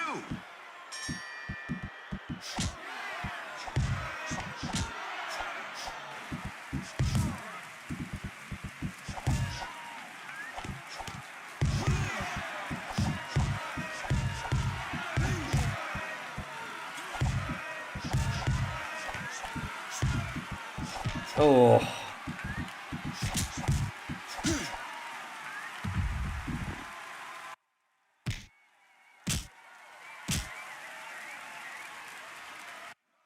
Some countries, it's almost near impossible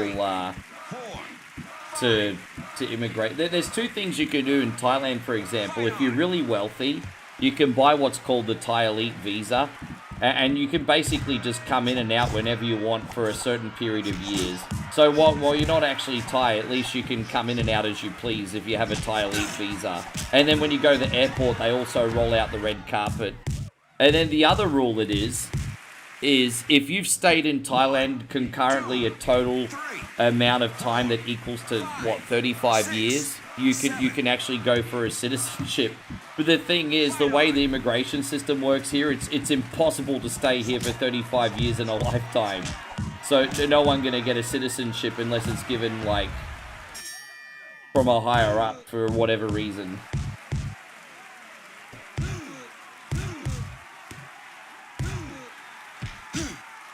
Yeah, the boxing kangaroo was like an Aussie mascot in the 80s. I don't know how the whole boxing kangaroo thing came about. It was like a mascot in the 80s. I mean, our union team's known as the Wallabies.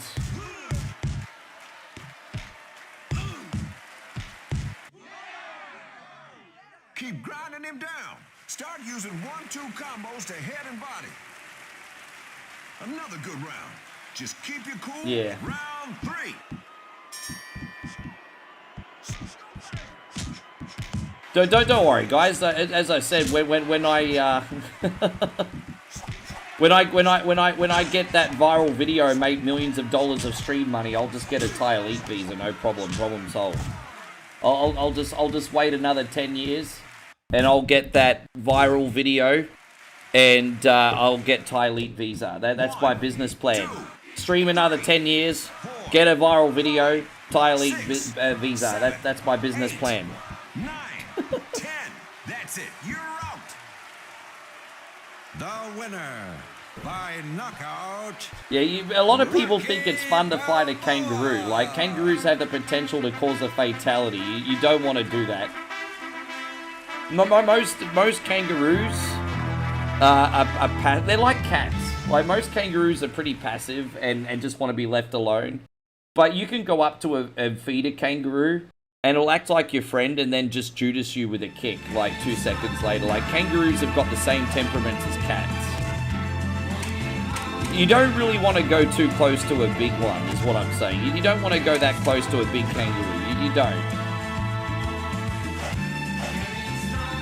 So all I need to do is do a video where I'm like, spit on that thing, and I'll get famous. You know what the funny thing is though, like hypothetically speaking, and guys, I'm not chasing fame or millions of dollars. Like I just want the freedom to do the things I want to do, just like every other person in here, most likely, right? We're just chasing freedom and to be able to do the things we want to do. But hypothetically speaking, you know, I could make another 10 years of videos and have like a collective library and like a chain of like, you know, legacies. And it could just be that one little 5-minute thing you do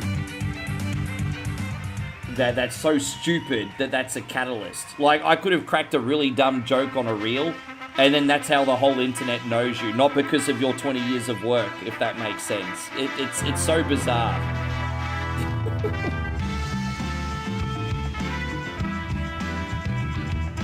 We now bring you an That's probably going to happen to you, D. Wayne. You're already pretty freaking well-known and successful. But one day you'll do a reel where you're accidentally doing something really silly, or you've got a certain hat on or a certain outfit on, and then you'll just elevate to the stratosphere. 243 pounds and wearing maroon shorts with white trim. Hands of Stone. I haven't tried that game. I know of that game. I've not tried it. Round one. Big Chuck Smith, eh? Alright.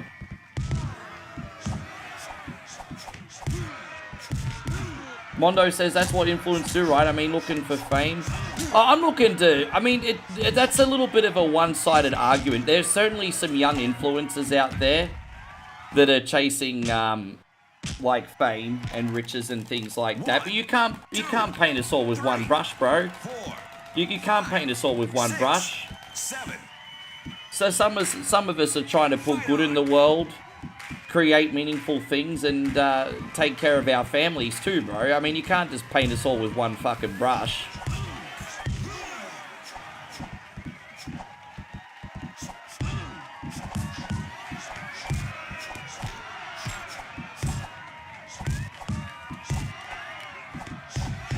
Big Chuck Smith, man, we might have to do this fight again, eh?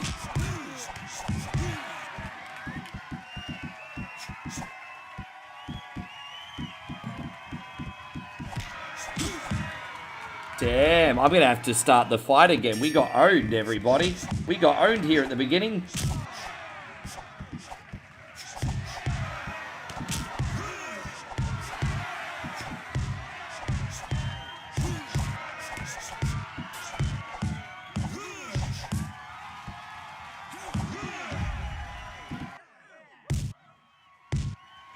Yeah, exactly. Well, you see, the Huk Tour girl, even though she's not massively talented, was doing pretty well for herself. But there's a big expression called, if you get greedy, you get nothing. And she got caught up in a crypto scheme. And to be fair, I think she was just looking at it from a making money point of view. I don't think she was intelligent enough to actually know she was involved in a scam. But yeah, she was involved in a project that scammed people out of like so much money, and then it was just all over for her. I actually saw her streaming once on Twitch, and she had like 9 people. Like it's game. No one cares about her anymore. Her appeal was the fact that she was a southern girl that was a little bit of a sluzz, and she was quite likable. And then the moment she ripped everyone off, the illusion was gone.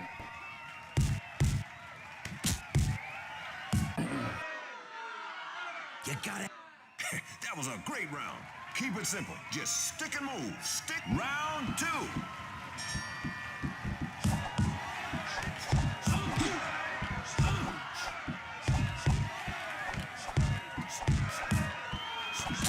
Yeah, Big Chuck Smith causing some problems today, hey?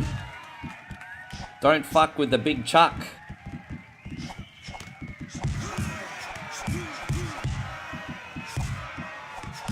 Oh my gosh. Fucking hell, bro. I'm really struggling on this one. 1, 2, 3. Damn, we absolutely dominated this game till this fight, eh? Oh gosh. Fucking hell, I might have to start again, homies.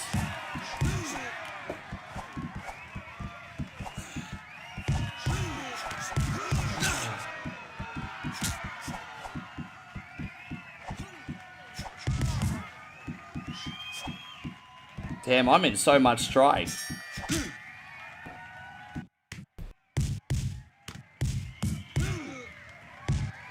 Yeah, I don't. I want. I certainly want to be. I don't know if I could handle being. I honestly think because I have a few freaking problems up here, that I think if I got a level of recognition, I'd probably be treated like one of those locals, to be honest. You know, I'd probably have detractors like DSP. even though I'm not as bad as that, I think they'd find something to get on me.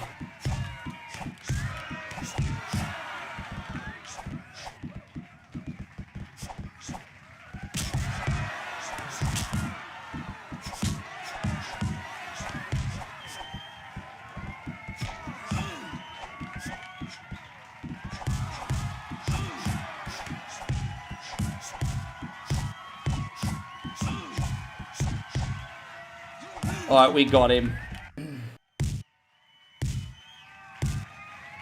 And so Ryan says, I'm not giving up. Are you kidding me? I'm not giving up. Because you have to beat him in order to pass the game, dude. You have to beat him to pass. Yeah, I might have to, you're right. I might have to put, yeah, he's right. The reason I'm taking so much damage is because of my determination stat. You don't want to have a low determination stat when these guys punch at 100. That's for sure.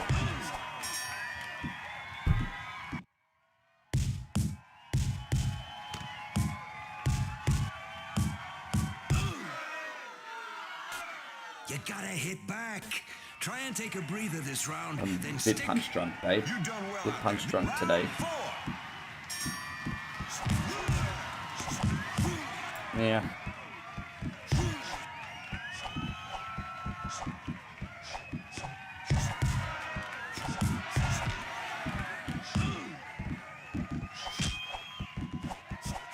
Oh, gosh, man.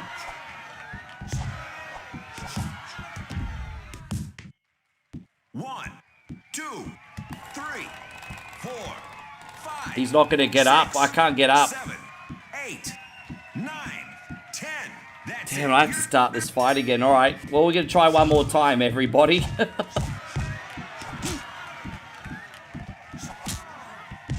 Can't continue with the game till we beat this sunbish.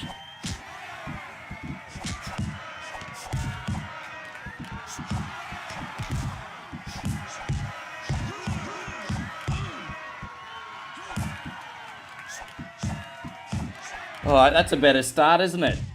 That's a better start. 1, 2, 3. Fight on.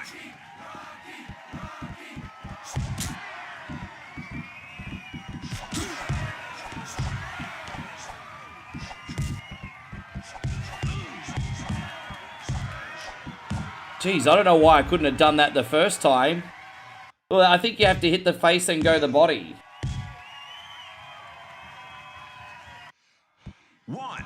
Jeez, I wish we did that the first time. 4, 5.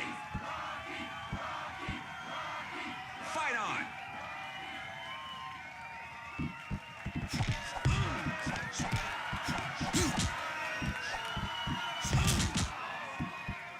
Oh. Wow. Oh. Stay focused. Round 2. It's alright, I've saved on round 2 just so we don't have to keep putting up with going back to the beginning.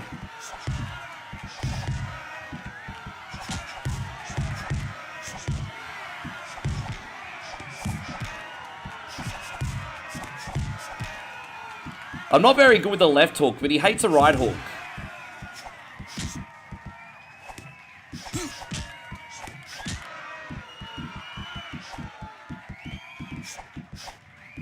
Oh, come on, bro.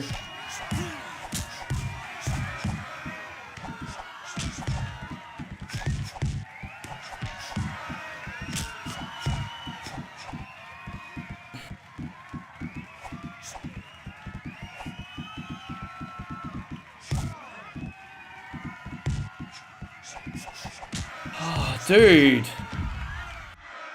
One. Fuck it, reloading. I'm sorry, guys. A hard fight, this one. I forgot about Big Chuck Smith. I forgot about him. Oh my gosh. Fucking hell. Oh, I might just need to have a deep breath here, guys. Deep breath. Man, I can't believe it. We are absolutely smashing this. We're absolutely smashing this. Deep breath. Oh. Proper music, says Smith, fighting like a real boxer, dodging, weaving, etc. I guess so. I guess so.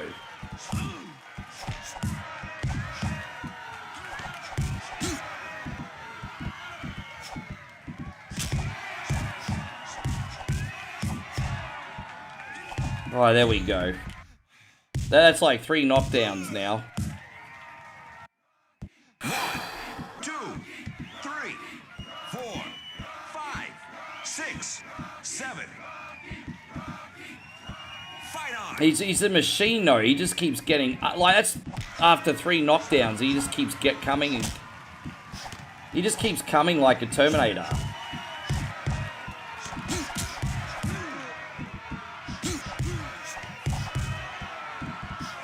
I'd like to think if we could get him on the canvas one more time, he's probably at the point of no return, but who freaking knows, eh?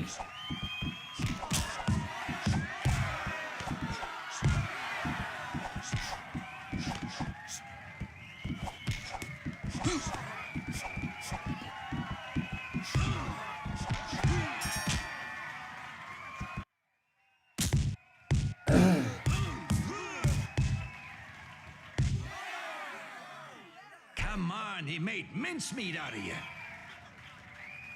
That was a great So we got him three times now. But look, see, he's got most of his stamina back again. Like, far out, bro.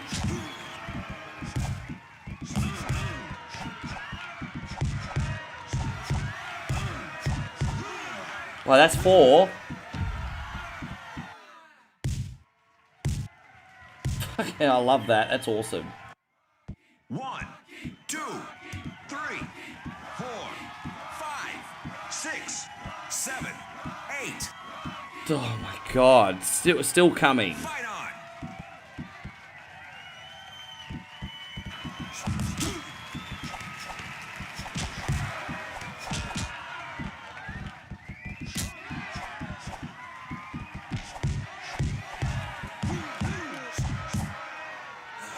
That's it. And surely he's not going to get up again.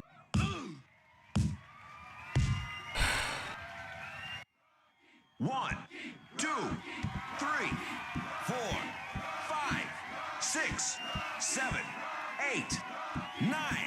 Fucking hell. Fuck, I hate this cunt. Fight on.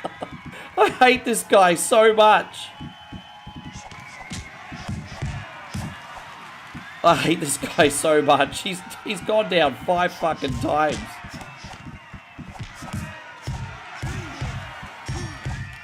Oh, man. Dude, he just absolutely... He just keeps going down and keeps coming back up. He can't even open his eyes. Listen, round 4. Yeah. I think we're at the point of no return. There's no way he can come back from this. I mean, who knows, eh? That's like knockdown number 6. Oh, look, he's just laying on his side. He's daydreaming.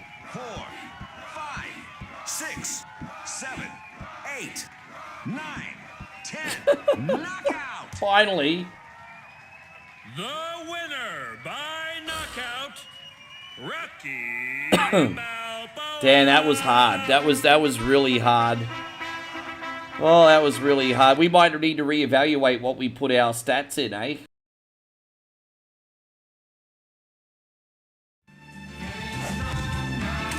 Well, I'm probably going to have to put 5 in determination and 5 in speed.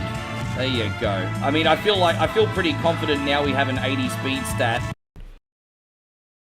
But Bert Judge, hey? Oh, he's a fatty. Who cares? Dude, bro, we're going to Humpty Dumpty his belly.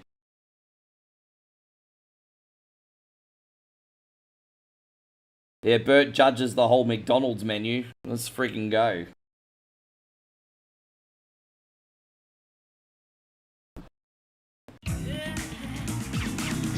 I do like the leopard pants though. This guy's like one of them 1980s porn stars. I do like the leopard pants. Usually only cougars wear them, but that's cool. I like the leopard pants.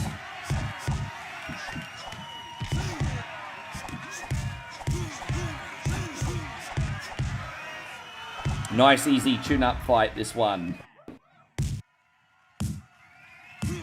It's a tune-up fight, this one. 1, 2, 3. I think they just wanted to give me a tune-up fight after the hell I went through in the last one. Yeah.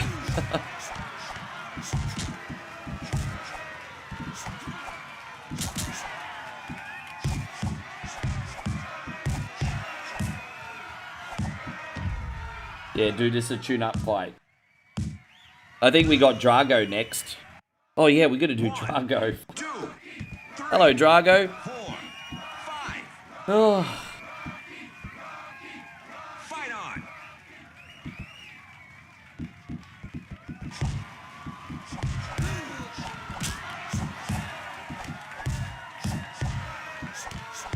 I think the 3 knockdown rules in effect, so that's a round 1 victory, everybody.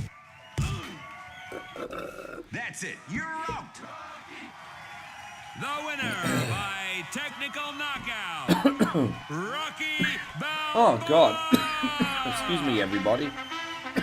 Oh, God. I'm choking on my own oxygen. Oh. I swear, you can put half this stream today unintentionally on the blooper reel.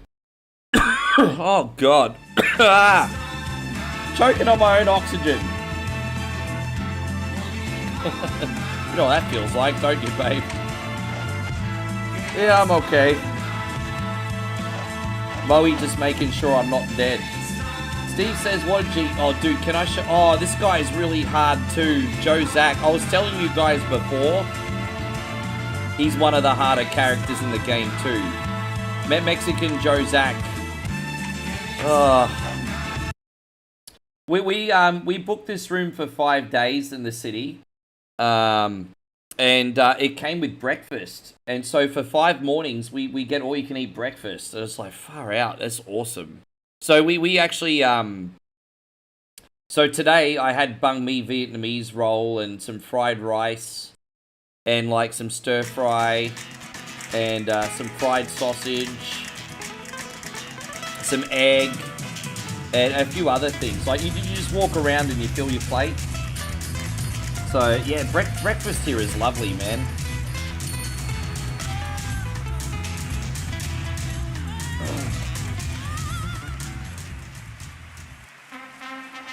Tonight's matchup is brought to you by MAS. Well, what about you? What you have for dinner? 24-hour boxing channel. And now we proudly present tonight's heavyweight contest. But yeah, we're here for 5 days, and then I'm going directly to the airport. Like this is the city that I have to fly back home from. Round 1.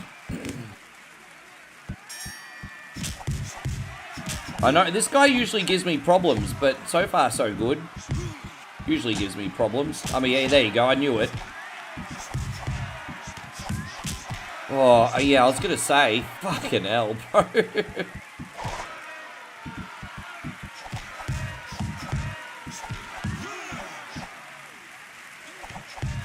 Oh, damn.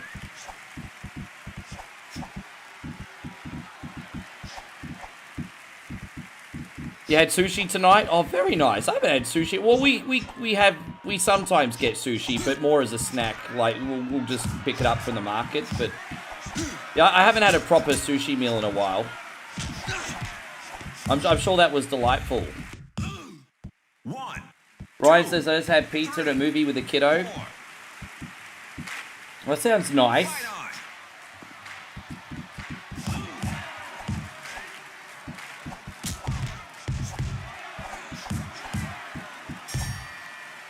It's alright, we have to make a comeback in round 2, everybody. Joe Zack's a bit of a handful.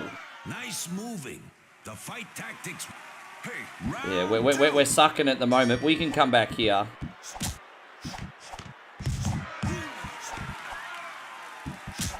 Alright, we got him in the corner, Ryan.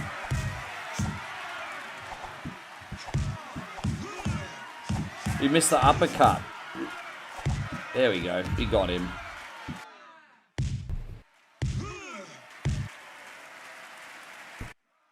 One, two, three, four.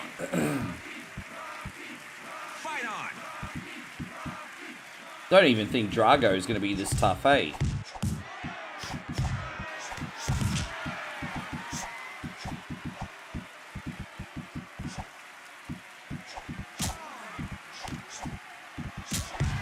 He weaves a bit more, this guy. He doesn't like that left uppercut to the belly, though. I've noticed that. He doesn't like it.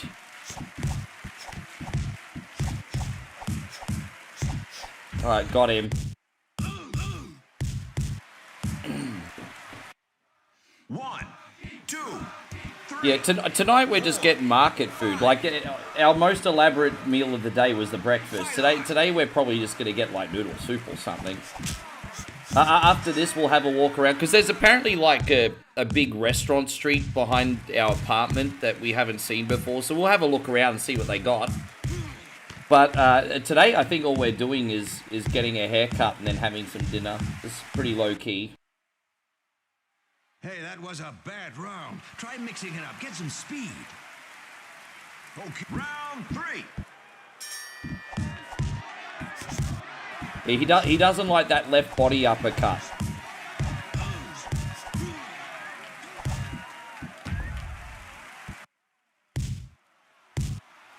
Oh, I love that. Oh. One, two, three, four, five, six, seven. Fight on.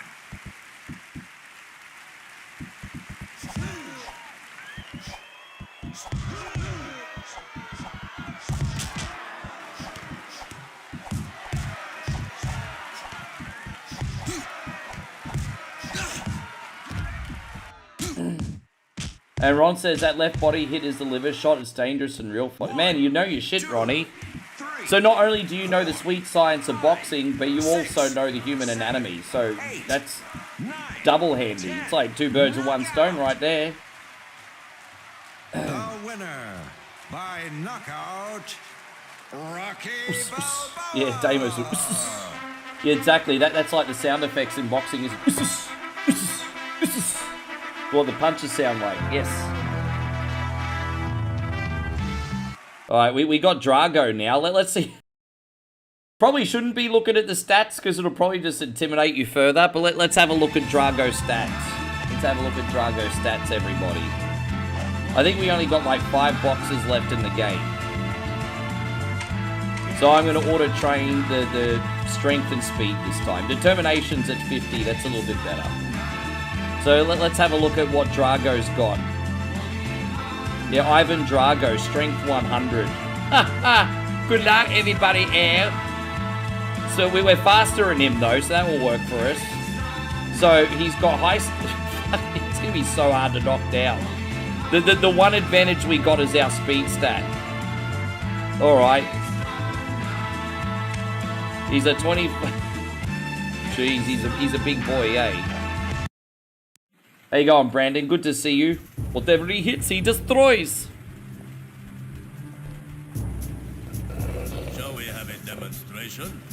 A normal heavyweight averages 750 pounds per square inch.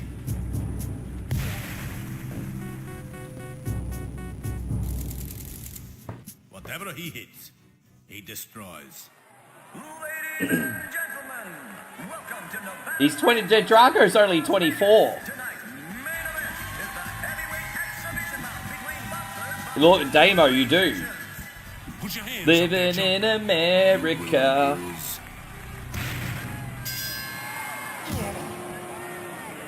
His strength stat should be 200, eh? Living in America.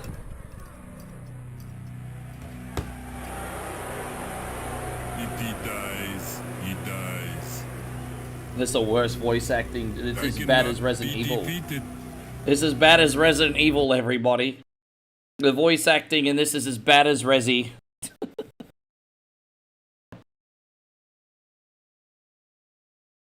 I don't have my chub screen loaded. Damn, I need to bring that back. I need to bring that one back. I don't, actually.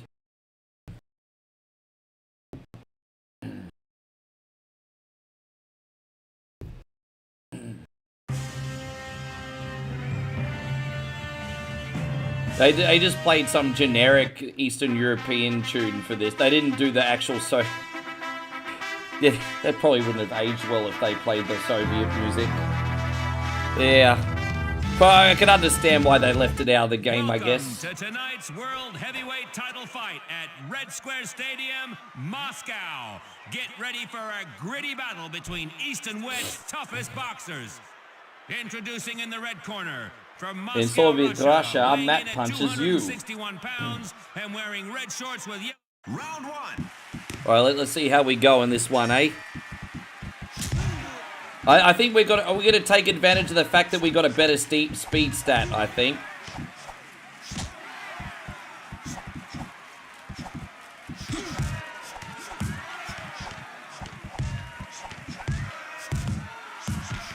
Drago don't like the jabs too much.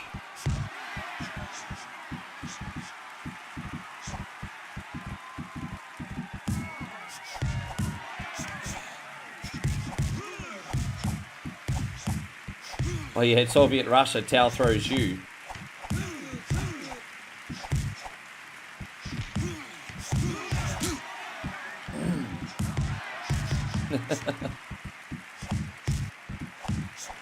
I think I've been a little bit too conservative. I think I've got enough of a speed advantage that I could probably destroy him, to be honest. Yeah, I think we got the speed advantage here. Brandon says kick his vodka-loving ass. I'm sorry, Brandon, but kicks are non-regulation. I'll get disqualified. I'm being a smartass. I know what you mean. I'm just being a smartass.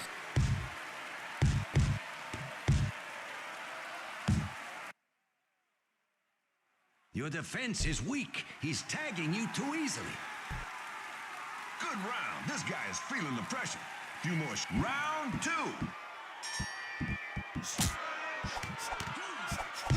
Do you guys, by the way, we're still going to be on for about 30 minutes, but before I go, do you guys have any big plans for the weekend? Like, what are you guys getting up to for this coming weekend anyway, Friday night? And who's staying home playing video games? Who's working and who's doing something extra interesting? I mean, you guys are all trying to survive a snowstorm in 30 states, I know that. Maybe some of yous are living far enough south and lucky enough to actually have plans. I don't know. So, what day does the snowstorm officially hit? Like, when does the peak of the storm come?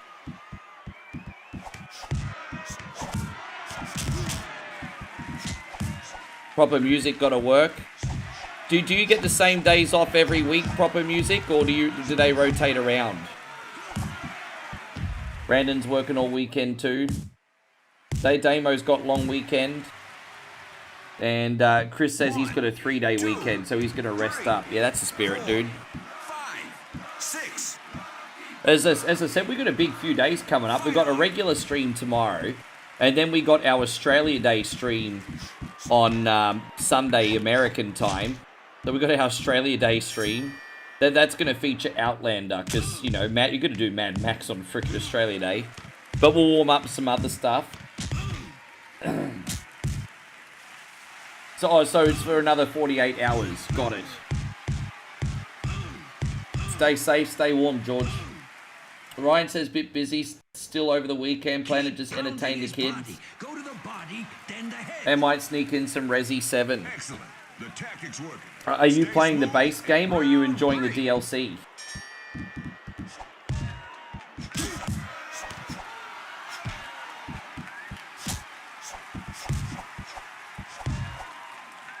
It's scary to hear how cold it's going to be. Far out, man.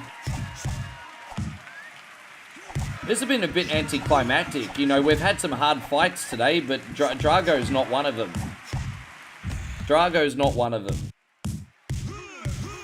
Jeffrey says, how do you feel about Game Sharks as well as other cheats? I feel like people have the right to game the way they want to game as long as they're having fun. When it comes to streaming, the only wrong way to stream is to stream in a way that's not entertaining. So if you're just a gamer, there is no wrong in gaming as long as you're enjoying yourself. If you're streaming, there's no wrong in streaming as long as you're entertaining. It's as simple as that. You don't have to overcomplicate these things. You don't have to tie unnecessary ego to it.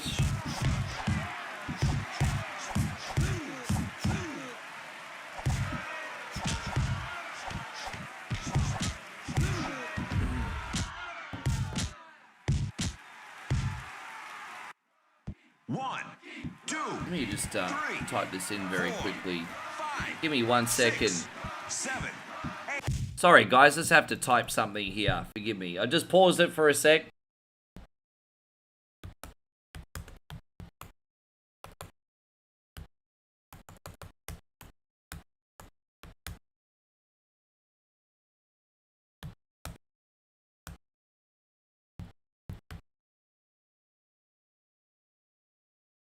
Sorry about that, guys. Here we go. Shut that down. Load this back up. Thank you for your patience. Everyone's here. I put the damn game back on, Rick. Don't worry. I will, everybody. I will. I'm about to put the damn game back on. Thanks for being so patient. All right, here we go. Yes. Yes, some good DLC. There's a lot of really good DLC in Resi 7.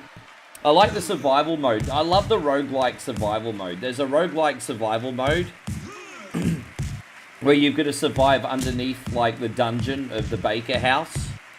And every run, you have more cash, which can unlock things to give you an advantage on your next run.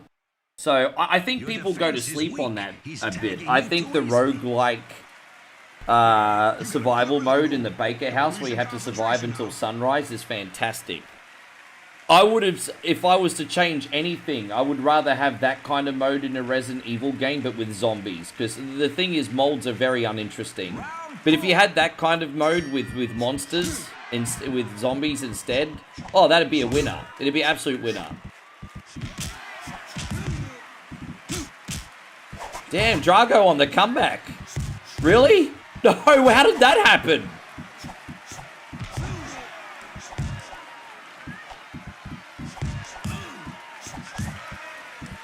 Jeez, how did that happen?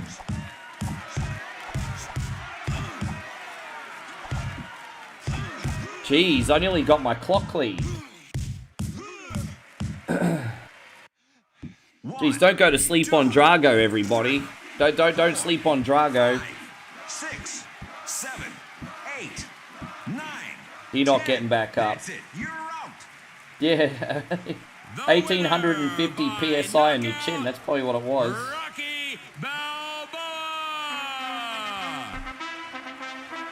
I understand. Yeah, see, that's the difference between me and you guys, and respect. Because I beat games, you guys complete games. That's, yeah. I've had a bit of a chat with ChatGPT, and again, I'm certainly not self-diagnosing myself. But long story short, it seems to think I show ADHD tendencies. Now, as again, you're not self-diagnosing yourself, but all I'm saying is that could explain why I like to beat things and I'm not a completionist. That would explain a lot, I suppose. That's all I'm saying, and I'm going to move on from that now, because I'm certainly no doctor or psychologist. But it would explain a lot if it was true. We'll just put it that way. There we go. We're doing the Rocky 5 story arc.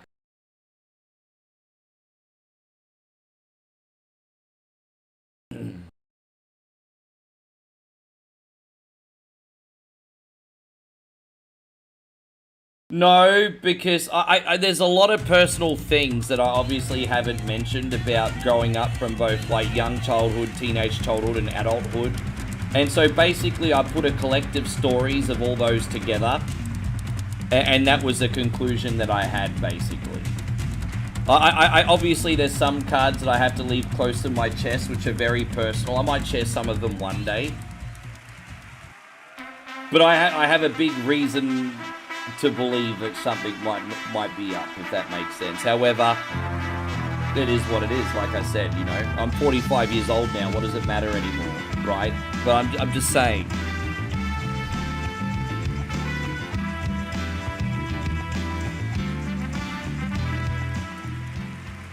Welcome to the heart of New York City, where we bring you I think kids are so fortunate now because they've got great methods of testing and things for different things. Back in the 80s and 90s, if something wasn't quite right, it was just assumed you had a behavioral problem. Right? It was different back then. Weighing in at 195 pounds and wearing zebra print shorts, brawling. Round one.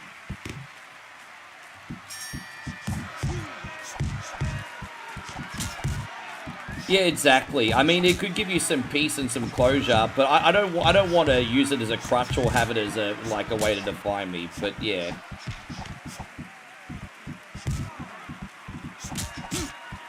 I did learn some interesting things though.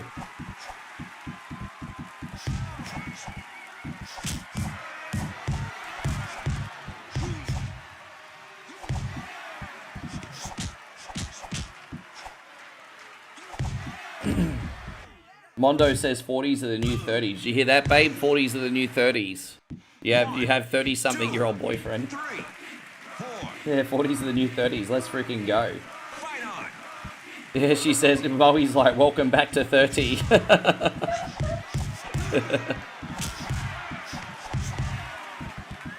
We fought someone in the leopard pants before, now we got the zebra pants here.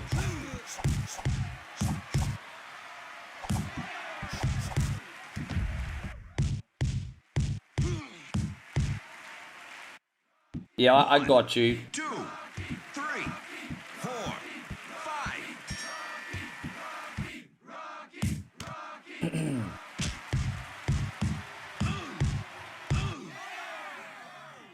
Your defense is weak. You gotta block his punches. Learn his style.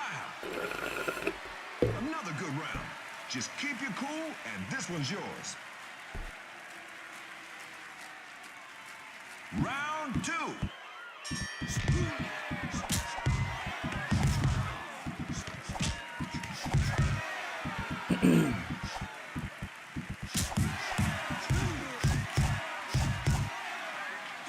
Down he goes.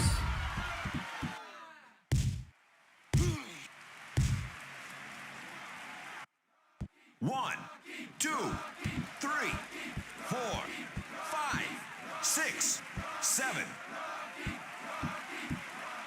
Kofi usually gives me some problems too, but he's at the point of no return now. He won't come back.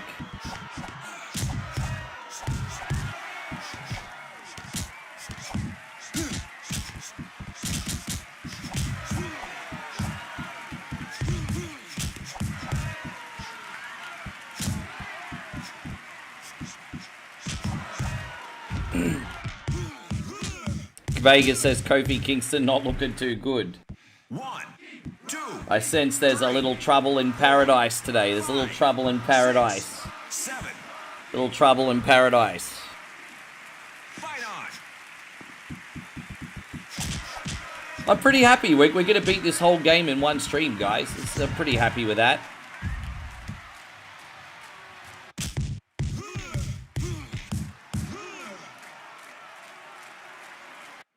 That's it. You're out. The winner, by technical knockout, Rocky Balboa. Nice. So we got 3 guys left, and I'll let you guys go to bed, eh? I promised you guys I'd do a longer stream than yesterday. Thank you all for being in here. I hope you guys have had a good time. I know for the first half of this stream, I was kind of half dead, but I really did give it my all. I hope you guys are having a great time. I'm having a great time. It's been fun. I appreciate you all to bits. Tim Sims. Dude, that was the name of my auntie's boyfriend in the 90s. He was Tim Sims, I'm pretty sure. But he wasn't Anglo-Saxon, he was Chinese.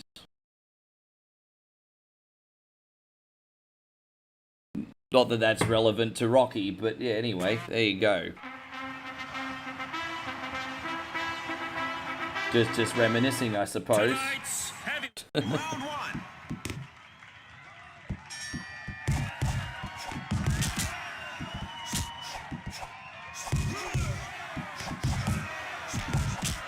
Yeah, Big Chuck Smith was a bit of... Oh, my gosh. Yeah, he was a problem. Far out. Tim Sims going to ham sandwich on me, too. The problem is I haven't worked out Sims' weakness yet. We got to work out Sims' weakness. There you go, Matt Schliemann. Good to see you. Thank you for coming in. Fight on. Yeah, we haven't worked out his weakness yet.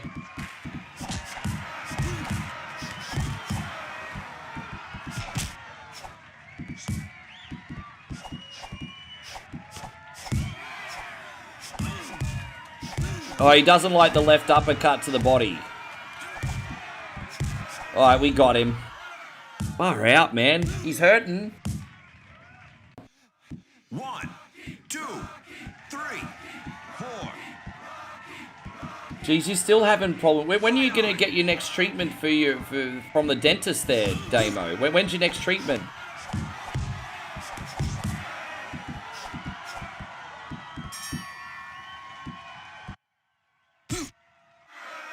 He's got good defense against the right body uppercut, but not the left one. So we might get a little spam crazy here now. Fuck, he's got combos.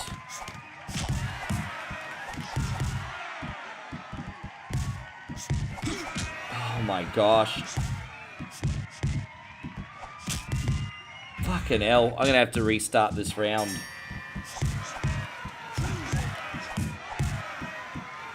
Okay, so you got to do left, left, right, right.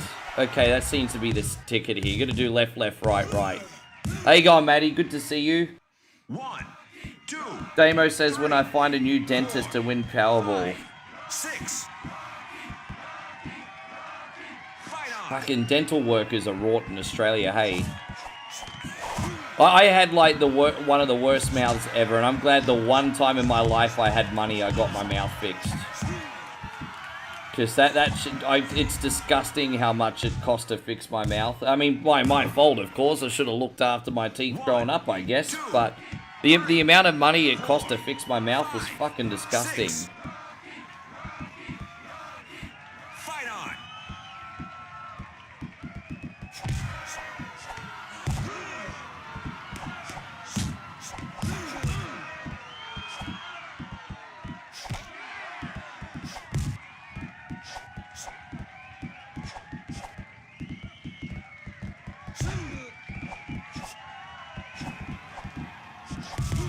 Alright, just might wait to the next round, eh? Alright. Jeff says, I remember when Sega decided to screw PlayStation, I'm not sure. There was a CD that wanted to kill PlayStation. Technically, it was legal. I don't know anything about that, to be honest, Jeff.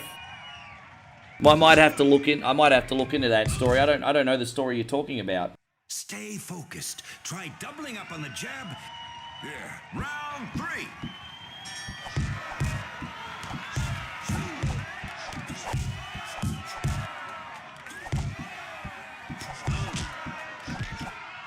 Jeez, man. I mean, I'm doing okay, but I have to work hard for it. So after this, we got Union Kane and then Tommy Gunn. I don't remember Tommy Gunn being that difficult. 6, 7, 8. Depends on the boxing game, but if you're playing something like Fight Night or Undisputed, yeah, and then there is a lucky punch system where you can rock someone in one punch. It doesn't happen all the time, and it'll also be based on your stats. But yeah, games like Undisputed and Fight Night do have a lucky punch. Like, you can get knocked down very occasionally in a freak knockdown. You can.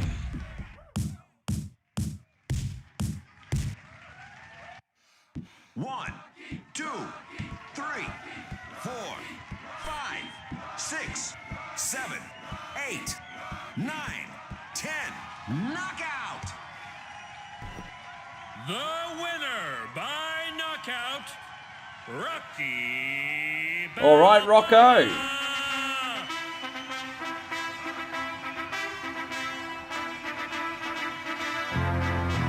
Damo says Nintendo and Sony were going to make a SNES with a CE drive, but Nintendo decided against it, so Sony took it. Oh, yeah, I remember that story.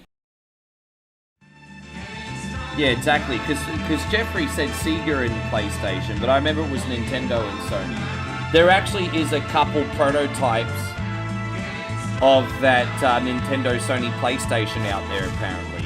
I did see it in passing on the internet, but I can't remember what it looks like. But yeah, they do have a couple prototypes in existence. That thing must be worth a fortune. Yeah, Union Cane. So this is George Washington Duke's little protege. So D-Wayne says you can't get the YouTube chat to open up. I don't know if this has anything to do with it, but you got a gifted sub yesterday, by the way, D-Wayne. Your phone's bugging out. Yeah, I don't know if you've got them on Headlock Gaming, but after 8.5 years, we finally got gifted subs on YouTube. So I guess branded pages they're rolling out now, because before they were only personal pages. But again, I want to thank the Sumbish Army so much for all the gifted subs. And I love promoting those on YouTube because they're not just self-beneficial. Like, everyone else gets a gift too, and then you get like all the whatever Wednesday requests and stickers to use and everything. And to everyone that's been sending those gifted subs, thank you so much. Guys, Chrissy Ogle just dropped a $20 super chat. He says, here's your moral support. Yeah, where's your gifted subs, guys? We just got gifted subs. Where's your moral support, everybody? Where's your moral support? Here's your poverty plate. Where's your moral support? Thank you. Chrissy Ogle with a $20 super chat. Thank you, legend. This kind of thing that just tickles my balls. Holy crap.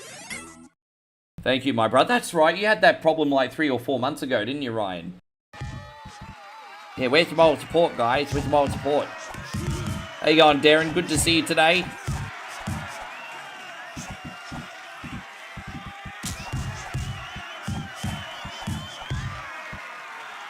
We got Tommy Gunn after this in the street fight. 1, 2, 3, 4. Fight on. I think this game's been the right level of challenge today. Like, you don't want to see me get stuck on multiple boxes for 30 minutes, right? Enough of a challenge to keep things interesting, but I'm glad we can beat this game today.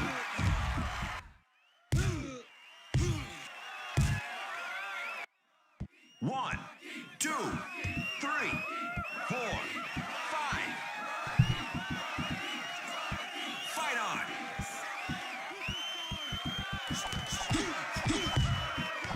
How you going, Matt? Yeah, we see you, Matt. We see you on YouTube.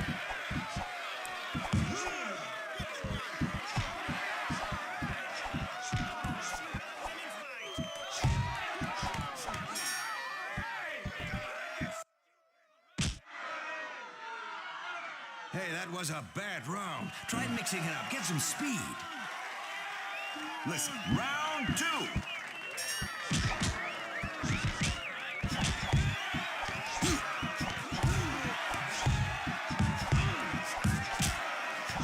It's like Union Cane wants to make a bit of a comeback. Can't be having any of that.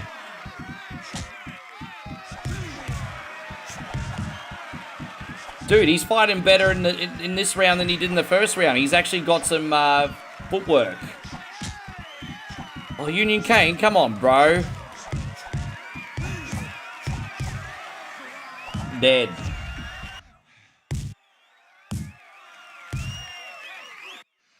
One, 2, 3, 4, 5, 6. Fight on.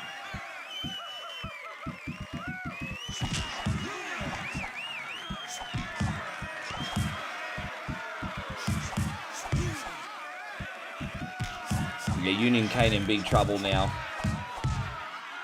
Dude, surely he's not going to get up again, is he?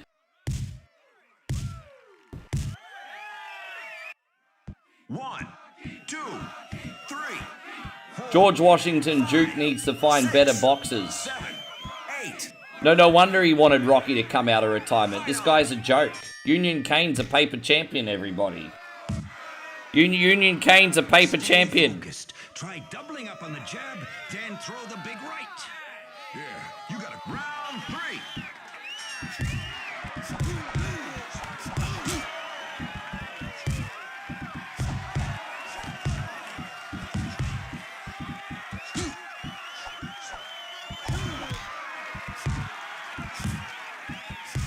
Oh my gosh.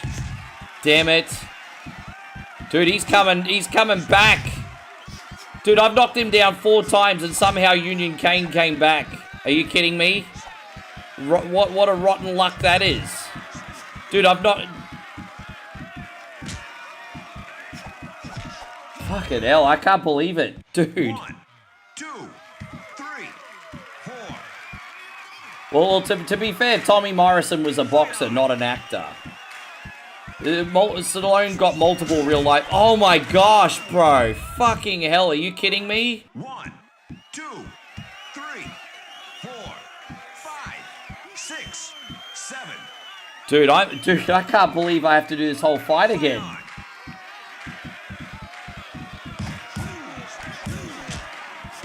Dude, are you serious?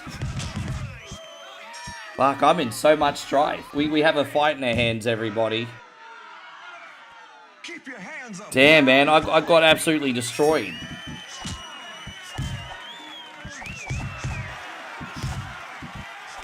What's going wrong now compared to before? Dude, I don't know what. I'm done. We're gonna have to reload this fight. Dude, we have to start the whole fight again.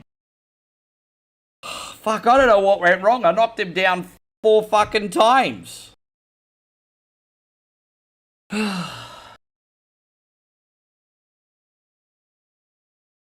Alright, let's figure out what his weakness is again, everybody, eh? The Queensbury Fight Club, what? Round 1. He came back from 4 knockdowns.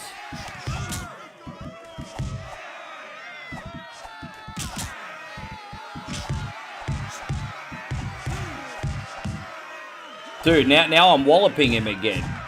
I don't get it. I don't get it. I don't get how that happened, eh? 1, 2, 3, 4, 5. Fight on.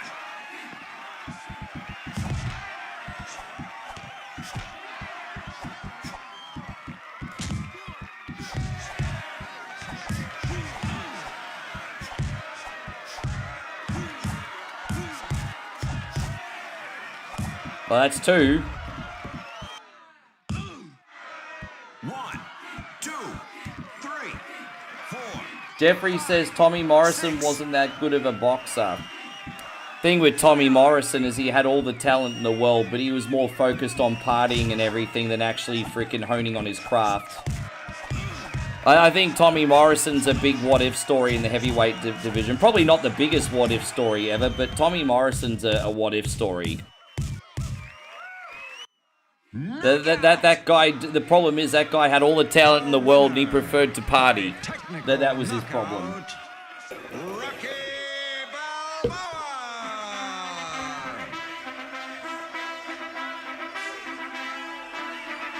By the way, you know that Undisputed boxing game? Tommy Morrison's a pickable fighter in that, I think. I think you can actually fight as Tommy Morrison in Undisputed.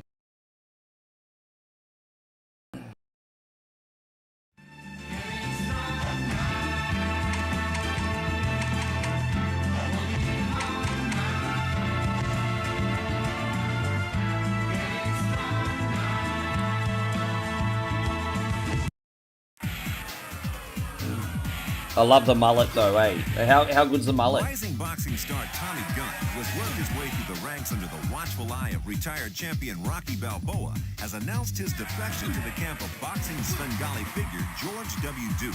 He says only Duke can provide him with a shot at the big money titles.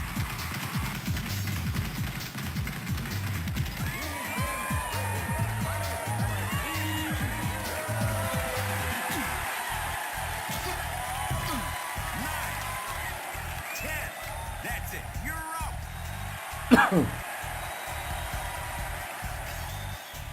Believe me when I tell you, that press is gonna hound you with that man's legend for as long as you dare to wear boxing gloves. Then you're gonna start to ask yourself, could I really take him? Got to challenge that man to fight Tommy Gunn. And if he refuses, then you gotta insult him. You gotta dog him. You gotta do whatever you got to do to get him into that ring, but that's what you got to do. Alright, here it is, guys. Final fight. Tommy's not that hard. But it's cool. We got through the whole game today. That's pretty neat.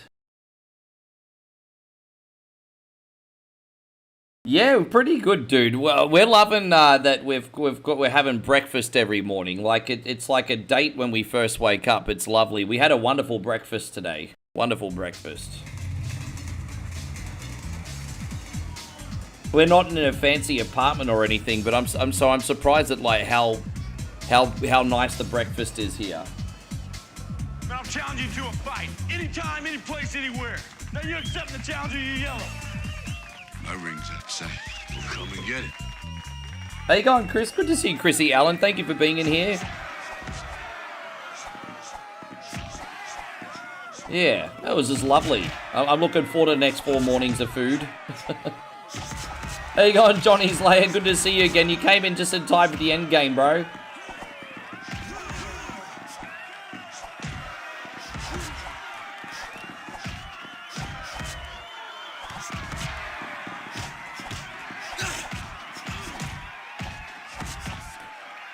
There we go, we got him. Yeah, street fight. 1, 2, 3. Man, this is cool. Fight on. Touch me and I'll sue. That may or may not be in the final cutscene, by the way.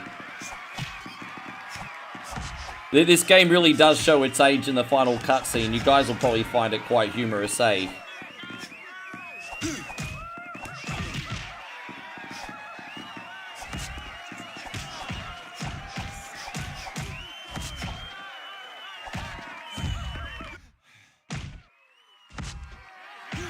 So what do you want to do after we leave, babe? You want to go walk around on that street? Yeah, okay. We'll get some reels done a little bit later on. As I said, when I get back to Australia, I'll be back to the reaction videos. Still doing reels every day while I'm here, though. Not just whatever. I mean, I got to get a haircut, but or maybe we should get a haircut first. I don't know. Yeah. Yeah.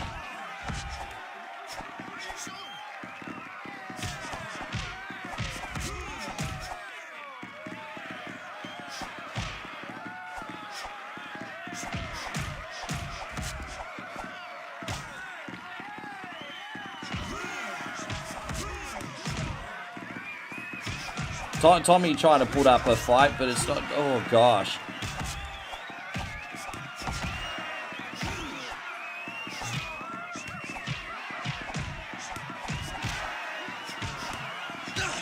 Oh, we got him. I think that's 3. You like the Raston reel? Yeah, that was all Nigel, bro. That was all Nigel's talents, that one. It's over. I loved you, man. You know that? You blew it. Hey, Rock. Y'all clashed the bomb, huh? Touch me and I'll sue. Come on, pub. Touch me and I'll sue.